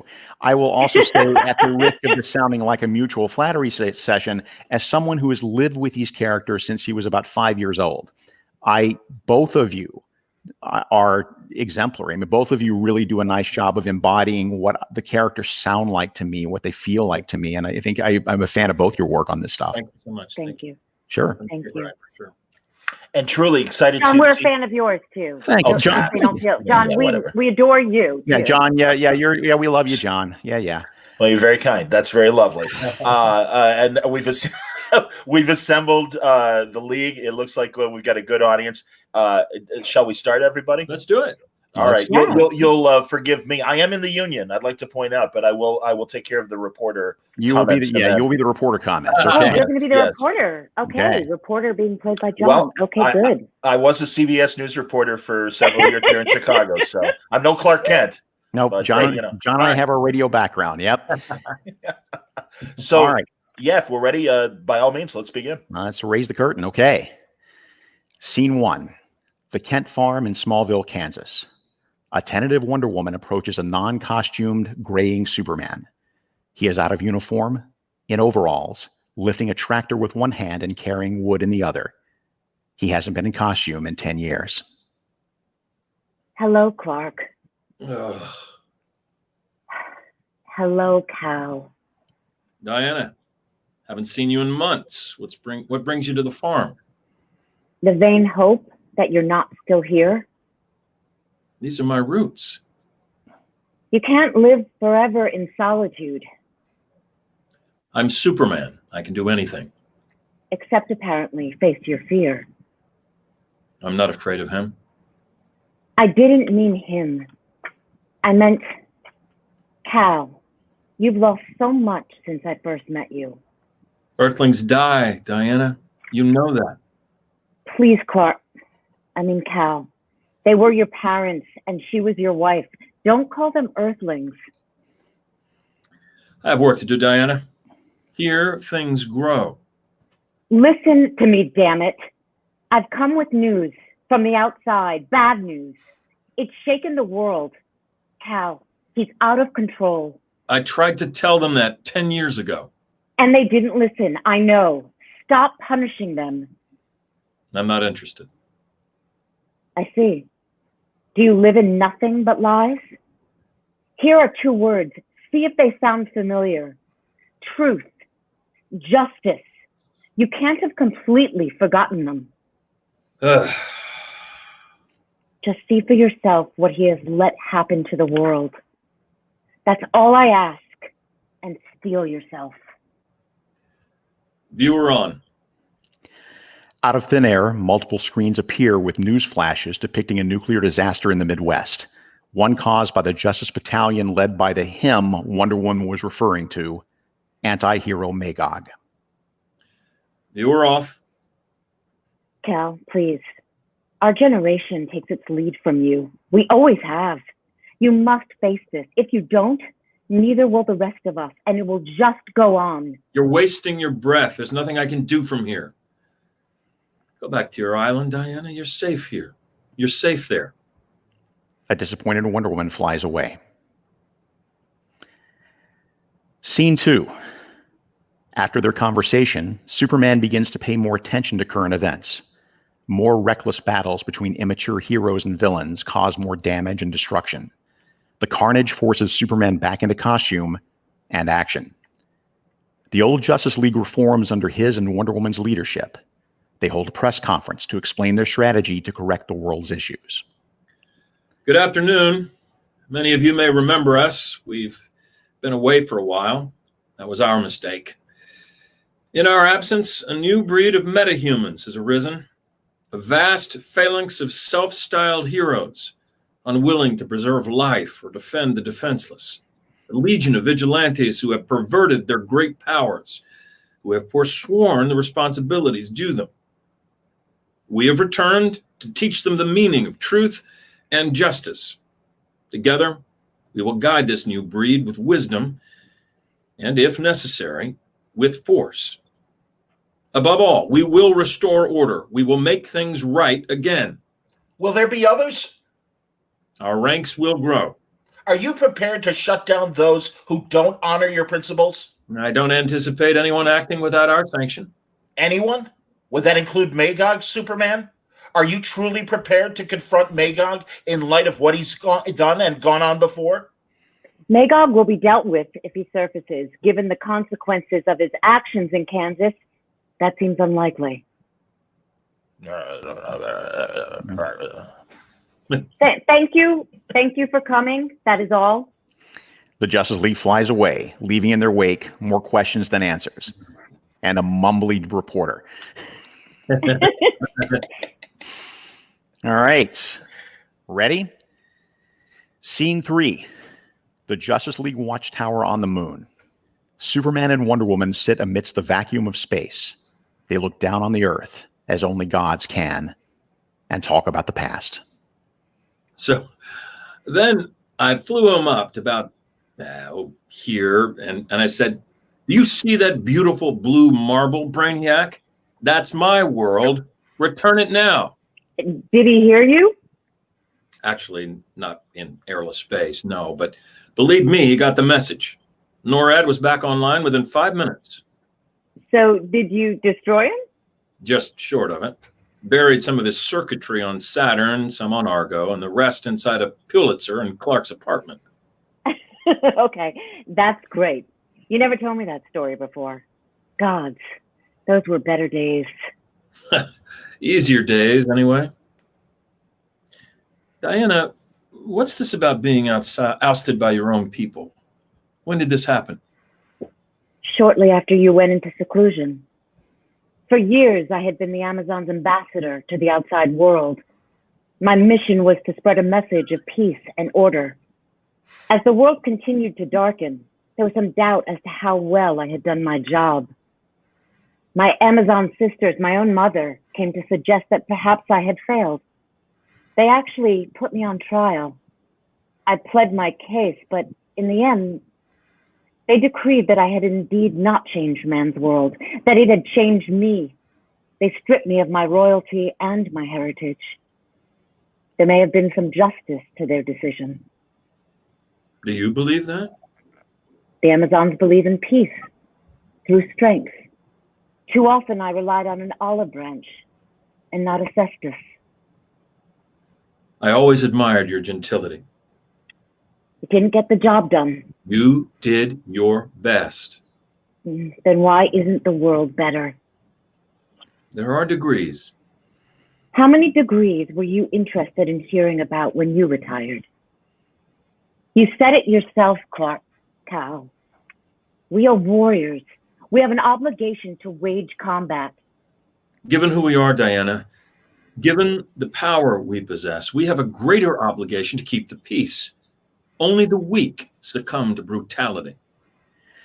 Clark flies away, leaving Diana to contemplate his words and wonder why they didn't see things the same way. Scene 4. The situation on Earth has erupted in chaos. There are riots in the streets. Supervillains once captured by the Justice League have seized control over their warders.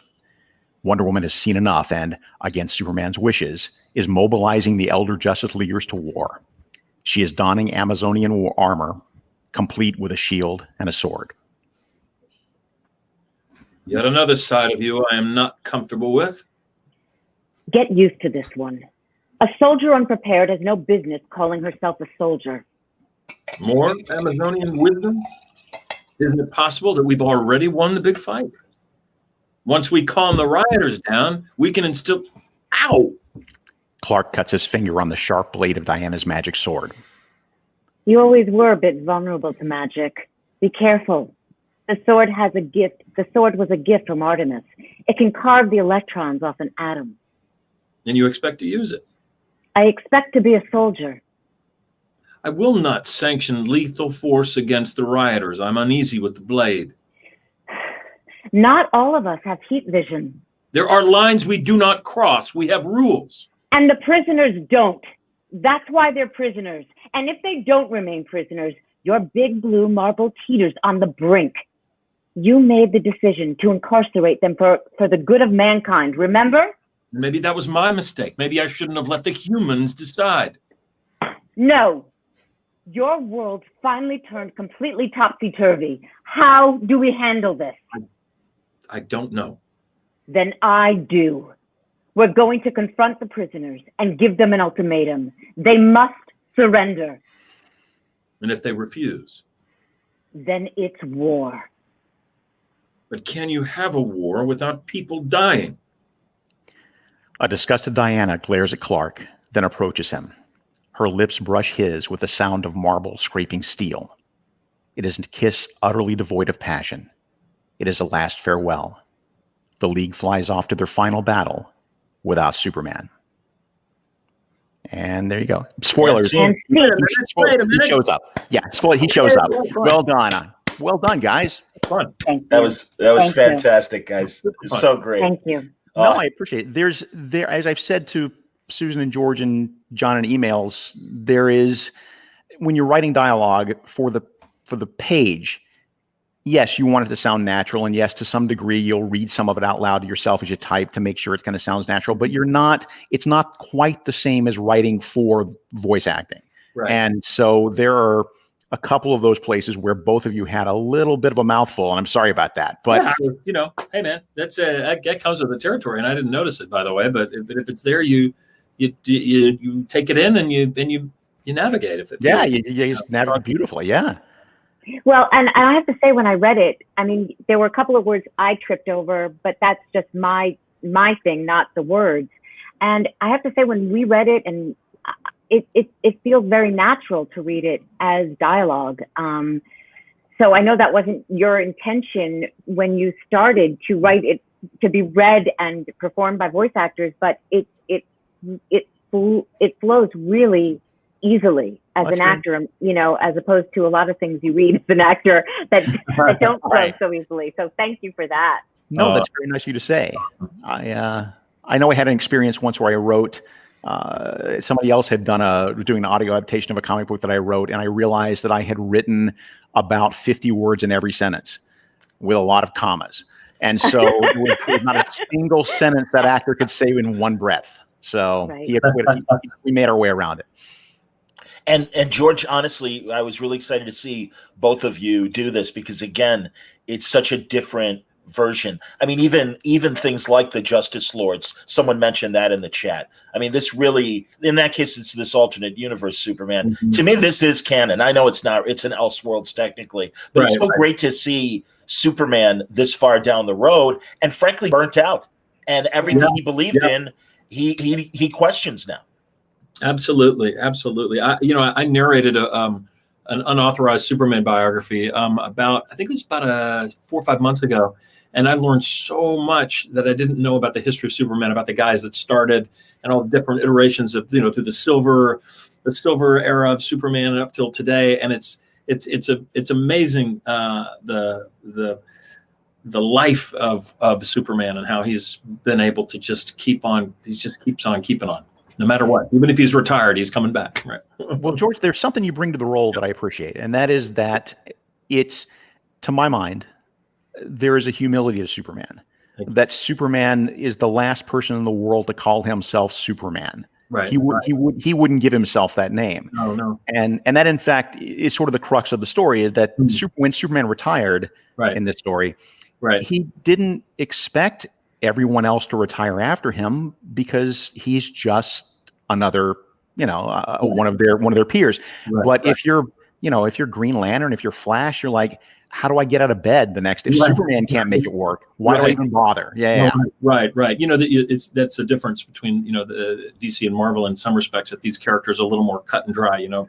Superman really does have there's not a lot of gray. It's good and bad and evil versus good. I've tried to sort of hew to that, and I mean, in the character, I'm sure in my life I've got a lot of gray, apparently. Oh, look what I just found! I just found something in my little studio. There he is. Hey! Oh, jeez. There you go. Get some white out to gray his temples a little bit for this. Right, exactly. But Mark, I'd be curious to hear your thoughts about people. So many writers. There's so much controversy about how Superman is written, and is Superman boring, and is he? I've always loved the character, and I grew up with Christopher Reeve playing the character. So to me, good isn't boring. Just because he's not a dark character doesn't mean there isn't some darkness to him, and some sadness, and some emotional baggage there. Right, But what is your take on writing the character? And, do you enjoy writing Superman? Oh dear God, it's like more than anything else in the world. When people when other writers tell me, "Boy, I find Superman hard to write," I'm like, "Are you nuts? This is the easiest click off a log." Yeah. It's when I approach Superman, the thing that I keep most in mind is that he's alone. Right. He is of a kind. There is no one else like him in the universe, and he's the last survivor of his race. And that's something that is the tragedy of the character. That people say, he's invulnerable, nothing can hurt him, he has no problems, everything is easy. No, that's he lost his home world, he lost his second parents as a young man, and so now because of the nature of who he is, and because he has these powers, I mean, you have to imagine living in a world where everything is made of spun glass and everything is made out of fiberboard, and you can't just be in a pickup basketball game with your pals because you can't volunteer to help somebody move because you might sneeze when you lift their couch and you throw it to the moon, and then so you've got it. Right. So you've always got to, that's what these are for. I always thought that he, I don't want to be too sort of, serious about it, but he really is sort of a Christ figure in the sense that he's fully man, fully God, and conflicted. Why did you put me in this position?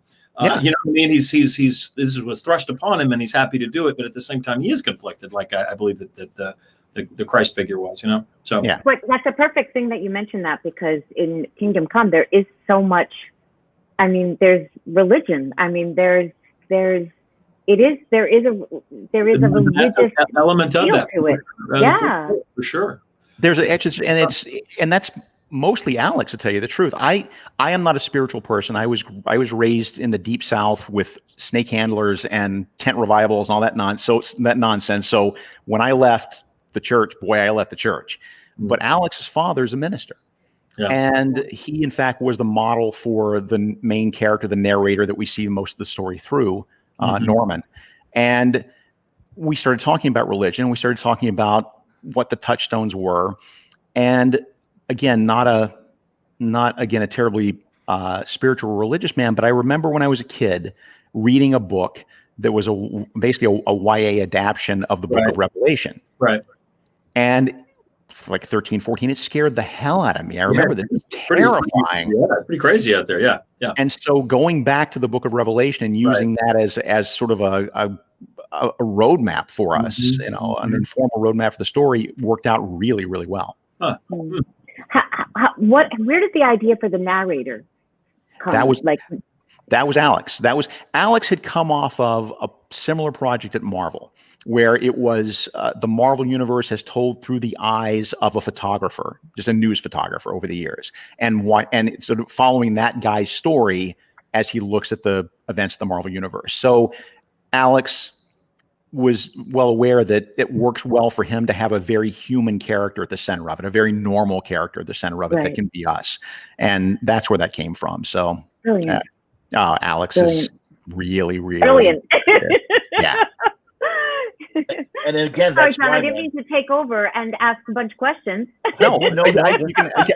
Gee, Mark, will you talk about Superman for a while? My God, yeah, of course I'll talk about Superman until it's tomorrow, Susan. Come on. So this is a great opportunity for the two of you who lived with these characters for years, and a guy like Mark who has lived with these characters for years. So I am out of the way and letting you guys talk. That's quite all right.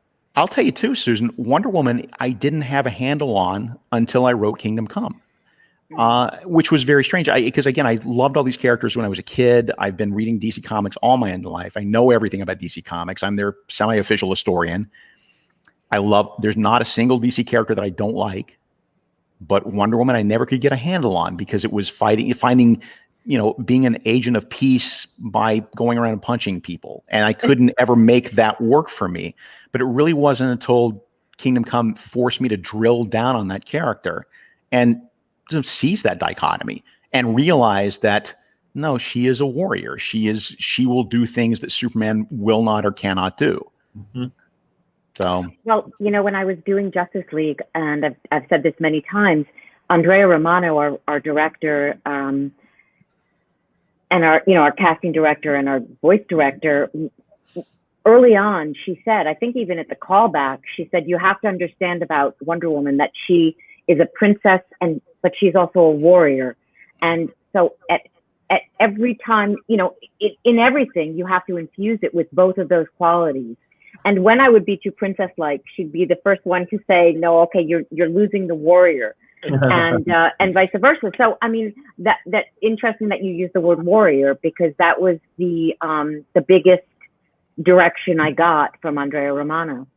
Yeah, it's so easy to play Wonder Woman like Linda Carter, who was wonderful, but that's not, that's all the sweet and nice parts. That's all the soft edges, and that you're able to bring some toughness to it is paramount.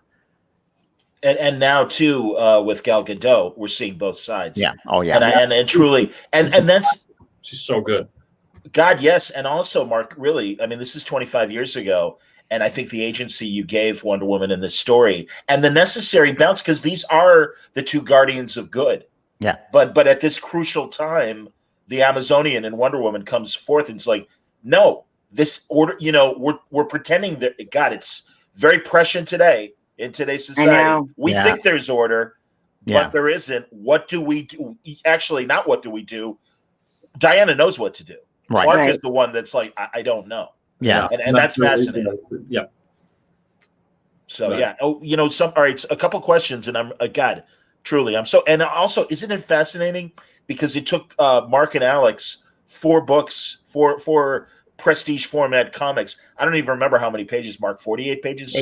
Yeah, so 180 pages altogether. There you go. I was told there'd be no math today, but excellent. But yet, we blew through those scenes in 10 minutes. Yeah. And truly, that's been the fascinating thing watching these adaptations. And I know when they went to Azzarello to adapt The Killing Joke, and he did the script for the cartoon that they produced. And it was, a one-shot graphic novel. And the real essence of The Killing Joke could only be half of a 70-minute movie.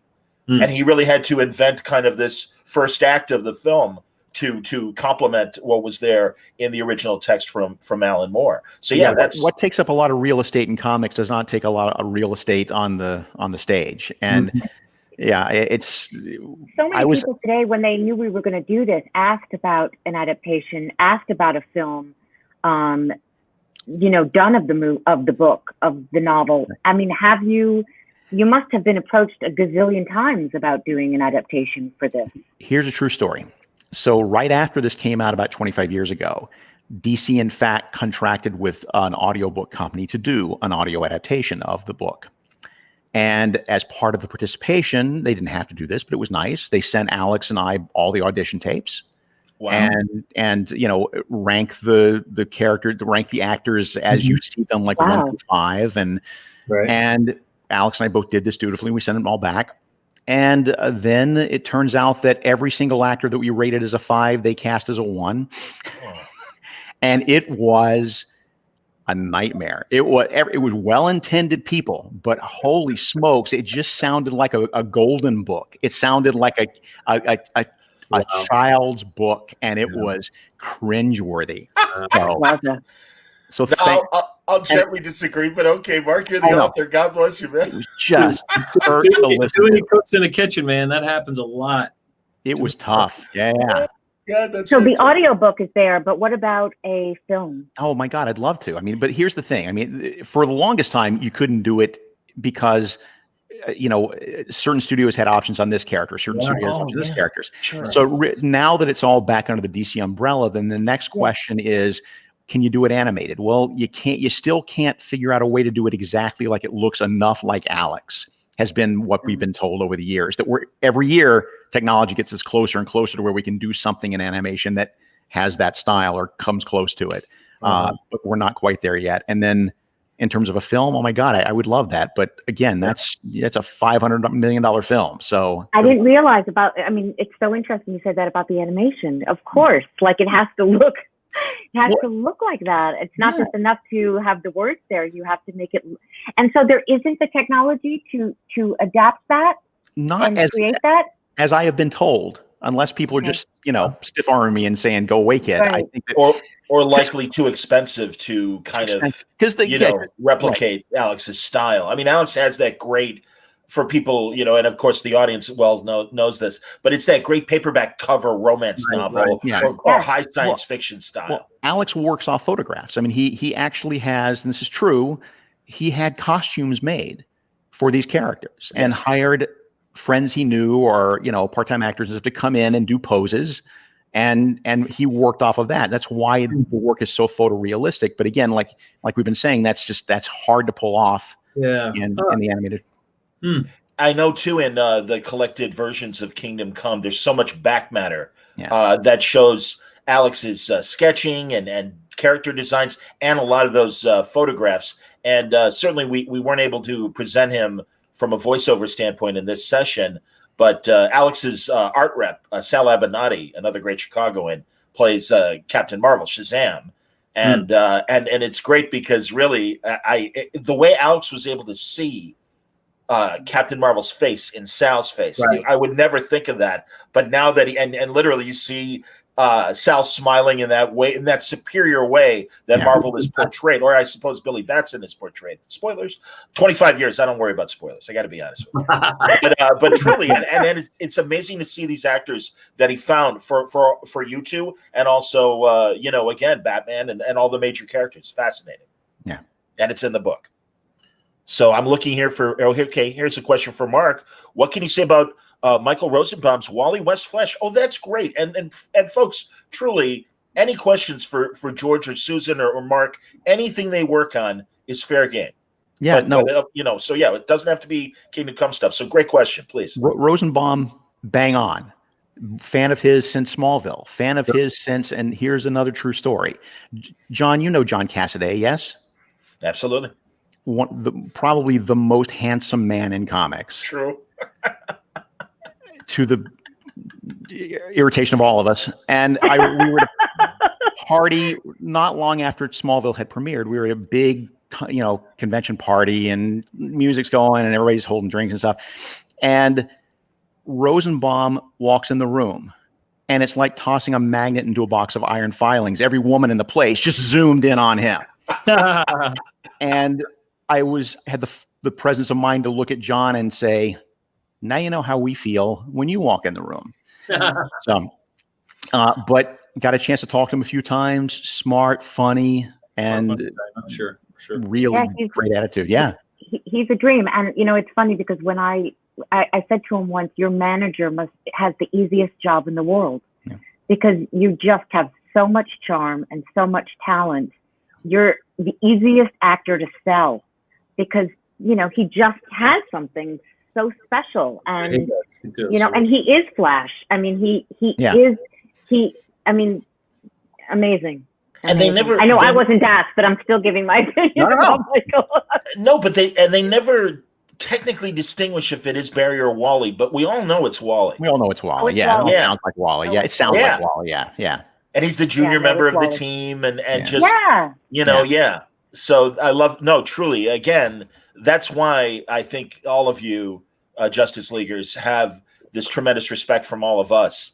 Because unlike Mark's point about the Kingdom Come audiobook casting, really, Andrea really nailed it with all of you. Yeah, and George, I want to ask you, because, Tim Daly had his run on the solo Superman animated thing. Right. Did you look at that? Did you study his style at all? I got to be honest.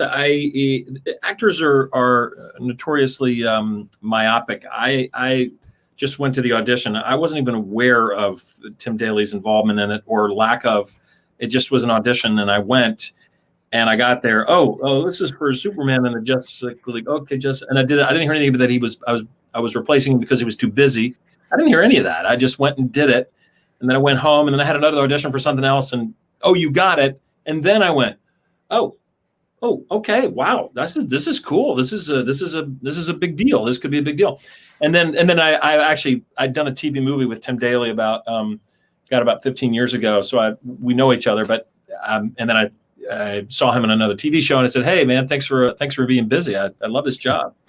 I think if Tim had to do it all over again, he would have made room in his schedule. Oh, I know. Yeah. George, can you tell your Christopher Reeve story? Which one? I've got several, but one that's like really heartfelt and when you work together.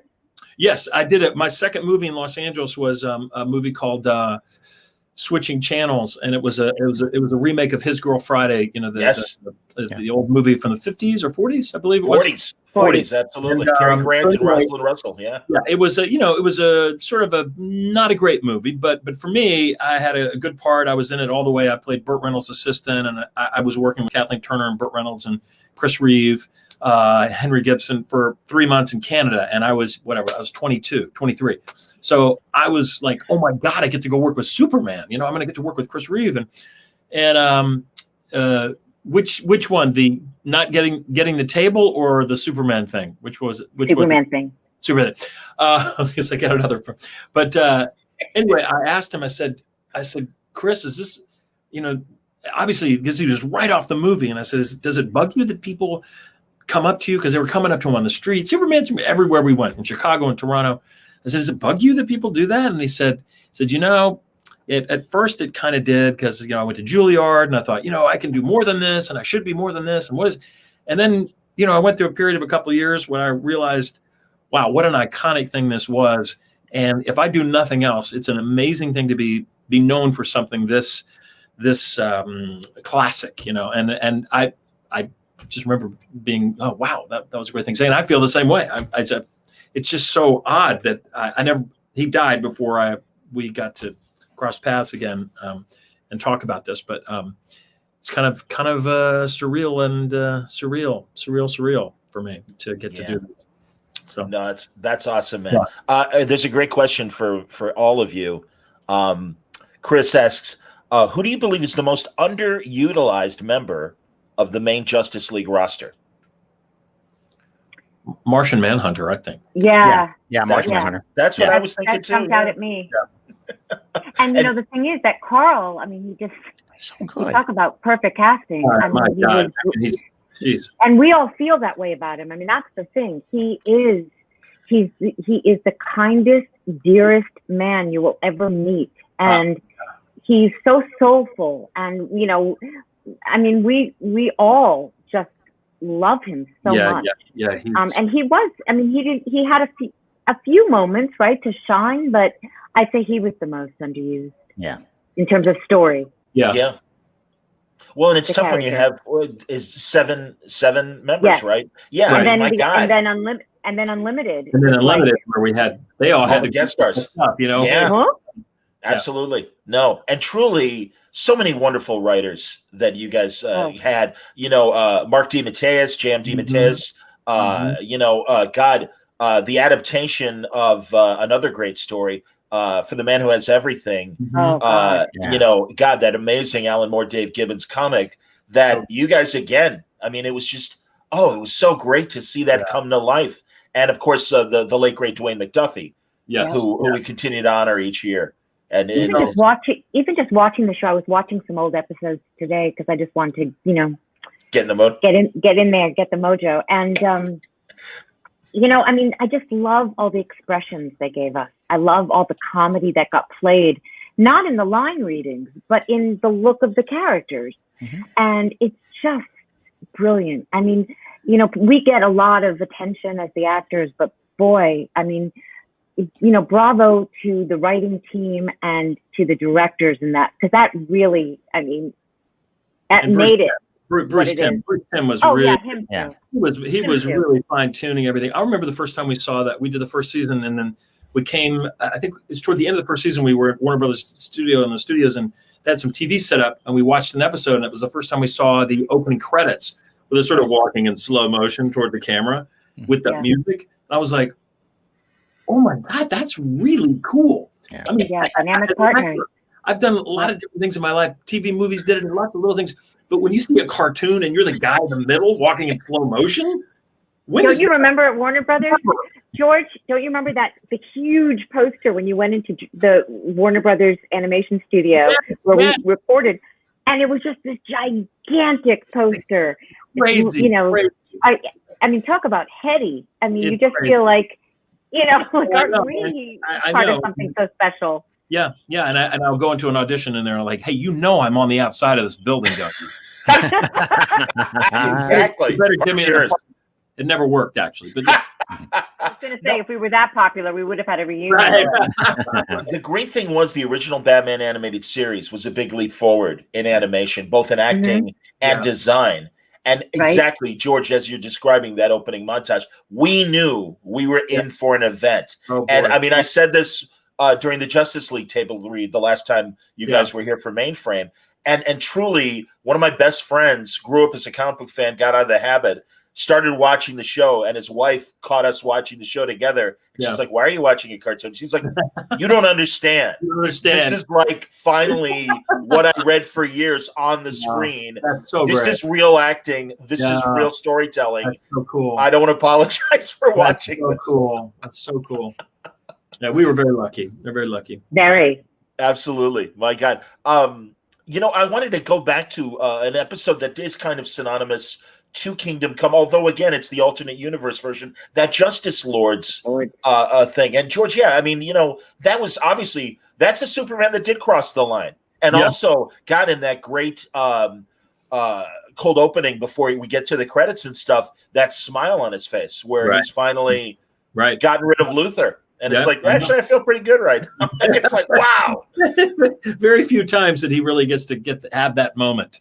It's usually on to the next thing. There's never taken a breath, honestly. So was that fun? I mean, is that great to be able to play that flavor of the character and everything? Always the best. Always the best. It's every actor will tell you it's best to play a villain, or not a villain, but something dark with a smile, or vice versa. It's always easier to play. Have you seen Scandal? Did you see Scandal? Oh, yeah. I played an assassin who got to actually have fun, which was, and make jokes. Right. Absolutely, man. No, you were fantastic. And really, it's so great to go ahead. I was just going to say to go from Father of the Bride to, and also a lot of those roles that you had through the 90s and stuff. I know, I'm either like the best guy or the worst guy. Right. Absolutely, that's the worst. Yeah. That's outstanding, man. All right, Jimmy, the animated series was great for diversity as well, because my first experience with an African-American superhero ever was John Stewart Green Lantern. So much so that and again, much like when the Spider-Man movies were happening, but when the Ryan Reynolds Green Lantern movie happened, everyone's like, where's John Stewart? Because millions knew John Stewart. And I would say generationally, Mark, you'd likely agree, as us old comic book readers and stuff, as much as we love Hal Jordan and all the other ones, television, John is the guy for millions. Green Lantern. It's been great to watch that. To you and me, it was Hal Jordan all our lives growing up. And then John Stewart, the fact that so many African-American kids had someone that looked like them who was a superhero on the screen. That was so awesome. And I Hal, great. Hal, you stand over there. This is John's moment. Yeah. Well, you guys are much more history buffs about all this stuff. Was that more prevalent in comics, in animation, before the other media forms, with African-Americans and other minorities being able to be seen as lead characters in these things? Or was that first comic in your film? Kind of. John Stewart had shown up a few times in the 70s, just sort of passing through, just a supporting character they check in with every once in a while. I mean, you got to remember, the audience for funny books in America in the 60s, 70s, 80s was white kids. Predominantly, white boys. Yeah, Black Panther was kind of the first of the 60s that really broke through and made a mark, and certainly his involvement with the Fantastic Four and the Avengers certainly helped. But John Stewart was a backup Green Lantern. Yeah, and also the second, or no, was Guy first or John? Guy was first or second, so he was like second lead, or second alternate, right? And third string quarterback, if you will. Yeah, basically. And so like you said, so it really, as much as anything, the cartoon show really did contribute to this idea of, they don't all have to be white, guys. They don't all have to look like us, and that's great. How many African-American writers were there, to write those characters? There weren't. That's just it. Then how many women were there to write Wonder Woman? None. Just a handful. There was. You're right. None for Wonder Woman. Which is why it took so long to get a feature. I mean, how many iterations of Batman? How many? I love obviously everyone knows I love Batman, Right. but you know, and Superman. But I mean, my God, you know, it took forever to get her animated, to get her, you know, a live action film. Yeah. And the other Trinity members, you know, some of those movies were good and some of them weren't good, but they were given another chance. Yeah. Whereas I don't know if Wonder Woman had not succeeded and hadn't been as extraordinary as it was, I don't know how long it would have taken to get another movie out of that. No, I don't think there would have been a Justice League movie. I don't think there would have been anything past that. I think that Right. that would have been the Ryan Reynolds Green Lantern curse, and that would have just kind of slammed the lid down on that coffin. Yeah. Yeah. And I believe there is something brewing in the GL universe eventually. I'm not exactly sure what it is. Oh, I'll tell you, it's they're HBO Max. They're doing Okay. like an ongoing miniseries or whatever. Wow. So with cinematic values, with it's done by a lot of the movie people and so forth. It's going to be done big budget, but it's like a 10 episode, like Watchmen was. This is what it's all going to be. I don't think many people go to the movies anymore. I think it's just all going to. I think this pandemic has really changed stuff, I think, Here's a sad question for you. What's the last movie you saw in a movie theater? I'm trying to think. Someone asked me that, and I swear I can't remember. I know that in the last year I have, but it's not not much. Like maybe one. I want it because honestly, that comes up a lot. I believe mine was Ad Astra because as a SAG member, I do get screeners now for the SAG Awards. So honestly, I was kind of spoiled with everything that came late in the year. And so, and there was nothing at the beginning of the year that really intrigued me. I was ready to see Bloodshot. I was ready to see Birds of Prey in the theaters. And then COVID hit. So, Susan, what about you? I mean, it's been I don't know. It's been a while. 1917. Again, I saw 1917. That's what I saw. Which what was it? 1917.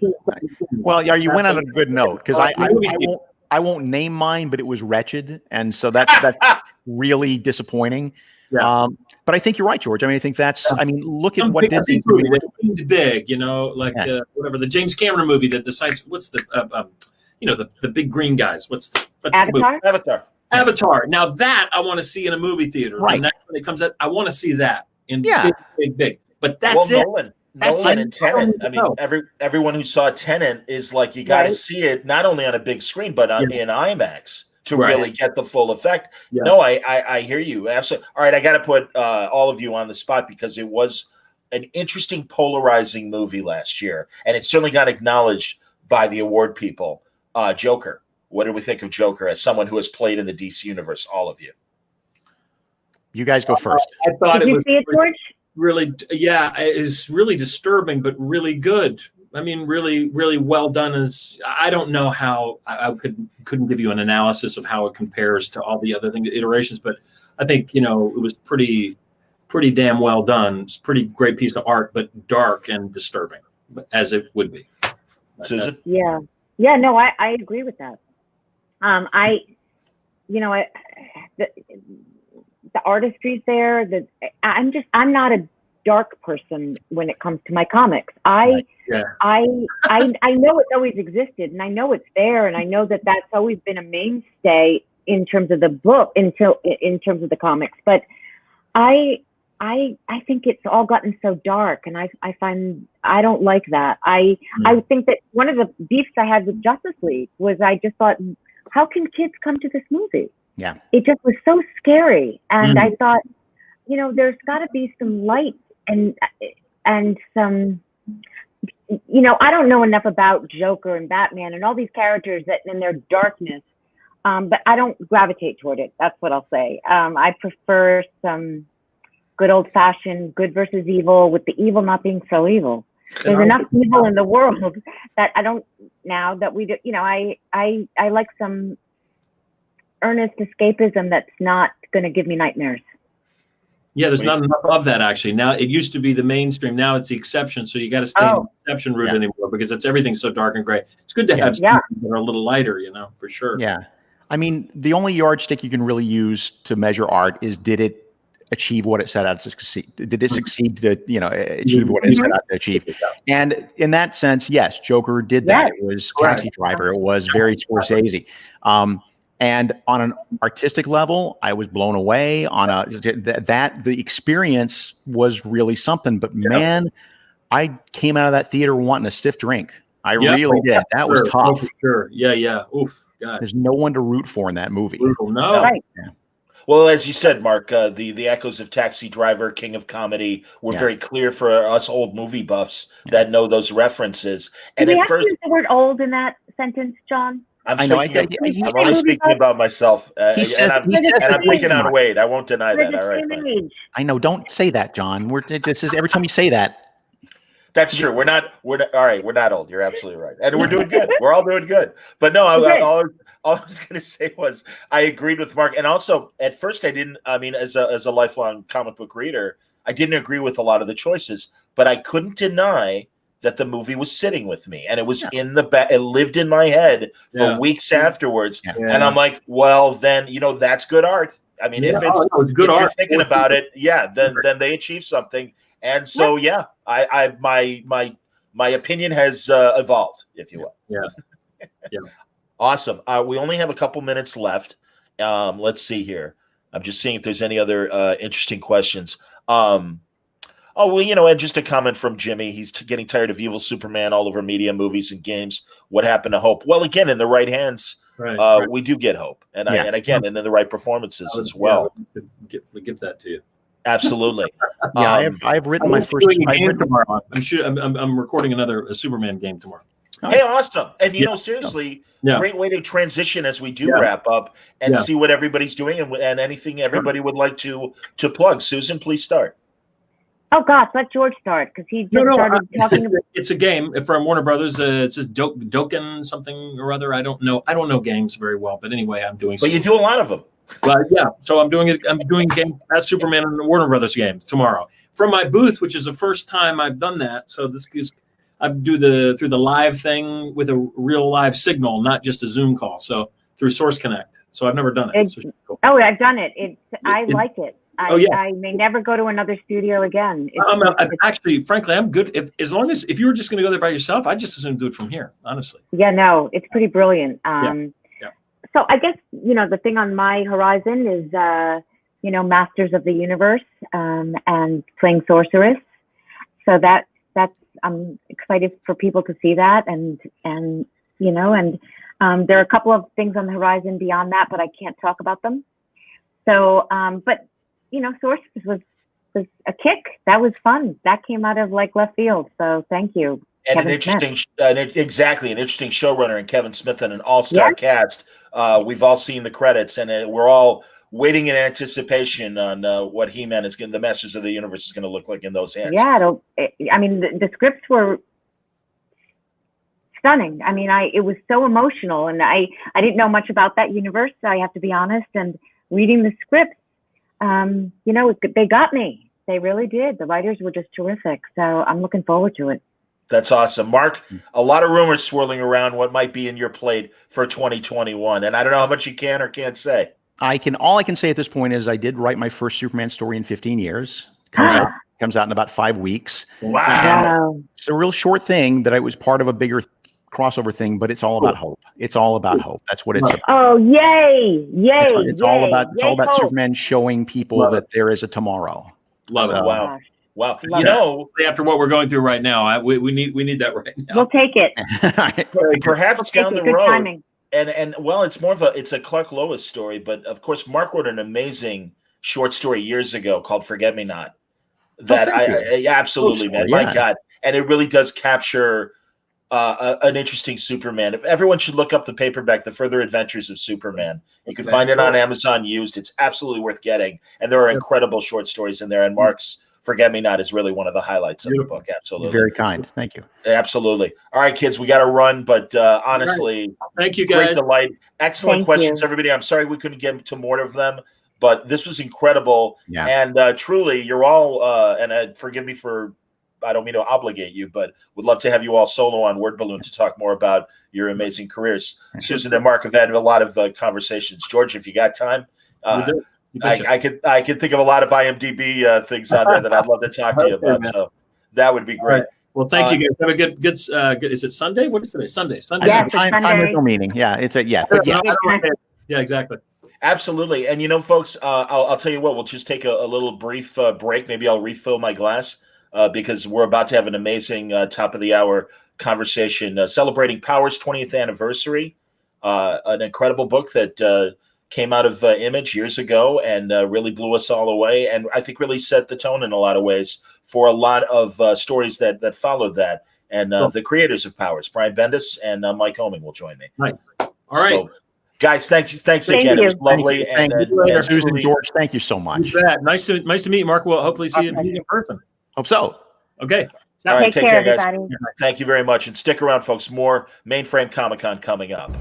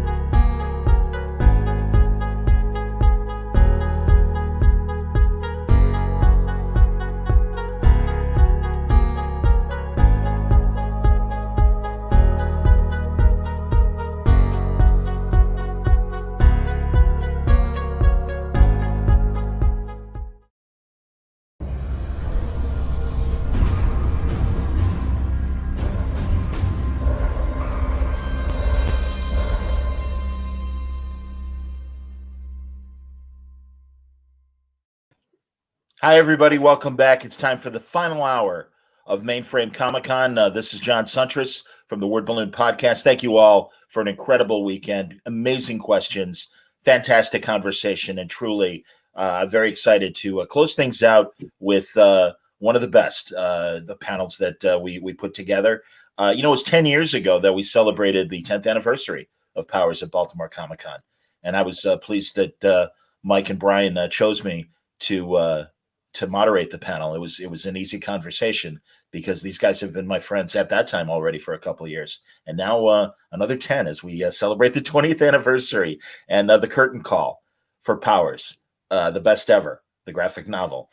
Brian Bendis will be joining us shortly, but in the meantime, it's great to welcome the co-creator of Powers, the co-plotter and co-writer at times as well. It's Mike Avon Oming. It's great to see you, Mike. Hey, John, how's it going, man? It's going great, buddy. Seriously, thank you very much for doing this. It's been an incredible ride with the con this weekend, but also, my God, 20 Years of Powers. And how really, Mike, how long, because you're the guy that's doing the heavy lifting, how long did it take to really come up with, draw the book and then really you like think it out with Brian? It happened pretty quickly. Really early on, Brian and I just bounced back some ideas back and forth.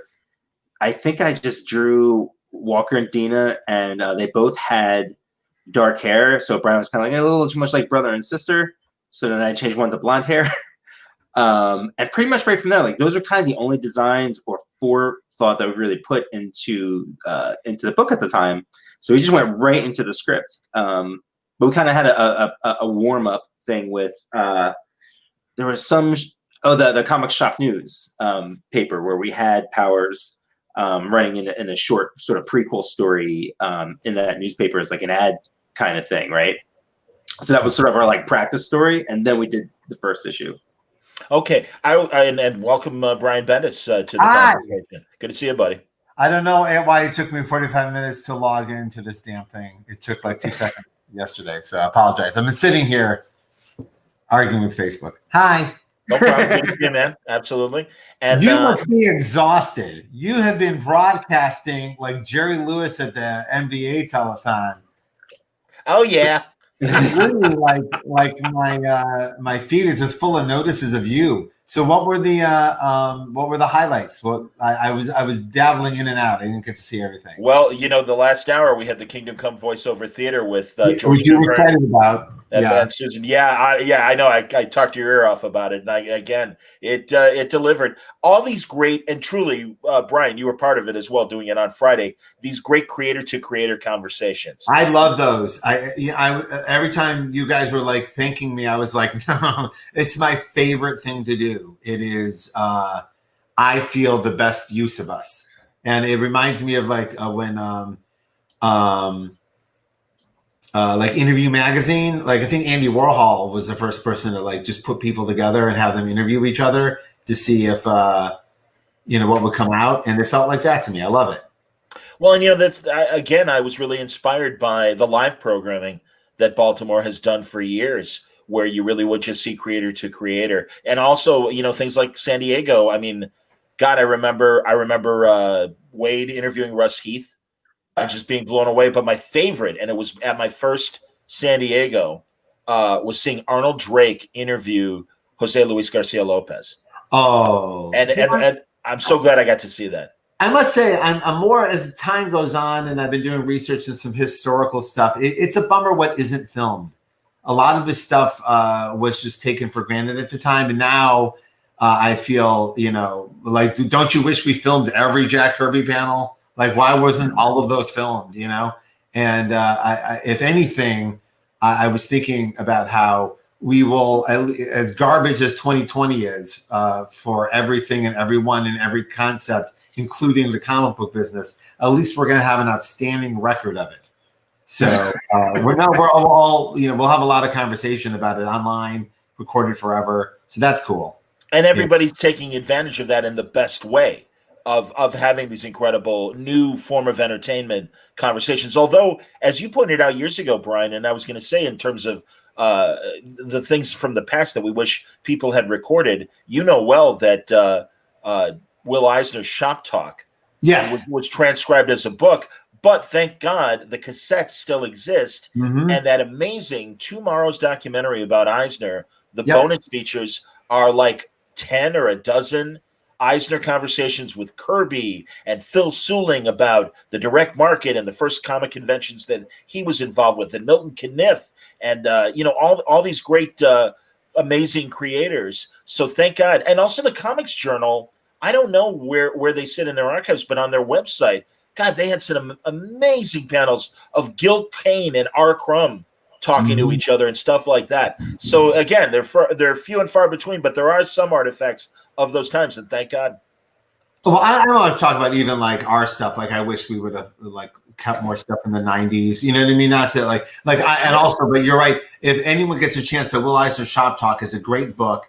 It's also like, Will Eisner invented the podcast on top of everything else. It didn't have a name then, but if you listen to it, it's this podcast by him, you know. And for those of you who don't know, I quoted generously in cover that story about Jack Kirby and the magic pencil. It's from Will Eisner's Shop Talk. He actually describes that story to Will Eisner about how people always come up to him and go, "What pencil do you use?"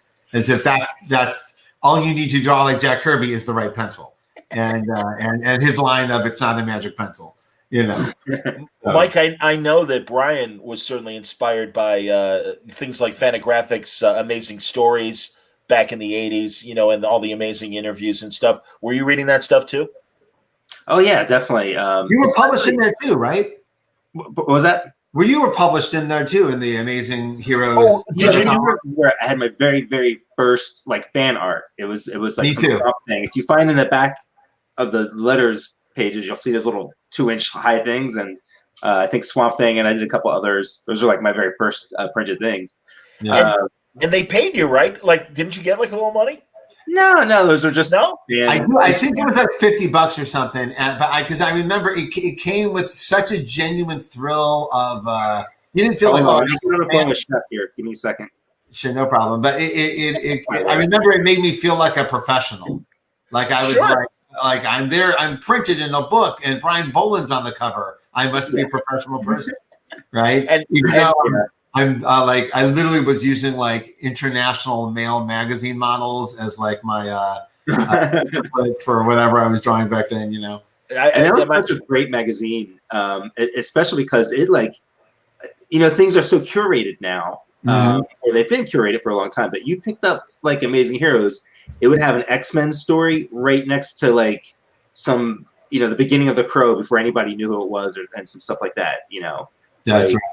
It had everything in that book. And like when I was first reading comics, it was such a great way to learn about like what was going on in the industry. And that was some of my first exposures to even like, and seeing ads to stuff like First Comics, you know, all the other stuff I wasn't seeing, you know, it was this window into everything else. That was an awesome magazine for sure. It had more content than most. It was just like right in the middle of Buyer's Guide and Comics Journal was like right in the middle there. Right. So, from a sensibility standpoint, absolutely. And also it was, I mean, these great in-depth interviews of what was going on in the creators' heads at the moment while they were making these books. Incredible looks at Dark Knight and Watchmen, but everything. And truly one of the inspirations for my show, Word Balloon, was loving those magazines and Rolling Stone interviews and Playboy interviews and the great music magazine Musician that would have really great in-depth stuff of how, you know, songs and albums were made. So yeah, that's kind of where my inspiration for doing what I do for my show and doing panels like this. Yeah, but a lot of us got our first published work in Amazing Heroes letter column. It's all garbage, but it just to see your lines printed is an enormous education. It's hard to describe. Like you can look at the piece like 100 times. I mean, everyone's different, but me and a lot of our friends, like once you see it printed, you see it for real. Like you're not seeing it right until you see it printed, and that was also like it was my first time seeing my art at a different size. Yeah, this was like 1980 something, so there wasn't like photocopy machines around all over the place where you can just scan your art and see what it looks like smaller. Like you just saw it at the size you drew it. You know, especially living in a small town, like there was no place to go, you know what I mean? There was no resources for any of that stuff. So like, yeah, that was the first time you saw lines like, oh, and you see everything disappear and, you know, how lines hold up and they don't hold up and stuff. And yeah, you feel like you're in the real world suddenly. There's two kinds of people listening to this right now. Some people going, yeah, I know exactly what you're talking about. And people going, man, they are way older than we thought. Man. 80s. You should like my kids sometimes gather around me when I start talking about the 90s like it's like the Great Depression or something. It's hilarious. I mean, honestly, man, it's and I've told you guys this before. Like, I'll see a band that I loved from the 80s and they'll put out something new. Like, Brian, you were showing me, the Go-Go's little Zoom reunion while they're singing We Got the Beat. And as I was telling Brian, I'm like, yeah, I saw them open for the Police in 1982. And it's like, oh my God, that was 38 years ago. And I'm like, literally, I remember my father being the same way in the 80s. Like, oh yeah, when I saw Benny Goodman in the 40s, that was amazing. And it's like, oh my God, I'm my father. What happened? But Belinda Carlisle is 62 years old. She looks amazing. Oh my God. I looked it up. I'm like, wait a second, I'm not young. And she's older than me. How old? Yeah. It was amazing.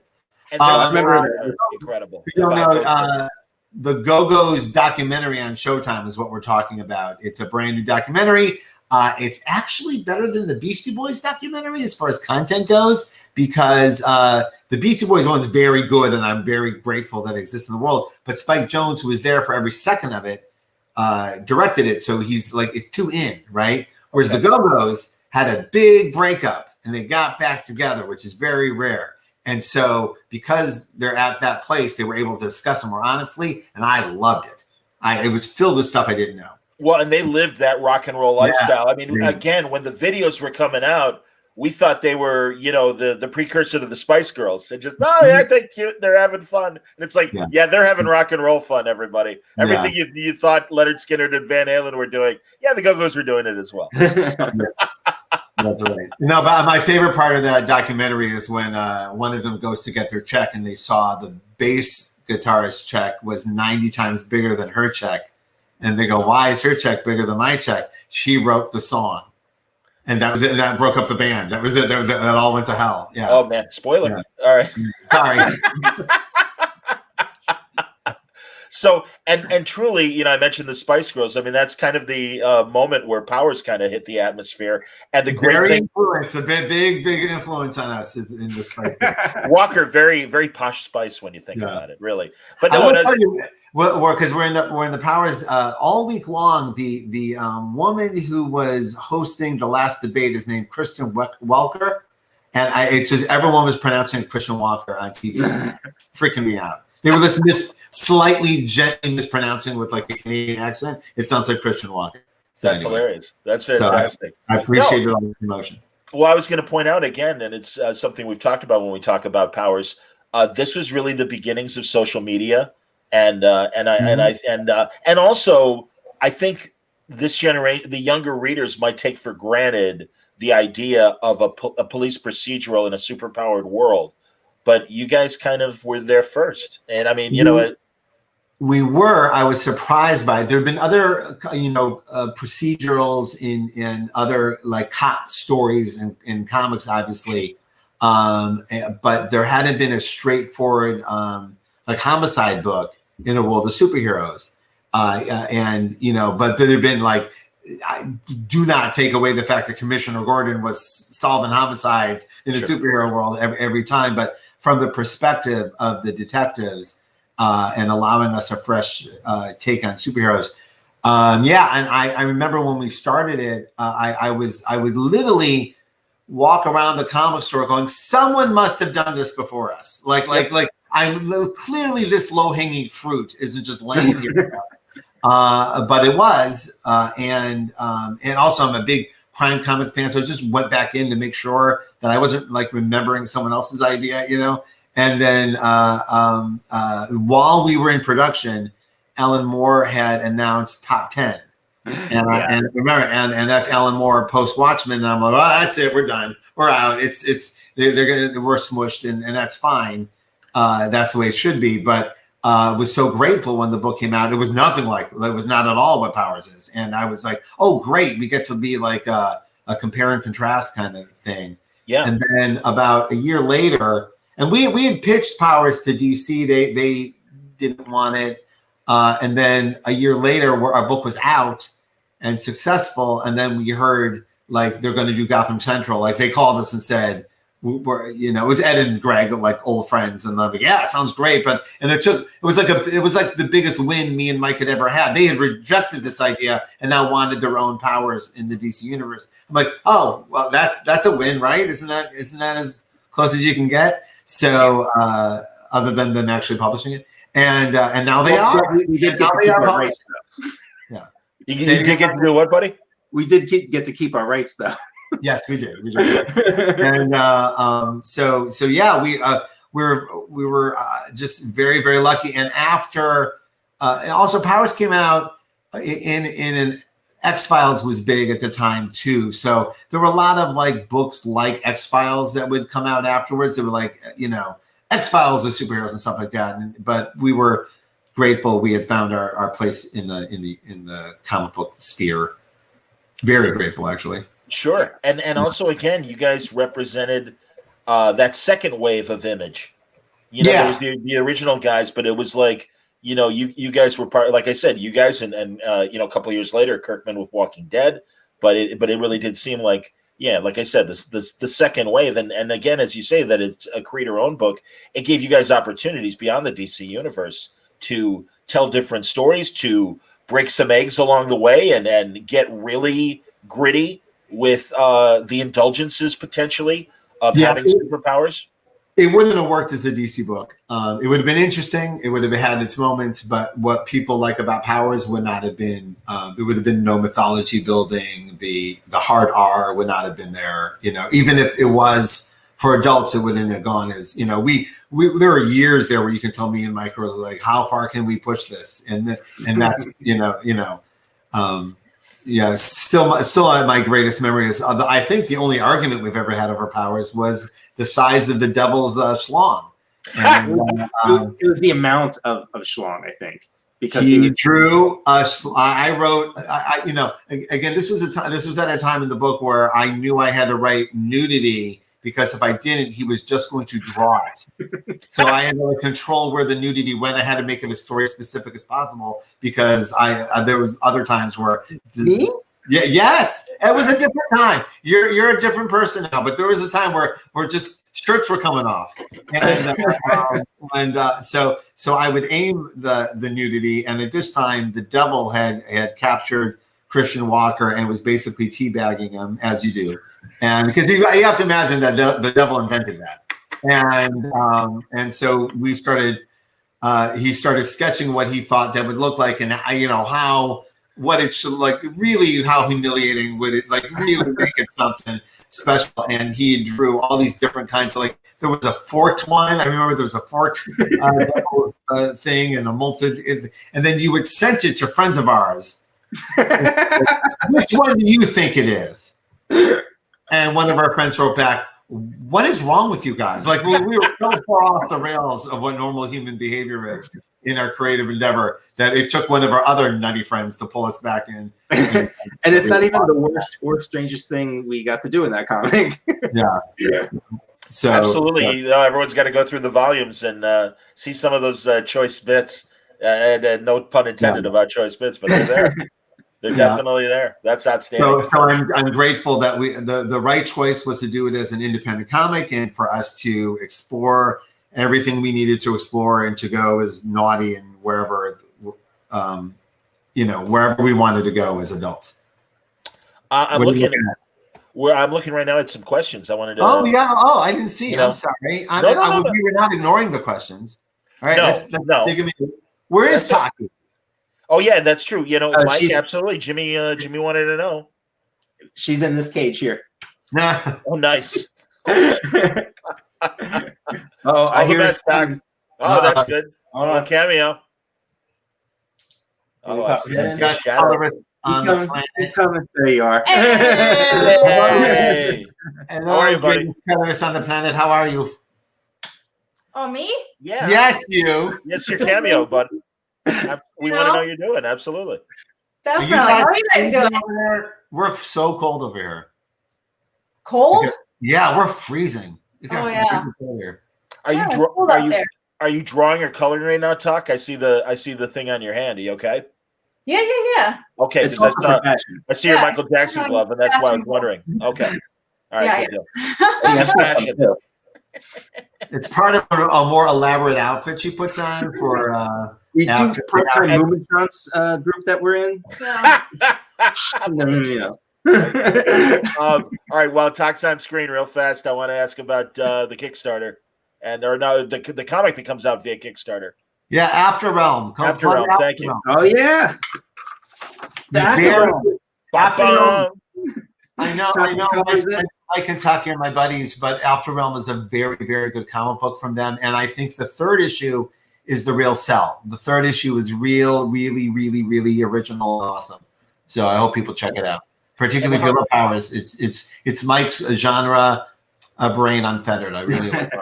Thanks. Sure. And we're doing the Kickstarters quarterly. I think the next one we're going to do mid-November. And that'll be for issue 4, which is already drawn and stuff. And Cool. yeah, just going to keep that ball rolling.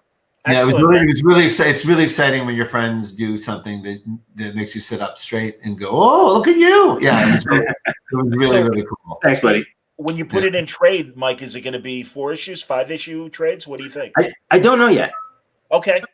This is I know it sounds a little BSy when writers talk about how organic their story is, but considering the format of Kickstarter, it's just completely different than a regular direct market comic. You can really take your time telling the story. So I'm still trying to gauge it, especially because some issues are like 64 pages, some are 48 pages and stuff. So I'm going to guess about issue 5. I understand. And, honestly, that's been the recurring conversation with all of you since Diamond had their brief shutdown and these alternatives. But also the great thing, I was talking about it with Brubaker, that you don't have to limit yourself in chapters to be 20 or 22 pages. And, I mean, that was also a great hallmark of Powers and an infamous issue that went all the way to the back cover. And I loved it. And a lot of people are like, hey, where's the back matter? Where's the letters? Where's all the stuff? Where's the no life suggestions of what to watch? Yeah, F you, man. And it's like, I'm sure that's exactly correct. We just trying to give you more story. Yeah, It's a continuing struggle I have, which is I'm thinking like an indie guy, and I'm like, oh, just fill the book up with stuff. I'd be thrilled. It's still whatever it costs, and you're filling up the pages full of content. And then we thought, hey, listen, we can go to the back cover. It's our back cover. We did that one. We used it. We don't have to make it an ad. Some people didn't get that it went to the back cover. It looked like there was a pagination missing. It looked like the book, the letter column was actually missing from the book. So I understood the complaint. But you try your things. You try them. So absolutely. Yeah.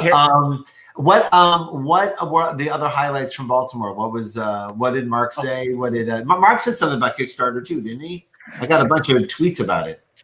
I don't know. God, I mean, honestly, between hosting the panels that I had to host and wanted to host, I won't deny I did miss a couple conversations. Oh, okay. I thought you were in on that one because I was napping. Well, the great thing is, thank God, because I'm part of Mainframe and stuff. These are all Word Balloon episodes, including this very conversation. So yeah, I mean, I'm literally sitting on a couple of weeks of content. But by the same token, people are like, "Can we talk this week? Can we talk Monday? Do you have time before Halloween?" It's like, yes, it'll be fine. And that's why I do 25 podcasts. There are people in our business that think they need to promote their book the week of the national election. They think this is the week. I'm going to get out and get some promotion. All right. You still think there's going to be an election that week? No, that's what I'm saying. While people are talking about the election that never happened, then maybe.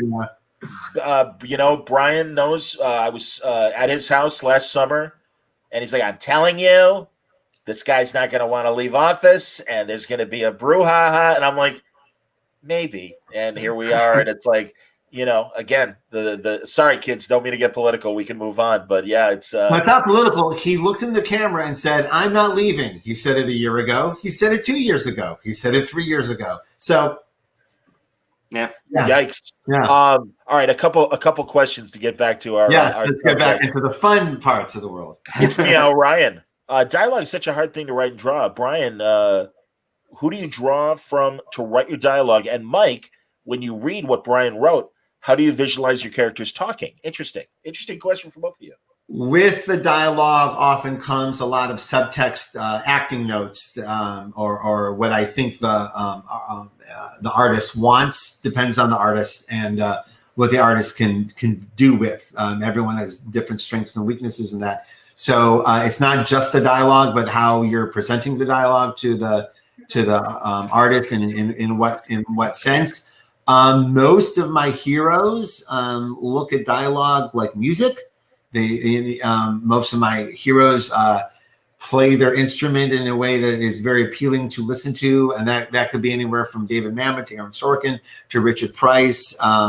There's a lot of playwrights that I'm a big fan of, and I look to them because playwrights are able to often get the story across through dialogue without it sounding like exposition that you're giving to the reader. It's like more natural way to get across the information. So I spend a lot of time on that to this day, trying to find the best way to do the least cliche thing you could do with the dialogue, which often brings, when you do that, it's harder work, but then things start to flow in a nice way, and the jokes get better and more in the moment.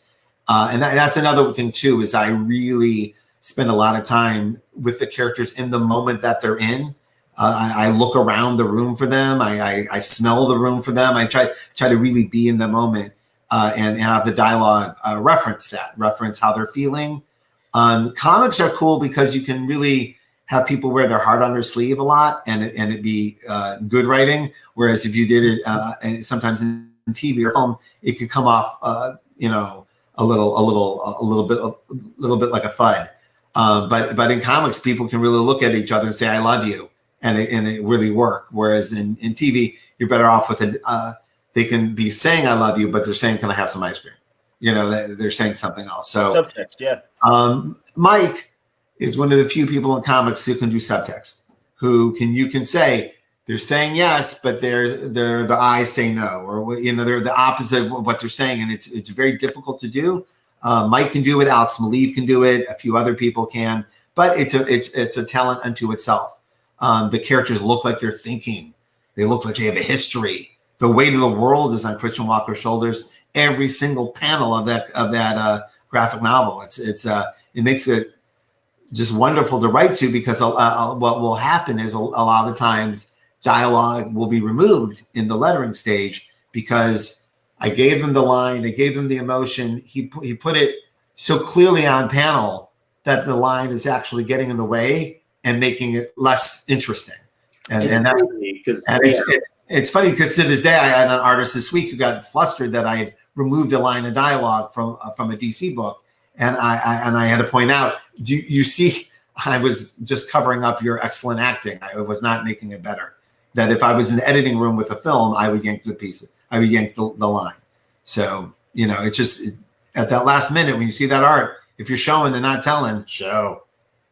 Yeah, Brian. I mean, that's the highest compliment you can get working with Brian, and it's like when I know that we're at our peak Michael Jordan-like levels working, which isn't all the time. That's why I'll make that joke. Like, it's not all the time, and when you get there, Brian's writing brings out the best acting in me, because he does write subtext. He does write that thing of what people are saying versus what they're feeling, and when I'm able to do that, to reciprocate and do that really well, then a lot of times, like he says, he'll take the dialogue out, and there is a part of me that feels like, oh, but shit, man, like I got here because of the way you wrote it, and I want to see those words. But you have to be your own editor sometimes, and realize, well, the best bet is to take it out. If Brian's taking it out, then it's only me who ever saw that and has that feeling, that weird attachment to that moment. But we made a better moment together. Yeah, a better moment than either of us had intended at the moment, and that's like one of the best things. That's one of the best feelings you can get, and we get at least once an issue. Oh, that's awesome. Go yeah. ahead. When I start piling on the dialogue, that's when there's trouble. Great questions here, and I want to get to them, and comments as well. Taylor says, want to thank you for always creating characters of color and diversity. Off topic, Brian, and I'm going to zoom in. He sees the Akira box set. So he's got to ask, what other manga are you a fan of? And he wants to know Mike's favorite manga as well. Akira's and Atomo is my favorite. I hate to be so on the edge of wow, what a shock! Someone in America likes Akira, but and I was actually watching an Akira little documentary last night on the YouTube, because that's where I am in my life, and I was shocked what year the movie originally was released versus when I had seen it, because I remember seeing it thinking it was an older movie, and it had only been out 6 months. So I'm the way it was presented to us in America was unique, and it was a game changer for me as I was finding my feet and my voice as a comic creator. I think it came out in 1991. My first book was published in 91, which makes next year my 30th anniversary in comics. And buy me a cake. And but so it was very, very, very important to me, the movie and the book itself. How about you, Mike, with manga and anime? Yeah, relatively obvious. I mean, there's Otomo is a big one, not just his Akira work, but just his body of work. Shiro Matsumune, I think his name is, did Appleseed. That stuff was really super mind blowing when I saw it. I still love it, and and obviously Miyazaki Films, and the Valley of the Wind graphic novel set is just it's just a masterpiece. And they're all such different creators who just do things in different ways that it's amazing at how wildly diverse those subjects are just under that. And then there's a bunch of modern artists that I follow on YouTube. I don't know what they're working on or what their art is, but they'll just post. I think there's a guy named Yoshido. I forget his name offhand, but he just does live inking and drawing. So it'll be like a 4-hour video of just the sound of a pen. Really, nothing else. That's fantastic. It's the best. Yeah. Yeah. So that's how I absorb it now. That's awesome. Let's see here. Hey, a couple people were saying nice things about Powers, the best ever graphic novel. Last time we had all gone together, the book was just shipping, so we were talking about it more in the abstract. And now it's been out, and I just wanted to say we got a lot of email and posts about the graphic novel. I have some kind of pandemic brain. I didn't I was just putting books out in the middle of this. You're no one's going to see this. And I was so delighted and just thank you for buying the book. Thank you, however it is that you got the book. Thank you so much. First of all, thank you for sticking with us all these years, and then thank you for going out of your way to get the book this summer. That was very, very cool. I just wanted to say that to everybody. Absolutely. Yeah. I wish I was more sort of verbal about it or social media about it when we came out, but we tend to have these moments with Powers, these really big moments that we've been spared of too much excitement or happening too quickly, too fast. Like the television show happened after 10 years of movie deals that didn't quite happen, and then a pilot that didn't quite happen. So by the time we actually made the show, we weren't like, oh my God, losing our mind, right? And then with the end of Powers coming about, it was a very, very long process for a lot of reasons we could talk about. So by the time it came out, we had really emotionally been through everything already. And then by the time it actually comes out, the pandemic's heading. So it really, really was a nice way to soften, the ending of Powers and stuff. Wow. But I do wish I was more verbal or just more out there on social media, really thanking people for the moment. It was just hard, You know what? I find I have this with Superman and Legion too. You want to engage everybody because everyone's going out of the way to write nice things to us, and then you just feel like the world's burning. I don't want to read exactly a bunch There's of no victory lap while everybody's dying. Yeah, and then but at the same time, our job is to hang out and have fun and chill and make people forget about it for 10 minutes. So it's always this weird balance with me. I would just take these moments where I really feel everything's calm, like this moment, and we can all just take them in and say hi. But I'm sorry if I'm not as engaged as I used to be online. It's just very difficult to know what kind of energy is appropriate, or sometimes even when you're feeling it or not. But I would say for both of you, honestly, and then truly, this has been the recurring conversation with all the creators I talk to. You could talk about making the donuts or you could make the donuts. And you guys are making the donuts. And frankly, you are comforting a lot of people while you make the donuts because I've seen the numbers. Graphic novel sales and comic sales are doing just great during the pandemic. They really are. People, we're inside. Go ahead, Brian. You can expand on that. No. And I wasn't sure. Me and Mike had talked about this. We are sadly old enough we have been through other economic downturns in the market. And historically, every time there's an economic downturn, entertainment spending goes up because people just need to chill. And I understand that. It's just for something because there's so much going on. We're in 4 different reasons the world's gone to hell at once, and it's just hard to process that sometimes. So I wanted to say I'm having mental problems about it. I'm grateful that the readers are enjoying the work. That's why we're doing it. The same thing with Legion. We had this like crazy 44 artist Legion project that we put out in the middle of all this, and everyone was really enjoying it, and it was created to be enjoyed. And then I was like, I can't. I don't know. I can't retweet all this. It's just you don't want to be there's a debate going on. I'm like retweeting things about Ultra Boy. Anyway.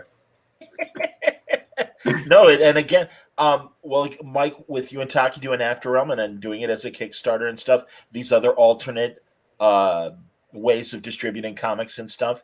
Any Brian, any thoughts on that? And Mike, obviously, you're doing well with the Kickstarter, going quarterly and stuff. So it's obviously succeeding in the way that I'm sure you guys had hoped. That Kickstarter is going great, and we're going to do some other ones that I've got planned as well. It's just a great way to put stuff out, and one of the things I really love about it is there's not the same sort of limitations that you have in the direct market. And I don't mean that in a wide negative way, but like, say you want to do, a story about turtles who are accountants, don't give it away. you probably won't be able to sell that in the direct market, but you'll find an audience on Kickstarter. You can do any sort of weird thing, or like, there are other styles that I work in. Sometimes people have seen me do like the life drawing stuff with a flat pen. It's very different than everything else. I would love to do a book like that, but nobody in the direct market necessarily wants that from me, right? They want what they know from me or something similar, not some crazy other thing. But I could do something like that there and not worry about it. So there's a nicer amount of freedom. But comics, the direct market is great. It's immediate. You have an idea, you can get it out really quick. You don't have to do that same sort of half of Kickstarter is the actual campaign as opposed to the work. And sometimes it's just easy for me to just sit down and just draw scripts, and next thing I know, it's out on the shelves, and I'm moving on to the next thing. And I like that kind of speed, which you don't get in the Kickstarter stuff. Understood. I know that's fantastic. Here we go. All I know is you brought up donuts. Now everyone's asking for donuts. Exactly. Well, and you're in Voodoo Donut country, Brian. So you're gonna have to make a run for us. I will never forgive you for killing Melanie Moore. You created someone new that I loved and take her away a year later. Hurtful. Yep. Good answer. Good answer. Very good. I had a fortune cookie that said exactly. I deeply appreciate that very, very nice compliment. I wanted you to be mad. I wanted you to be hurt. I'm glad you liked her as much as I did. And we haven't like, it's hard to see someone murdered in Action Comics. It's a fierce place to see a murder. So I'm looking for, because a couple people have asked, and there was a kid that was one. Here it is. No. Hey, Brian, you're my favorite comic book writer of all time. When I was 12 to 15, all I would read was your books. What advice would you give to an aspiring 17-year-old writer? And Mike, I think you've obviously got thoughts on that as well. Dive in, my friend. Get in there. Write something. Write for yourself. And also write, may I say, try to give yourself some short story assignments. And when I say short story, I mean 8 pages, beginning, middle, and end. All right. And by the way, you Google short story writing advice, every writer on the planet will give you this advice. Why? Because you find out a lot about yourself. You find out what kind of stories are important to you, the sturdy structure of a story. And with 8 pages, you really got to scrape away everything that isn't important. You got to really just get to story. And sometimes that's the hardest thing to do. And but the most valuable thing. So try that. Also try things that surprise and delight you. You're at an age where you pick up your guitar and start messing around with it just to see what'll happen. If you like certain genres, go for it. If there's also genres you like but they frustrate you, that is something. That's a voice in your head telling you you have something to say in this genre. I have found this out. Like I was like always like hands off with sci-fi, like a little like standoffish with it, and I realized no, there's a kind that I like, and it's rare for me. So I'm gonna go make some of that, right? And so try that too. Right? Like if I'm doing something that's annoying you right now, go right in that genre to see what it is that you want out of that genre. All right. Well, that is a stepping stone thing that's going on since cavemen. I don't like your caveman drawing. I'm going to go do my own. You just described the inspiration for Word Balloon. That's exactly what happened with me. And no disrespect to anybody who came before me. But yeah. Mike, any thoughts on that idea of an aspiring writer? What they I mean, I think everything that Brian said. Another piece of advice, which I wish I knew about when I was young, was to keep a journal. One of the reasons to keep a journal is you can hone. It's like a gym, for your writing. Like you're not writing stories and stuff, and it'll help you extract everyday stuff that you don't think is a story. When you talk to a lot of younger people and you say, write what you know, and like I remember hearing that when I was a kid. I was like, I'm from a little town. I draw all day. I don't have friends and I don't do anything else. I literally have nothing to write. Meanwhile, all this stuff was going on in my house and around my head and stuff that I didn't recognize was going on, and how that would serve me as a writer later if I paid attention to any of it. When you realize, how do you write about a boring day? Well, there's a great Mad Men episode, right? Just this episode where they just got up late and they were drinking in the middle of the afternoon, and then they realized it was 8 o'clock and they hadn't fed the kids anything. And it was just this great episode about having a lazy day because the writers understood how to extract that. And I think like a journal is a really good tool for that. That's outstanding. Absolutely. Also, you're young, so now is the time where if you're serious about your craft, you have to make it part of your lifestyle. So you're someone that eats, drinks, sleeps, and writes. So you have to demand from yourself a certain amount of time a day. And also the writing thing is the thing that's the easiest to forgive. I don't have time today, not today, but you have to make yourself, just like you wouldn't skip a meal, don't skip your writing time, which is your personal also meditation time. It's such a good time for yourself. You're younger, you probably don't care that much about it, but you will, as you get older, realize this time with yourself is very important to your creative journey. So take it. Could not agree more. All right, interesting question. And you've talked a little bit about this, but Welverin asks, early on in Powers, Brian, you mentioned how it would end. How much of this did you have planned? Was it just a general idea, or did you have a good idea of the overall arc of the series?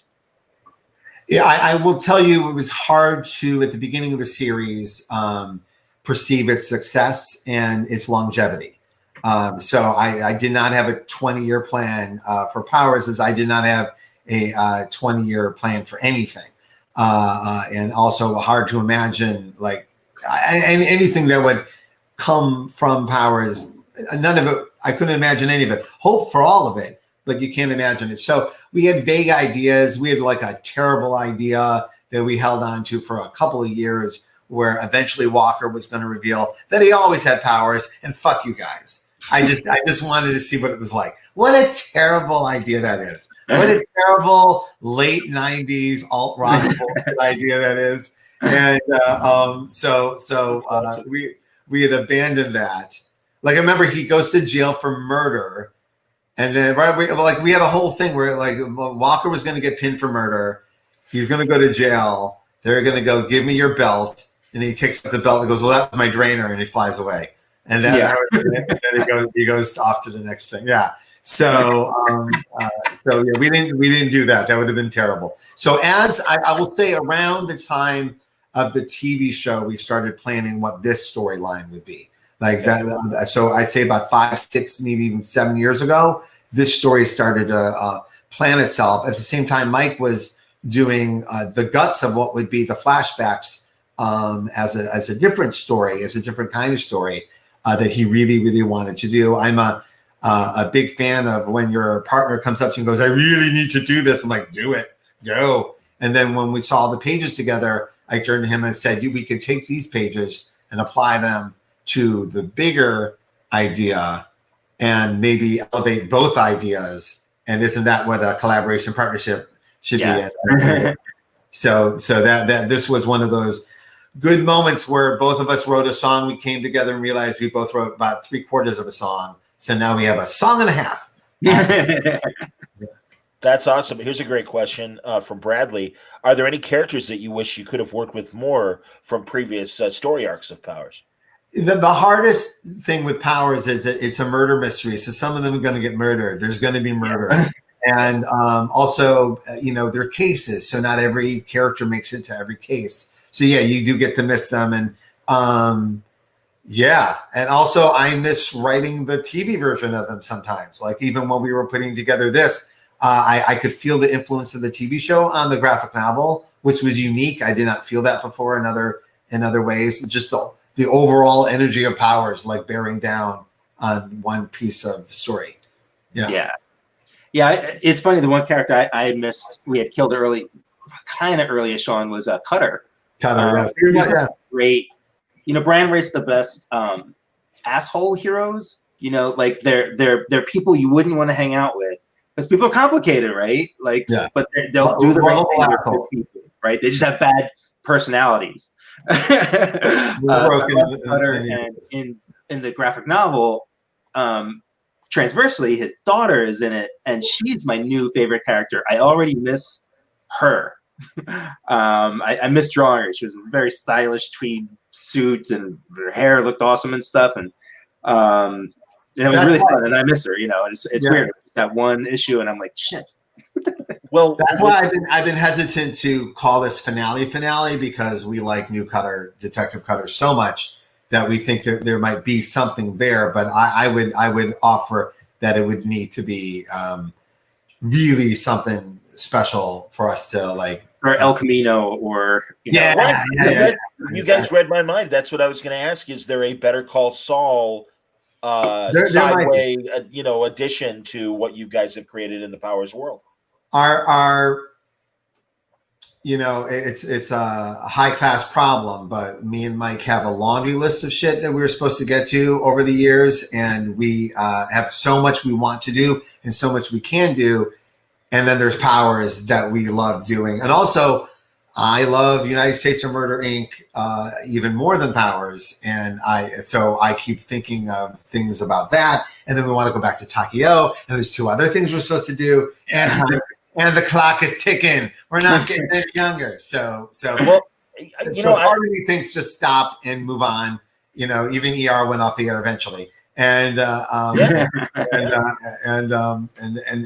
do the new stuff. So we'll see. I don't know. It's he does leave a really nice world there in a way that, like, we always had a world in Powers that we developed together, but the way Brian structured this at the end, it felt like a true world as opposed to just one for Walker and Dina. At the end of it, it felt like they're a smaller part of this larger thing now.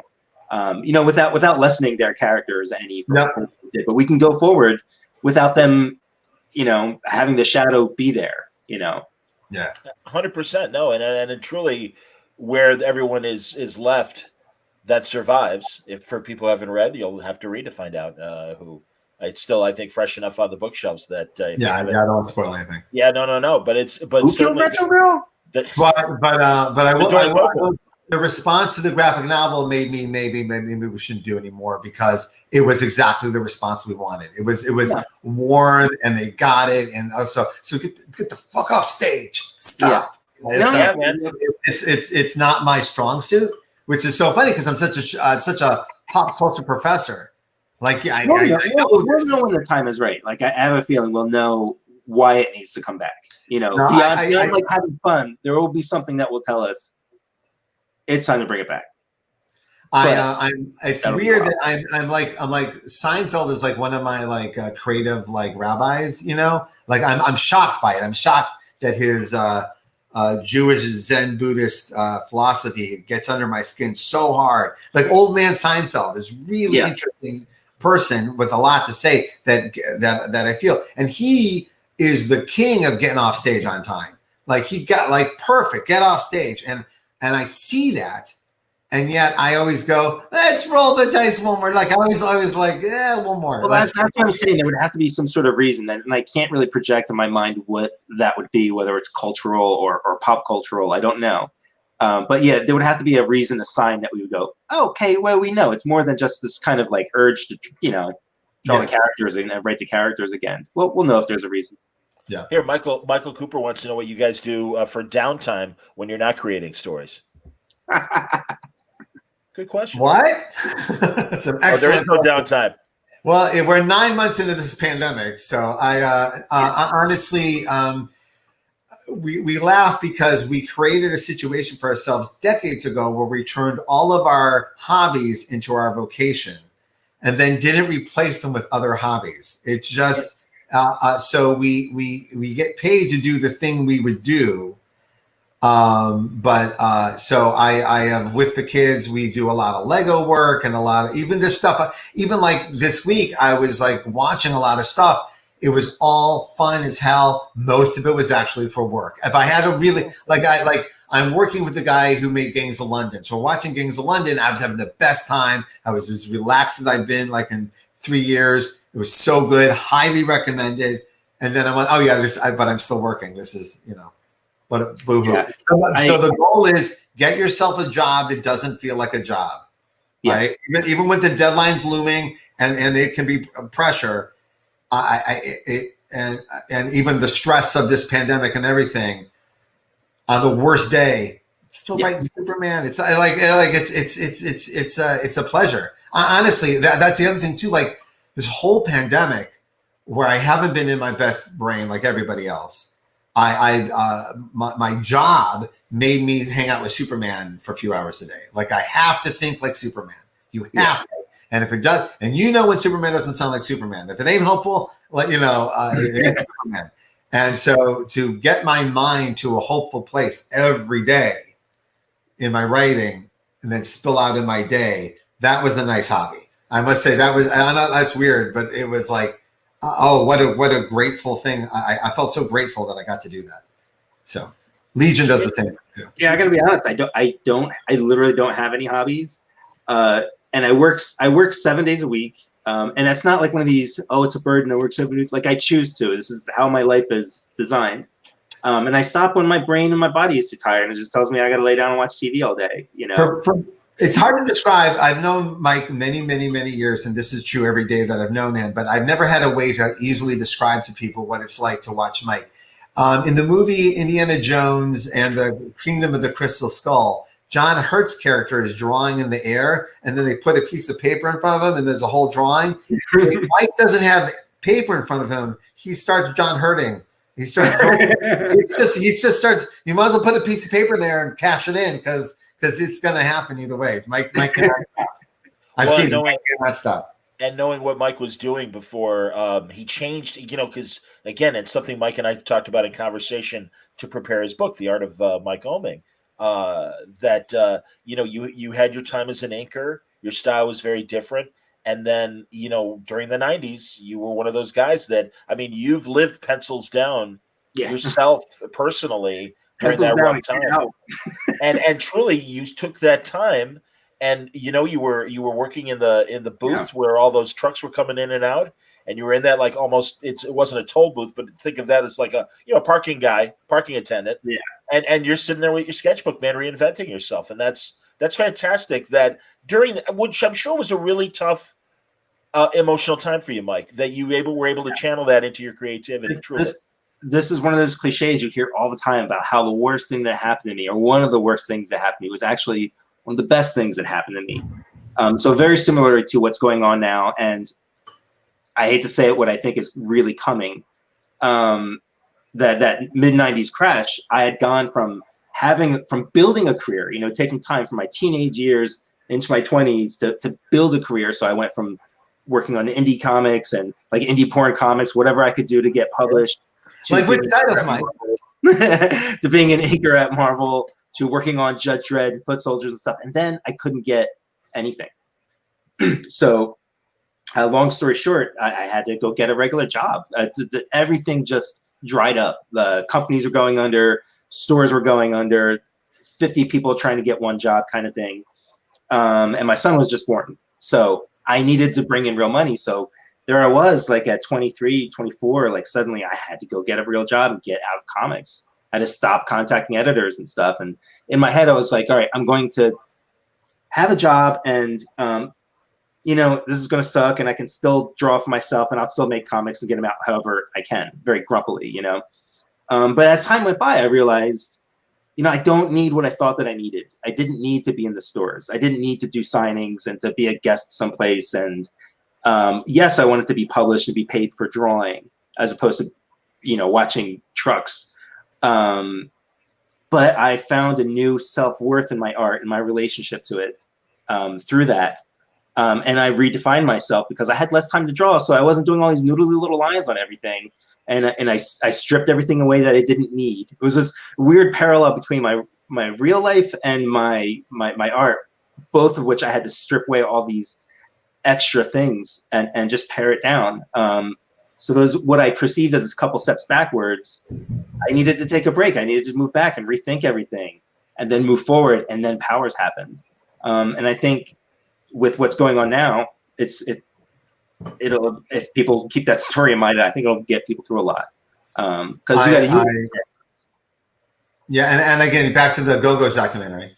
There's a line in the documentary. Well, no, one of them says, "I learned everything about myself from failure. I learned nothing from our success. We had every success a band could have. I learned nothing. Nothing came of it.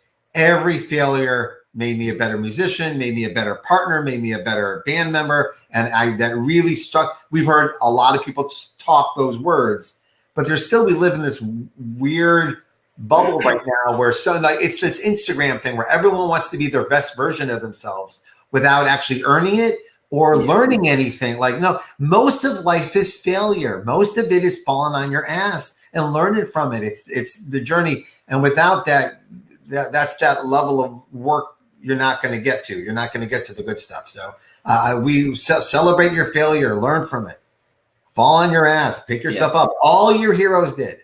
So 100%. Absolutely, man. Jimmy wanted to know, and a few other people were asking about this as well. Are we going to see more Naomi now that Young Justice is done that next month? And why the hell did Young Justice have to end? I'm Young Justice was going to go 18. We ended up going 20 during the transitions of DC's evolution as it evolves. I haven't talked about what I'm doing next to DC yet because of pandemic. I mean, they literally like put out the solicitation for my last Superman on like 9/11, and I'm like, I'm still the age where you're not supposed to talk about yourself on 9/11, right? I don't know. I didn't mention it. I have a new major book at DC. We will announce it when things are hopefully calmer. I'm pretty excited about it. And the pieces at DC are all gonna reveal themselves as the year goes on. So yeah, I'm sad that we're done on Young Justice because I loved it. I would have liked it to have continued without me. That was my original goal, that I had to step off the book, but that wasn't to be. Yeah, it just wasn't to be during the transitions. But part of the deal at DC was that I was supposed to do less, like that, like I was supposed to do for them, but less, and none of that happened. Some of it was because of the nature of the deal. Some of it was because new toy box. Some of it was because almost died, and I was running like a lunatic. So all these things kind of barreled on my first 2 years at DC, where I was just like a lunatic. But now I'm going to settle down like I was supposed to and be a little so, which will mean which means yes, more Jinx World. That was the other thing, more creator owned. That's what I was gonna add. But more DC too. That's excellent, man. Yeah. And also, honestly, I love how they turn. I didn't answer the Naomi question, but go ahead. No, finish on Naomi, and then I'll say. I'm sorry. Naomi. As soon as Jamal Campbell is done with Far Sector, he has pages already written for Naomi 2. Also, Naomi's place in the DC universe will be revealed very shortly.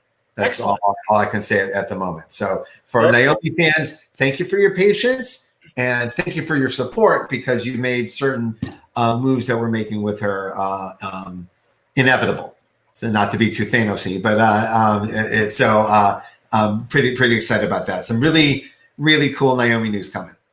And I'm being vague and enthusiastic, but it's genuinely vague and enthusiastic. What I like is how DC turned 5G into future state, which I think is a good shift with that material and making it an event rather than, and we'll see what sticks. It's interesting, Brian, and you can appreciate this having created Miles Morales. And in fact, we were talking about this in in an earlier conversation, a couple of they're all kind of conflating right now, my panels. But truly, the feeling was, hey, Clark Kent is Superman, period. Bruce Wayne is Batman, period.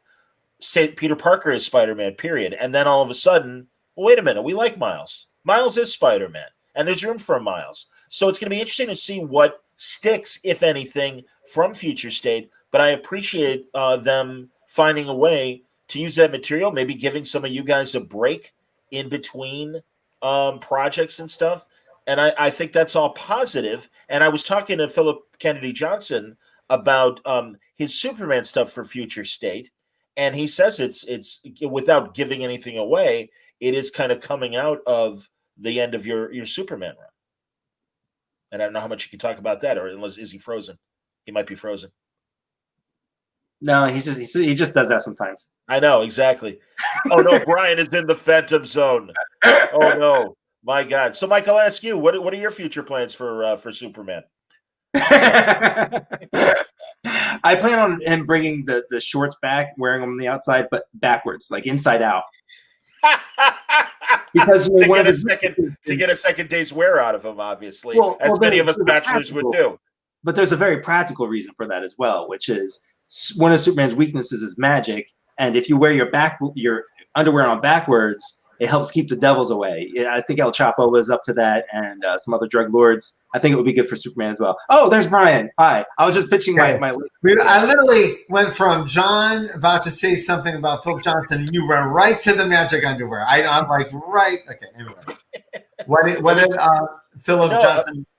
He was talking about his Future State story and how it was coming out of your wrap-up to Superman. And without spoiling, I think that's interesting, and I don't know how much you can say without spoiling what you're planning. That's the look on my face. I'm actually not I know a lot of stuff, and I genuinely at this moment don't know what's public and what's not.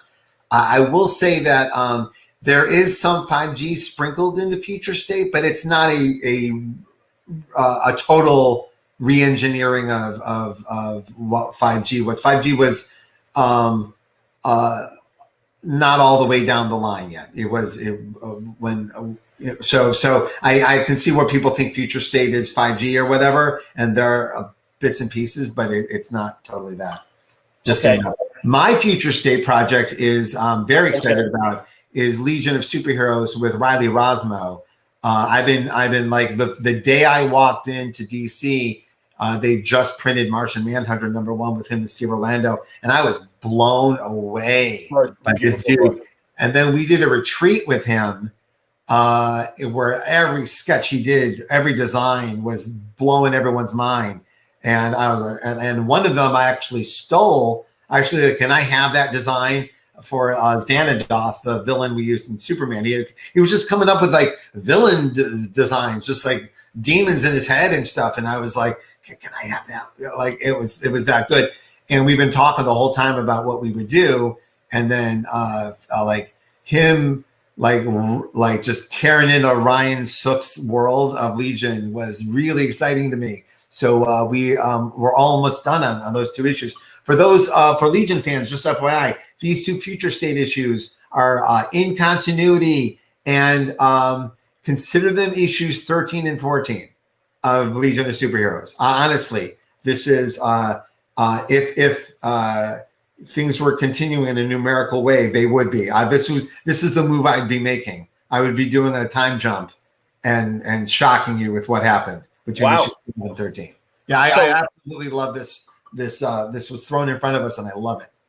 So is your Legion run continuing after Future State? Yeah, hopefully, yeah. Okay. Yeah, that's the plan. Yeah. Okay, very cool. And that's funny.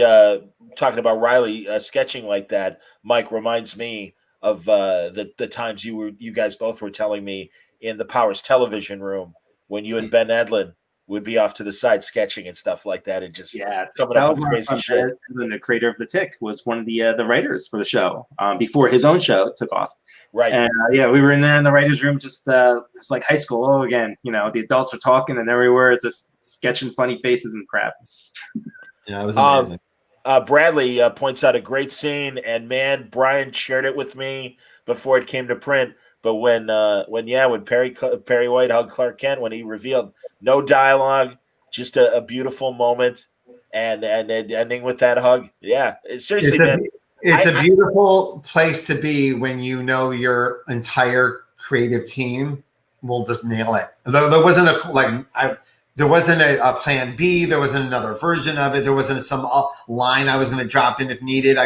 They will nail this, and nailed it. They did every step of the way. That's was that Ivan and Joe and Alex and Claire. They are an amazing team. And when you get up to like issue 18, that's when you really just know like stuff about them that they may not see in themselves, or I had that with Bagley too, where it was just like things they are clearly capable of doing that they may not have had a chance to do yet, or whatever. But Jesus, it just that my favorite part of my time at DC is getting to work with people I would never have gotten to work with at Marvel, and having an equally great collaboration with them. And some of them are the people I don't know. I don't know Ivan. I don't know him. Like, we're not pals, but we are just great. Yeah, but I love him. I love work with him any day and anything. But him and Ryan Sook, like everyone, and Johnny and Klaus, who I did know at Marvel. So it's just like this mixture of collaborations that are my oldest collaborations and things from Marvel and brand new things all happening at the same time. That's awesome. I talked to Johnny a couple of weeks ago. How did that go? How did that go? He's a mensch. You know how he is. Seriously, and I even told him, I'm like, Johnny, the last time I saw you physically, Bendis and I are in a corner outside of the San Diego Convention Center, and you just happened to walk by. We're both like, John! And it was great. He sat down with, you didn't sit down. We stood with him for like 2 seconds. And again, you see, that's the thing, man. For me, I literally, because we see each other all so infrequently, I remember every moment that I spend with you guys. Oh, that's sweet. Well, yeah. Well, when we leave the house, I remember everything we've done together too. Yeah, it's and for Johnny and Klaus, and we just wrapped up our Action Comics run.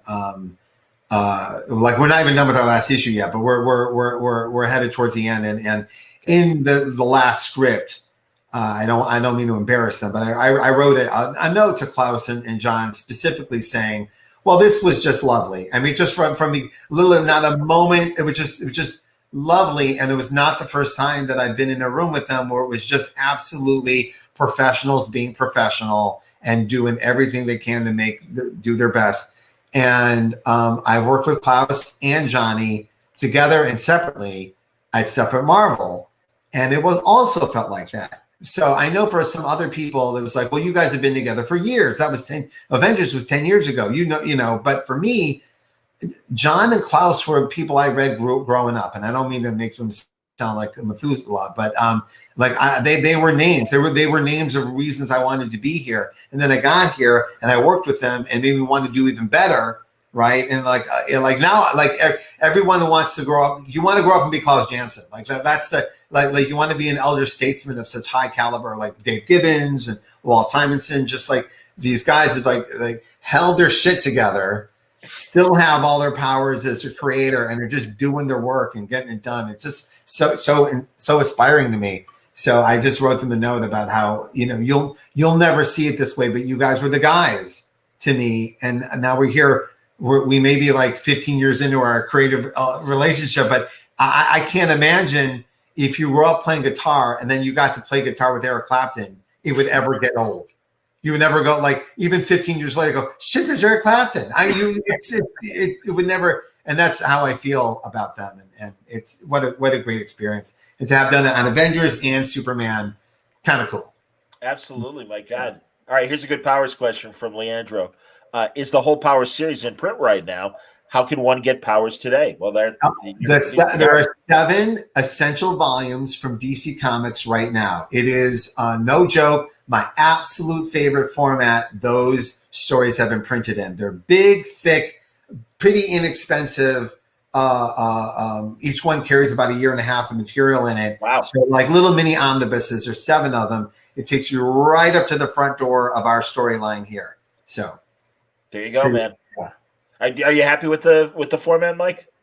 Oh yeah, and we have them in so many formats at this point. Sure, which is cool. We've had all these opportunities that to present it in different ways. But I mean, that Brian's right. That is like sort of if you have the wrist power for it, to hold one of those books. It's yeah, those are the best ways to digest them, and financially too. I think they make the most sense. Yeah, Okay. they're a good deal. I'm really proud of them. That's awesome. A lot of calls to see Brian Michael Bendis on Nightwing eventually. I so appreciate it. I did my Dick Grayson in Batman universe. He ended up being through more than half of it, which was not originally planned. But as soon as and you can thank my son for that. My son, being 7, doesn't have any baggage. No, a lot of the Bat family has a lot of baggage with a lot of fans. Like everyone comes at them from a different thing. But when a 7-year-old comes up to you with his 2 Nightwing nightsticks and goes, "Nightwing is the coolest," and walks away, you have to sit there and think about it. Nightwing is the coolest. You don't want London with those sticks, though, man. That kid is dangerous. I posted this on Instagram, but we went to the even though Halloween is canceled here, we went to the Halloween store to let them like pick out a costume. We're gonna do some kind of like scavenger hunt here at the house, which is the Easter. Yeah. But Halloween was big for us. John and Mike knows this, but we at our old house lived across the street from the Holiday House in Portland. So we would have yes. Yeah, we would have an excess of 5,000 trick-or-treaters. The last 8 years of our life has been 5,000 trick-or-treaters coming to our door. You think we're bullshitting? No bullshit. Lying down the street, and it was just in concert with our neighbor who had Elvis doing a live concert, hearses, stuff on the lawn, Thriller flash mobs. So we were all there just to accentuate the experience of our neighbor's amazing thing. So to my kids, Halloween is the #1 holiday. It beats everything. Britannica beats everything. And so it's a bummer that it's gone this year. So we went to the store and I said, pick out your costume. I'm not giving notes. Pick out whatever you want. And he came up with Ronin, which is, me and Joe. And and he goes, "Oh, Ronin, ninja swords." And I'm like, I win. Yeah, it was great. all those people yelled at me about Hawkeye. I win. Anyway. He was in a Green Lantern costume for Rose City Con the day you guys went. Yes, and I was with you and stuff. And he's like, "Can you help me out?" I'm like, "Absolutely, London. No worries, man." I'm like, "That's great." Yep. So yeah, man, and that's the great thing, man. I mean, obviously you guys are in the business. And so, it's like, no, this is, of course, you're going to feed into that love. And it's so, because I don't know how many creators it's like, yeah, Dad makes superheroes, whatever. Actually, my funniest moment early in 2 months into the pandemic, he was talking to one of his friends on Zoom, and he said his friend's like, "What are you reading?" And the guy's like, and the kid goes, "Oh, we're out of books." He goes, "What?" He goes, "You don't have all the comics?" Because he lives in a house with all the comics. Between Marvel and DC, I've got a lot of comics. To him, it's an unlimited amount of Young Justice comics to read. So when he literally just found out that other houses aren't like this. Oh, this is interesting. Ed wants to know your thoughts on vertical scrolling format. Both of you, I'd love to see what a Bendis-oming vertical scrolling, non-traditional page, non-traditional panel format webcomic would look like. Yeah, I can almost guarantee you're going to see something like that from us. We've been talking about it forever, and David Walker and I, as college professors, are a little obsessed with the infinite scroll idea that Scott McCloud and some other people brought up. So we've been toying with it. I do think there's going to be some format experimentation and changes that goes on in our business over the next couple of years. I think, by the way, in every entertainment medium, we're going to see some real surprising changes in how things are made and what they look like, and I'm comics included. So stay tuned. So yeah, I think the monthly format of comics is great, and I've loved spending my time trying to master it. But I do think that for a great a portion of the audience, it is a big pain in the ass, and in the way of making the art form getting to its next step. Yeah, evolve. Absolutely. Yeah. No, and I mean, it's easy with hindsight, but truly because of COVID, because of the regime changes we've seen at both of the big two companies. I'm like, and again, I don't mean this in a negative way, but I really do think that DC and Marvel were really stuck in that Wednesday Warrior mode for 20 years. And a lot of what's been exciting about comics has been happening around them, with the burst of the young adult line and all these other great success stories, both from a publishing and creator standpoint. And they realize that now. And unfortunately, COVID has kind of forced them to evolve. Well, and even like just COVID aside, and the marketplace aside, releasing Powers as a full graphic novel was very satisfying, like deeply personally satisfying to myself. Mike, did you feel the same way? Yeah, I mean, all of those sort of expectations are they've changed now. Like I always said, I would never do a graphic novel because you spend a year or whatever drawing it, and it's out for that week, and it's spoken of for about as long as any other floppy that's out there. So it seems like a giant time investment that didn't make any sense until the market started to change. You know, then things started to change, and then it starts to make a lot of sense. And the Infinite Scroll thing is fun. I've done one which I've not published anywhere. Oh, that's right. Yeah. I've shown you, right? The Pizza or Die thing. Yeah. And, at first, it was tough because like it is a very different kind of storytelling than panel to panel stuff. But when you kind of break that code and you find that new kind of rhythm, it's really fun. It's really fun. The only real challenge is like that formatting thing. Like I would always have trouble doing it purely in the Infinite Scroll thing, knowing at some point I would want to do this as a book. I'd have to reformat and move things around and stuff like that. So that would always be a little challenging. But yeah, I mean, I don't want to say it's the future in America, but I mean, the Infinite Scroll comics, like Webtoons as a platform, it makes us look like we don't exist. So whether superhero comics go that way or they just find another format, we'll see. Understood. But, I mean, a comic is a comic, you know. Yeah. It doesn't really matter how it's delivered. Totally. No, absolutely. No, Guys, but what COVID did that was interesting. Again, I'm not talking about the devastating part. We're just talking about. I'm not ignoring the devastating part. I'm just trying to like not think about it for 2 seconds. Sure. But it was interesting how people have.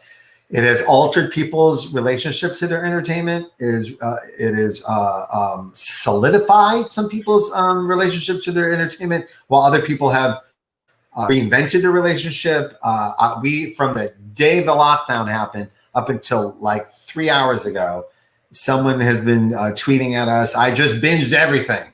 I just read all of this, you know, and it is such a warm, phenomenal feeling that we would, as authors, did not see coming. But it's everything you'd ever wanted, right? It's your work to last and to age well, or mostly. And so again, all of it was done in the moment, so you don't know how it's going to age well. You don't know what world you're writing it into, right? Well, the world it changes, and you're writing into it, so it's fascinating to experience this with everyone. I love it so much, and I don't know how to describe it without sounding like like an entitled douche. It's just such a wonderful feeling. It is. It's just wonderful.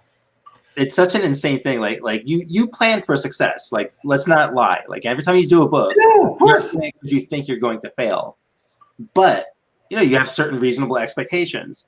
And our creator-owned book lasting 20 years was not amongst those expectations. You know, I don't know what we thought. Even when we knew it was going to go on for a while, if you had said to us 10 years in, you'll get another 10 years, you're going to be doing this in another 10 years, and you're going to end on a high note. Like, really? You know, that sounds like a little, like, am I in the Matrix now? Am I being fed that perfect steak? You know, it's a little too good. No, they did a great sketch on Saturday Night Live last night about 4 friends going to a fortune teller. And the sketch takes place in 2019.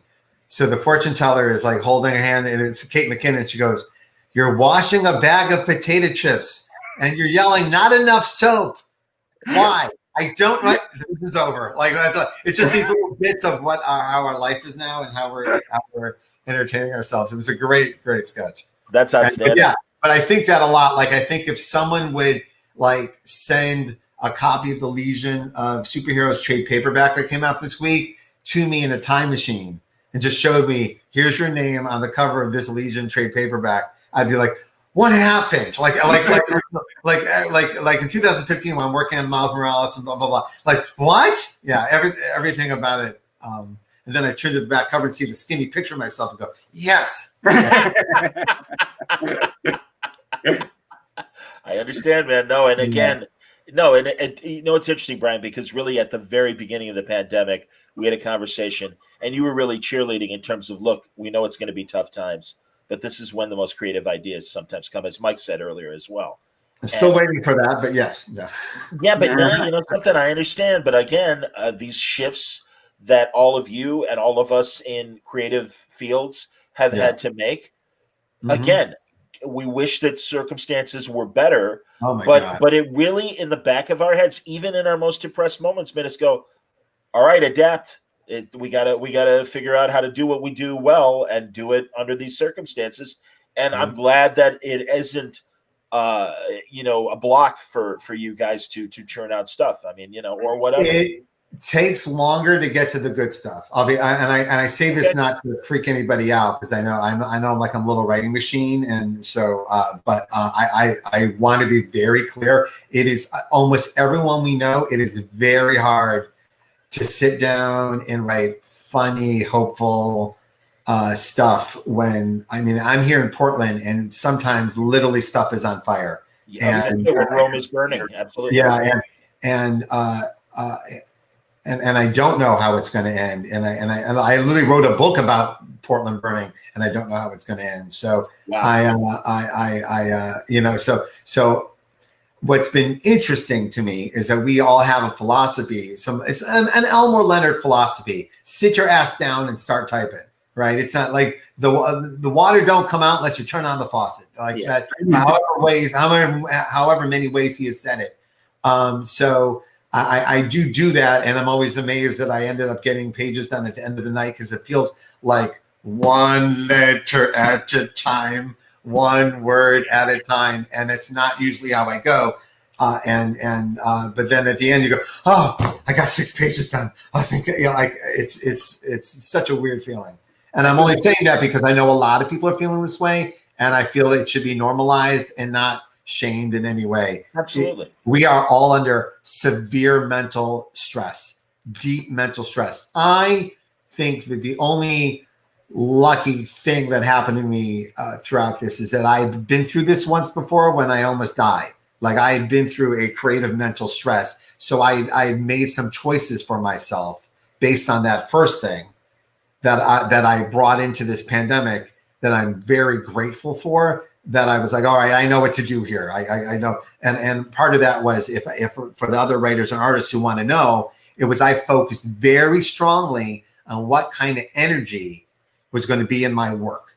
Like what kind of stories am I going to put out there, and what are the images that you're going to see? So even you're talking about like killing that one character, I went back and forth on that. On what, like, you'll notice you do not see her dead body. I don't want to see more like. I know I wrote torso. I don't want to see any dismembered bodies right now. I'm like we're seeing enough snuff films and stuff that it's not healthy. And I wanted to put out more hopeful energy in my work for myself, and that was the right choice. So if you find yourself in a creative blockage of some sort, it may be energy, it may be what kind of story are you telling? And I had a couple of instances in my life that were not related to this, where I kind of found out that there is creative energy in the world. And I know I sound like a big giant Portland hippie. I'm okay with it. And I saw this is Matthew McConaughey's been doing a lot of press this week for his book, and I'm about to sound a little like that, and I apologize, but creative energy comes back to you. You put it out in the world, it absolutely comes back. Sometimes it comes back a day later. Sometimes it comes back the day the book comes out. Sometimes it comes back decades later. that it absolutely comes back to you. And once you feel that, you go, oh, well, let me put out the good stuff. Let me put out as good energy as I can, right? That empowers as many people as I can. Because if it's coming back, that's what I would like. So do that with your work. Let that be your goal for a moment. See if that doesn't get a couple more pages written than you did the day before. And I'm really lucky. I spend most of my day drawing, so I can escape into the drawing. You know, when you're writing, you're using a different part of your brain. You know, it's the difference between driving your car on auto versus driving it through an obstacle course. You know, so I get to escape there. But the times I am writing, it is really hard. Luckily, After Realm's not hard because it's so fantasy. I'm writing a conspiracy satire book, which I had planned long before like this last couple of years. So it's triply hard. Like I'm doing stuff now where I've got like the layout from Victor Santos who's drawing it, and I'm awesome. Yeah, and I'm lettering it, not for print, but lettering it so that I can see things like in its almost finished form, because it's that hard to concentrate and to find the tone. And you know, as the world gets crazier, it's really hard to write a crazy satire book when the world is always getting like more and more insane. You know, I miss irony. Irony was one of my favorites. I can just draw it. Yeah. I'm glad you're working with Victor Santos. My God, I love Polar. I love Filthy Rich, the thing he did with Azzarello. I'm such a fan. He's been on Word Balloon once, and it sounds like in the near future I'll have an excuse to have a conversation. Hey, JB says he goes to the bathroom and may I say that is a legitimate way to get to where you need to go creatively.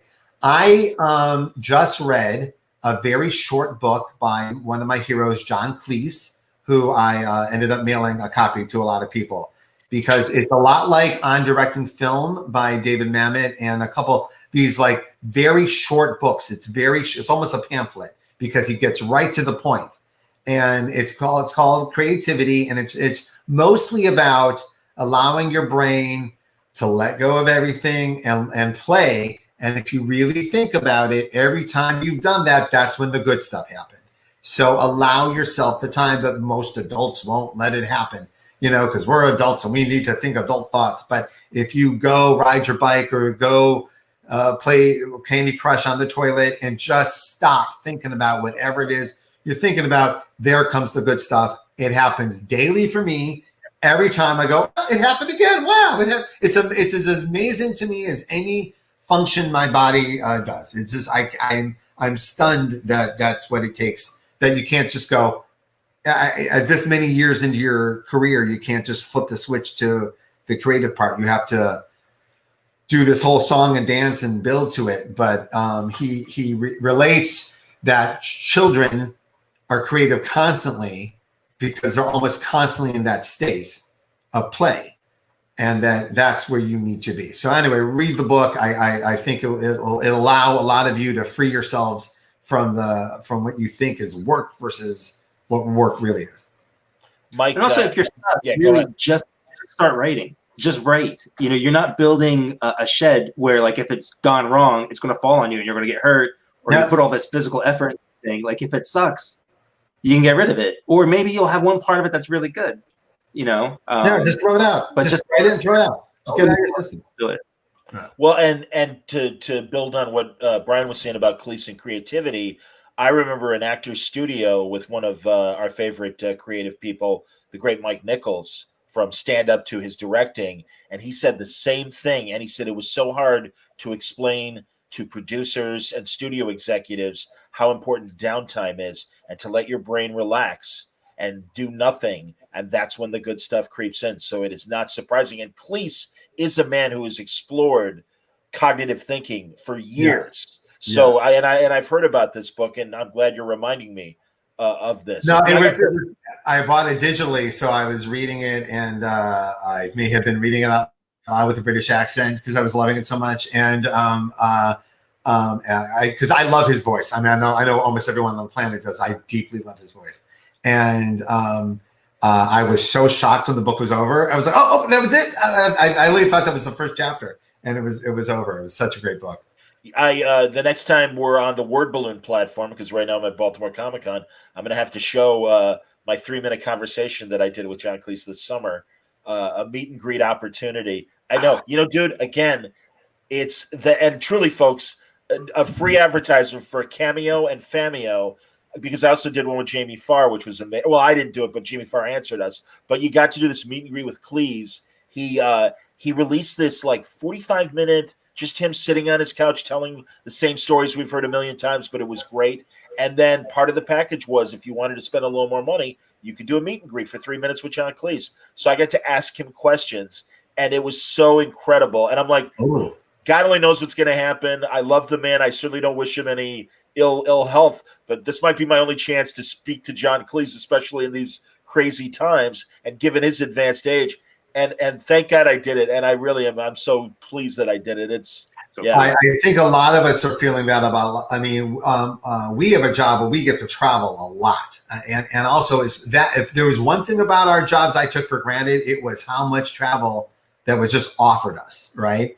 And now that it's over, probably for a while, I am so grateful that we got to do so much traveling, and I got to show my kids so much of the world. Yes. I am so grateful for it. And the reason I brought it up is that literally, I think the last concert I saw was John Cleese in person. It was me and Kevin McGuire went to see John Cleese. We went on a date to see John Cleese, and we almost didn't do it just because life's so busy, blah, blah, blah. But we forced ourselves to go, and I was so glad. All those things that I like didn't have time for, and I shoved them in because I just wanted to experience it. I'm so grateful for them now. That's awesome. Mike, any last like travel or concert opportunities that you're like, oh, thank God, before things got stupid? I haven't traveled for years. I miss Atlanta. Don't you miss Atlanta? I was there a lot more than you. It's humid. Hilarious. I understand, guys. I'm happy to talk for another 7 hours because normally. I was gonna say, and also, I know it's like dinner time. I'm making you guys miss dinner time probably. So thank you so much. My kids are in bed. There you go.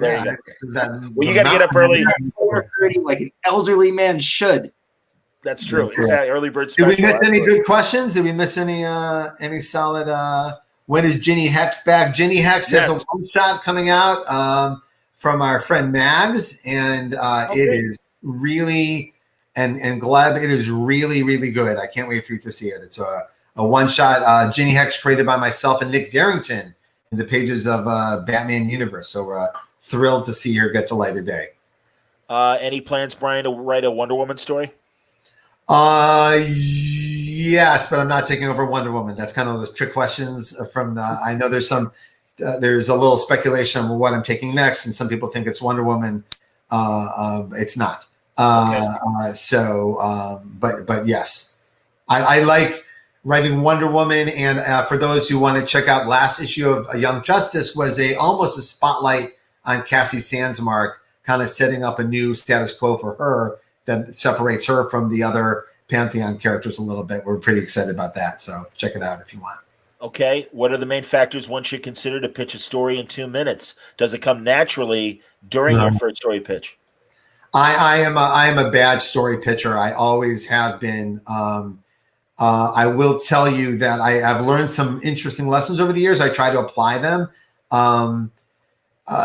When you're pitching a story to someone, all they're thinking is, can I make money off of this? That's all they're thinking is, am I going to get fired if I publish this? So what they want to hear from you is the magic words that's gonna say, okay, yeah, well, this is worth making. Okay. Oh, it's Star Wars meets Lord of the Rings. All right, I'm in. All right, now you're talking my language.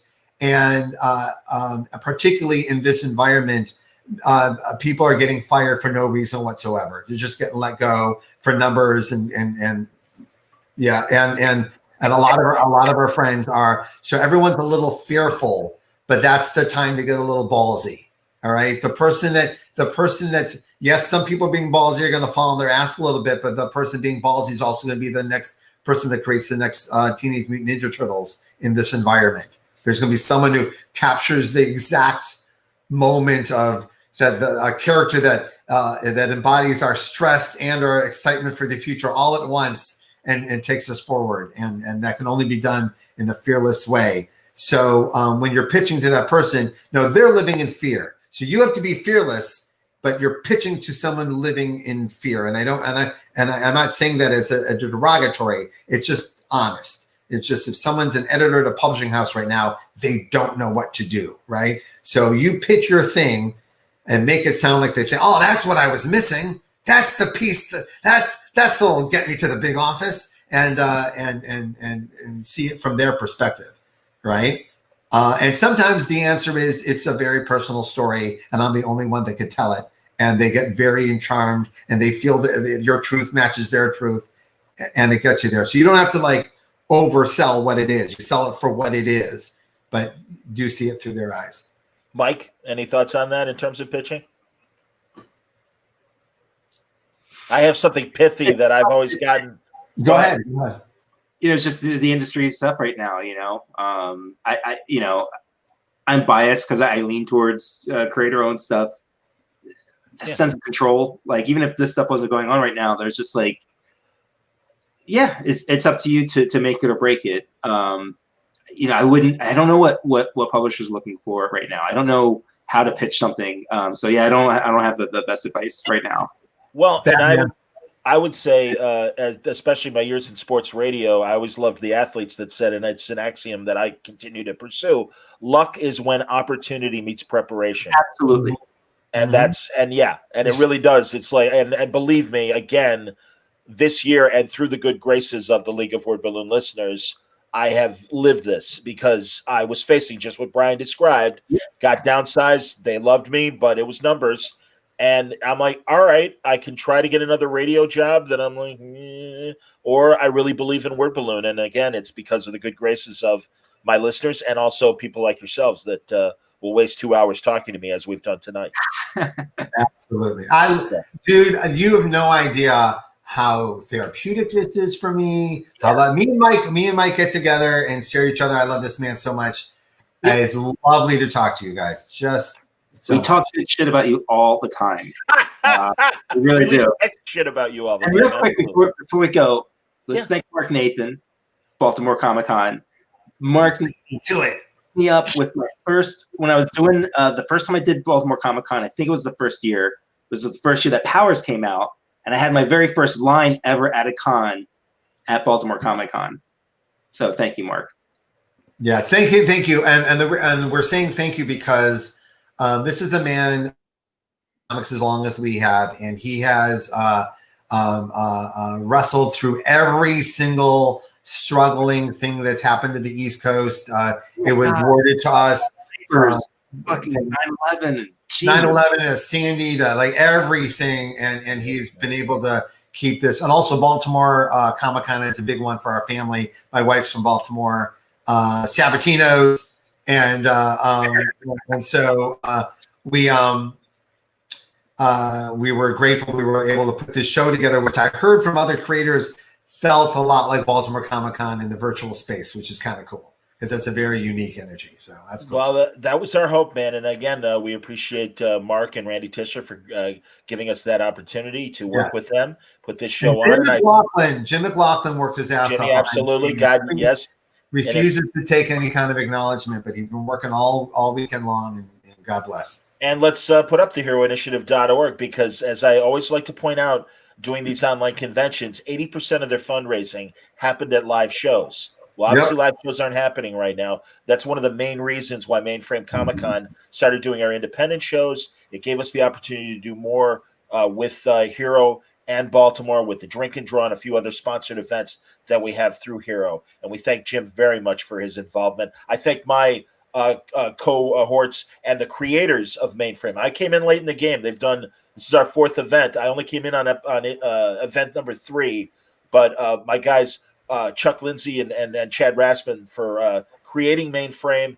And all I can say is we're not done. I mean, we're going to take a little time off, but you'll see more events virtually through the good graces of Mainframe Comic Con. So we thank you all for paying attention and enjoying our content. And guys, we'll wrap up, and I'll say thank you for 15 years of Word Balloon being associated with you guys, and the cameos that you guys have put me in. in your creator-owned books and including Powers, and also in the No Life section of Powers was always greatly appreciated, because it's truly how I was able to gather a good early portion of my audience, and I thank you both for that. Amazing. For those of you who asked questions that we did not get to, please tweet them at us and we will get to them, get them answered. They were not being blown off for any way. Some things were flying by before I could even get to them. John, thank you. Thanks, buddy. You're the best. And also, this is it. You're done for the weekend, right? This was your. Yeah, no, we're turning off the lights. Absolutely. So you did an amazing job, man. Thank you so much. Always amazing work, dude. Well, you guys are really kind. It was all adrenaline because of making it easy, because of you guys being my friends all, and again, the great panels that everyone did. So thank you guys. Be well. Also, there's a lot of people saying some very sweet things. Thank you very much. I'm feeling your very nice energy over there. Thank you very much. Awesome. Absolutely, man. No, very cool. And I'm doing these, and everyone is saying absolutely stay safe. Yes, it is indeed. It's a good way to go out. Oh, thanks, man. Thank you, Jimmy. I appreciate that, and everyone else that said really kind things about what I do in the chat. Really, greatly appreciated, guys, and really good comments. All right, everybody, stay safe, stay happy. See you on the Twitter. Stay healthy, and if you missed any panels, BaltimoreComicConLive.com. They will live there, and we're also going to be chomping up the streams into individual shows. So keep all that in mind. And what are the highlights? You got recently you had Walt Simonson. That was a big one. Yeah, Dean Haskell had Walt, Howard Chaykin, Bill Sienkiewicz and Dennis Cowan talking. We had you and Jerry Conway talking. We had Dave Gibbons and Tom King in conversation today. Do you think I annoyed Jerry? Do you think I annoyed him? No, quite. No, honestly.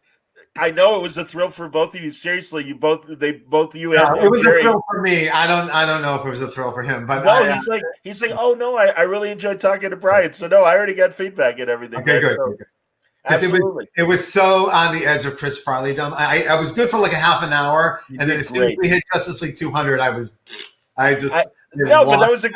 but that was a great tangent, and that's exactly the kind of thing I hope for Word Balloon and what Mainframe hopes for with these panels. So there you go. All right, Mike, we're going to talk for the next After Realm with you and Talk, obviously. Sure. Absolutely. All right, boobies. Always good. Thanks, everybody, for watching. Yes, stay safe, stay happy, stay healthy. Bye-bye.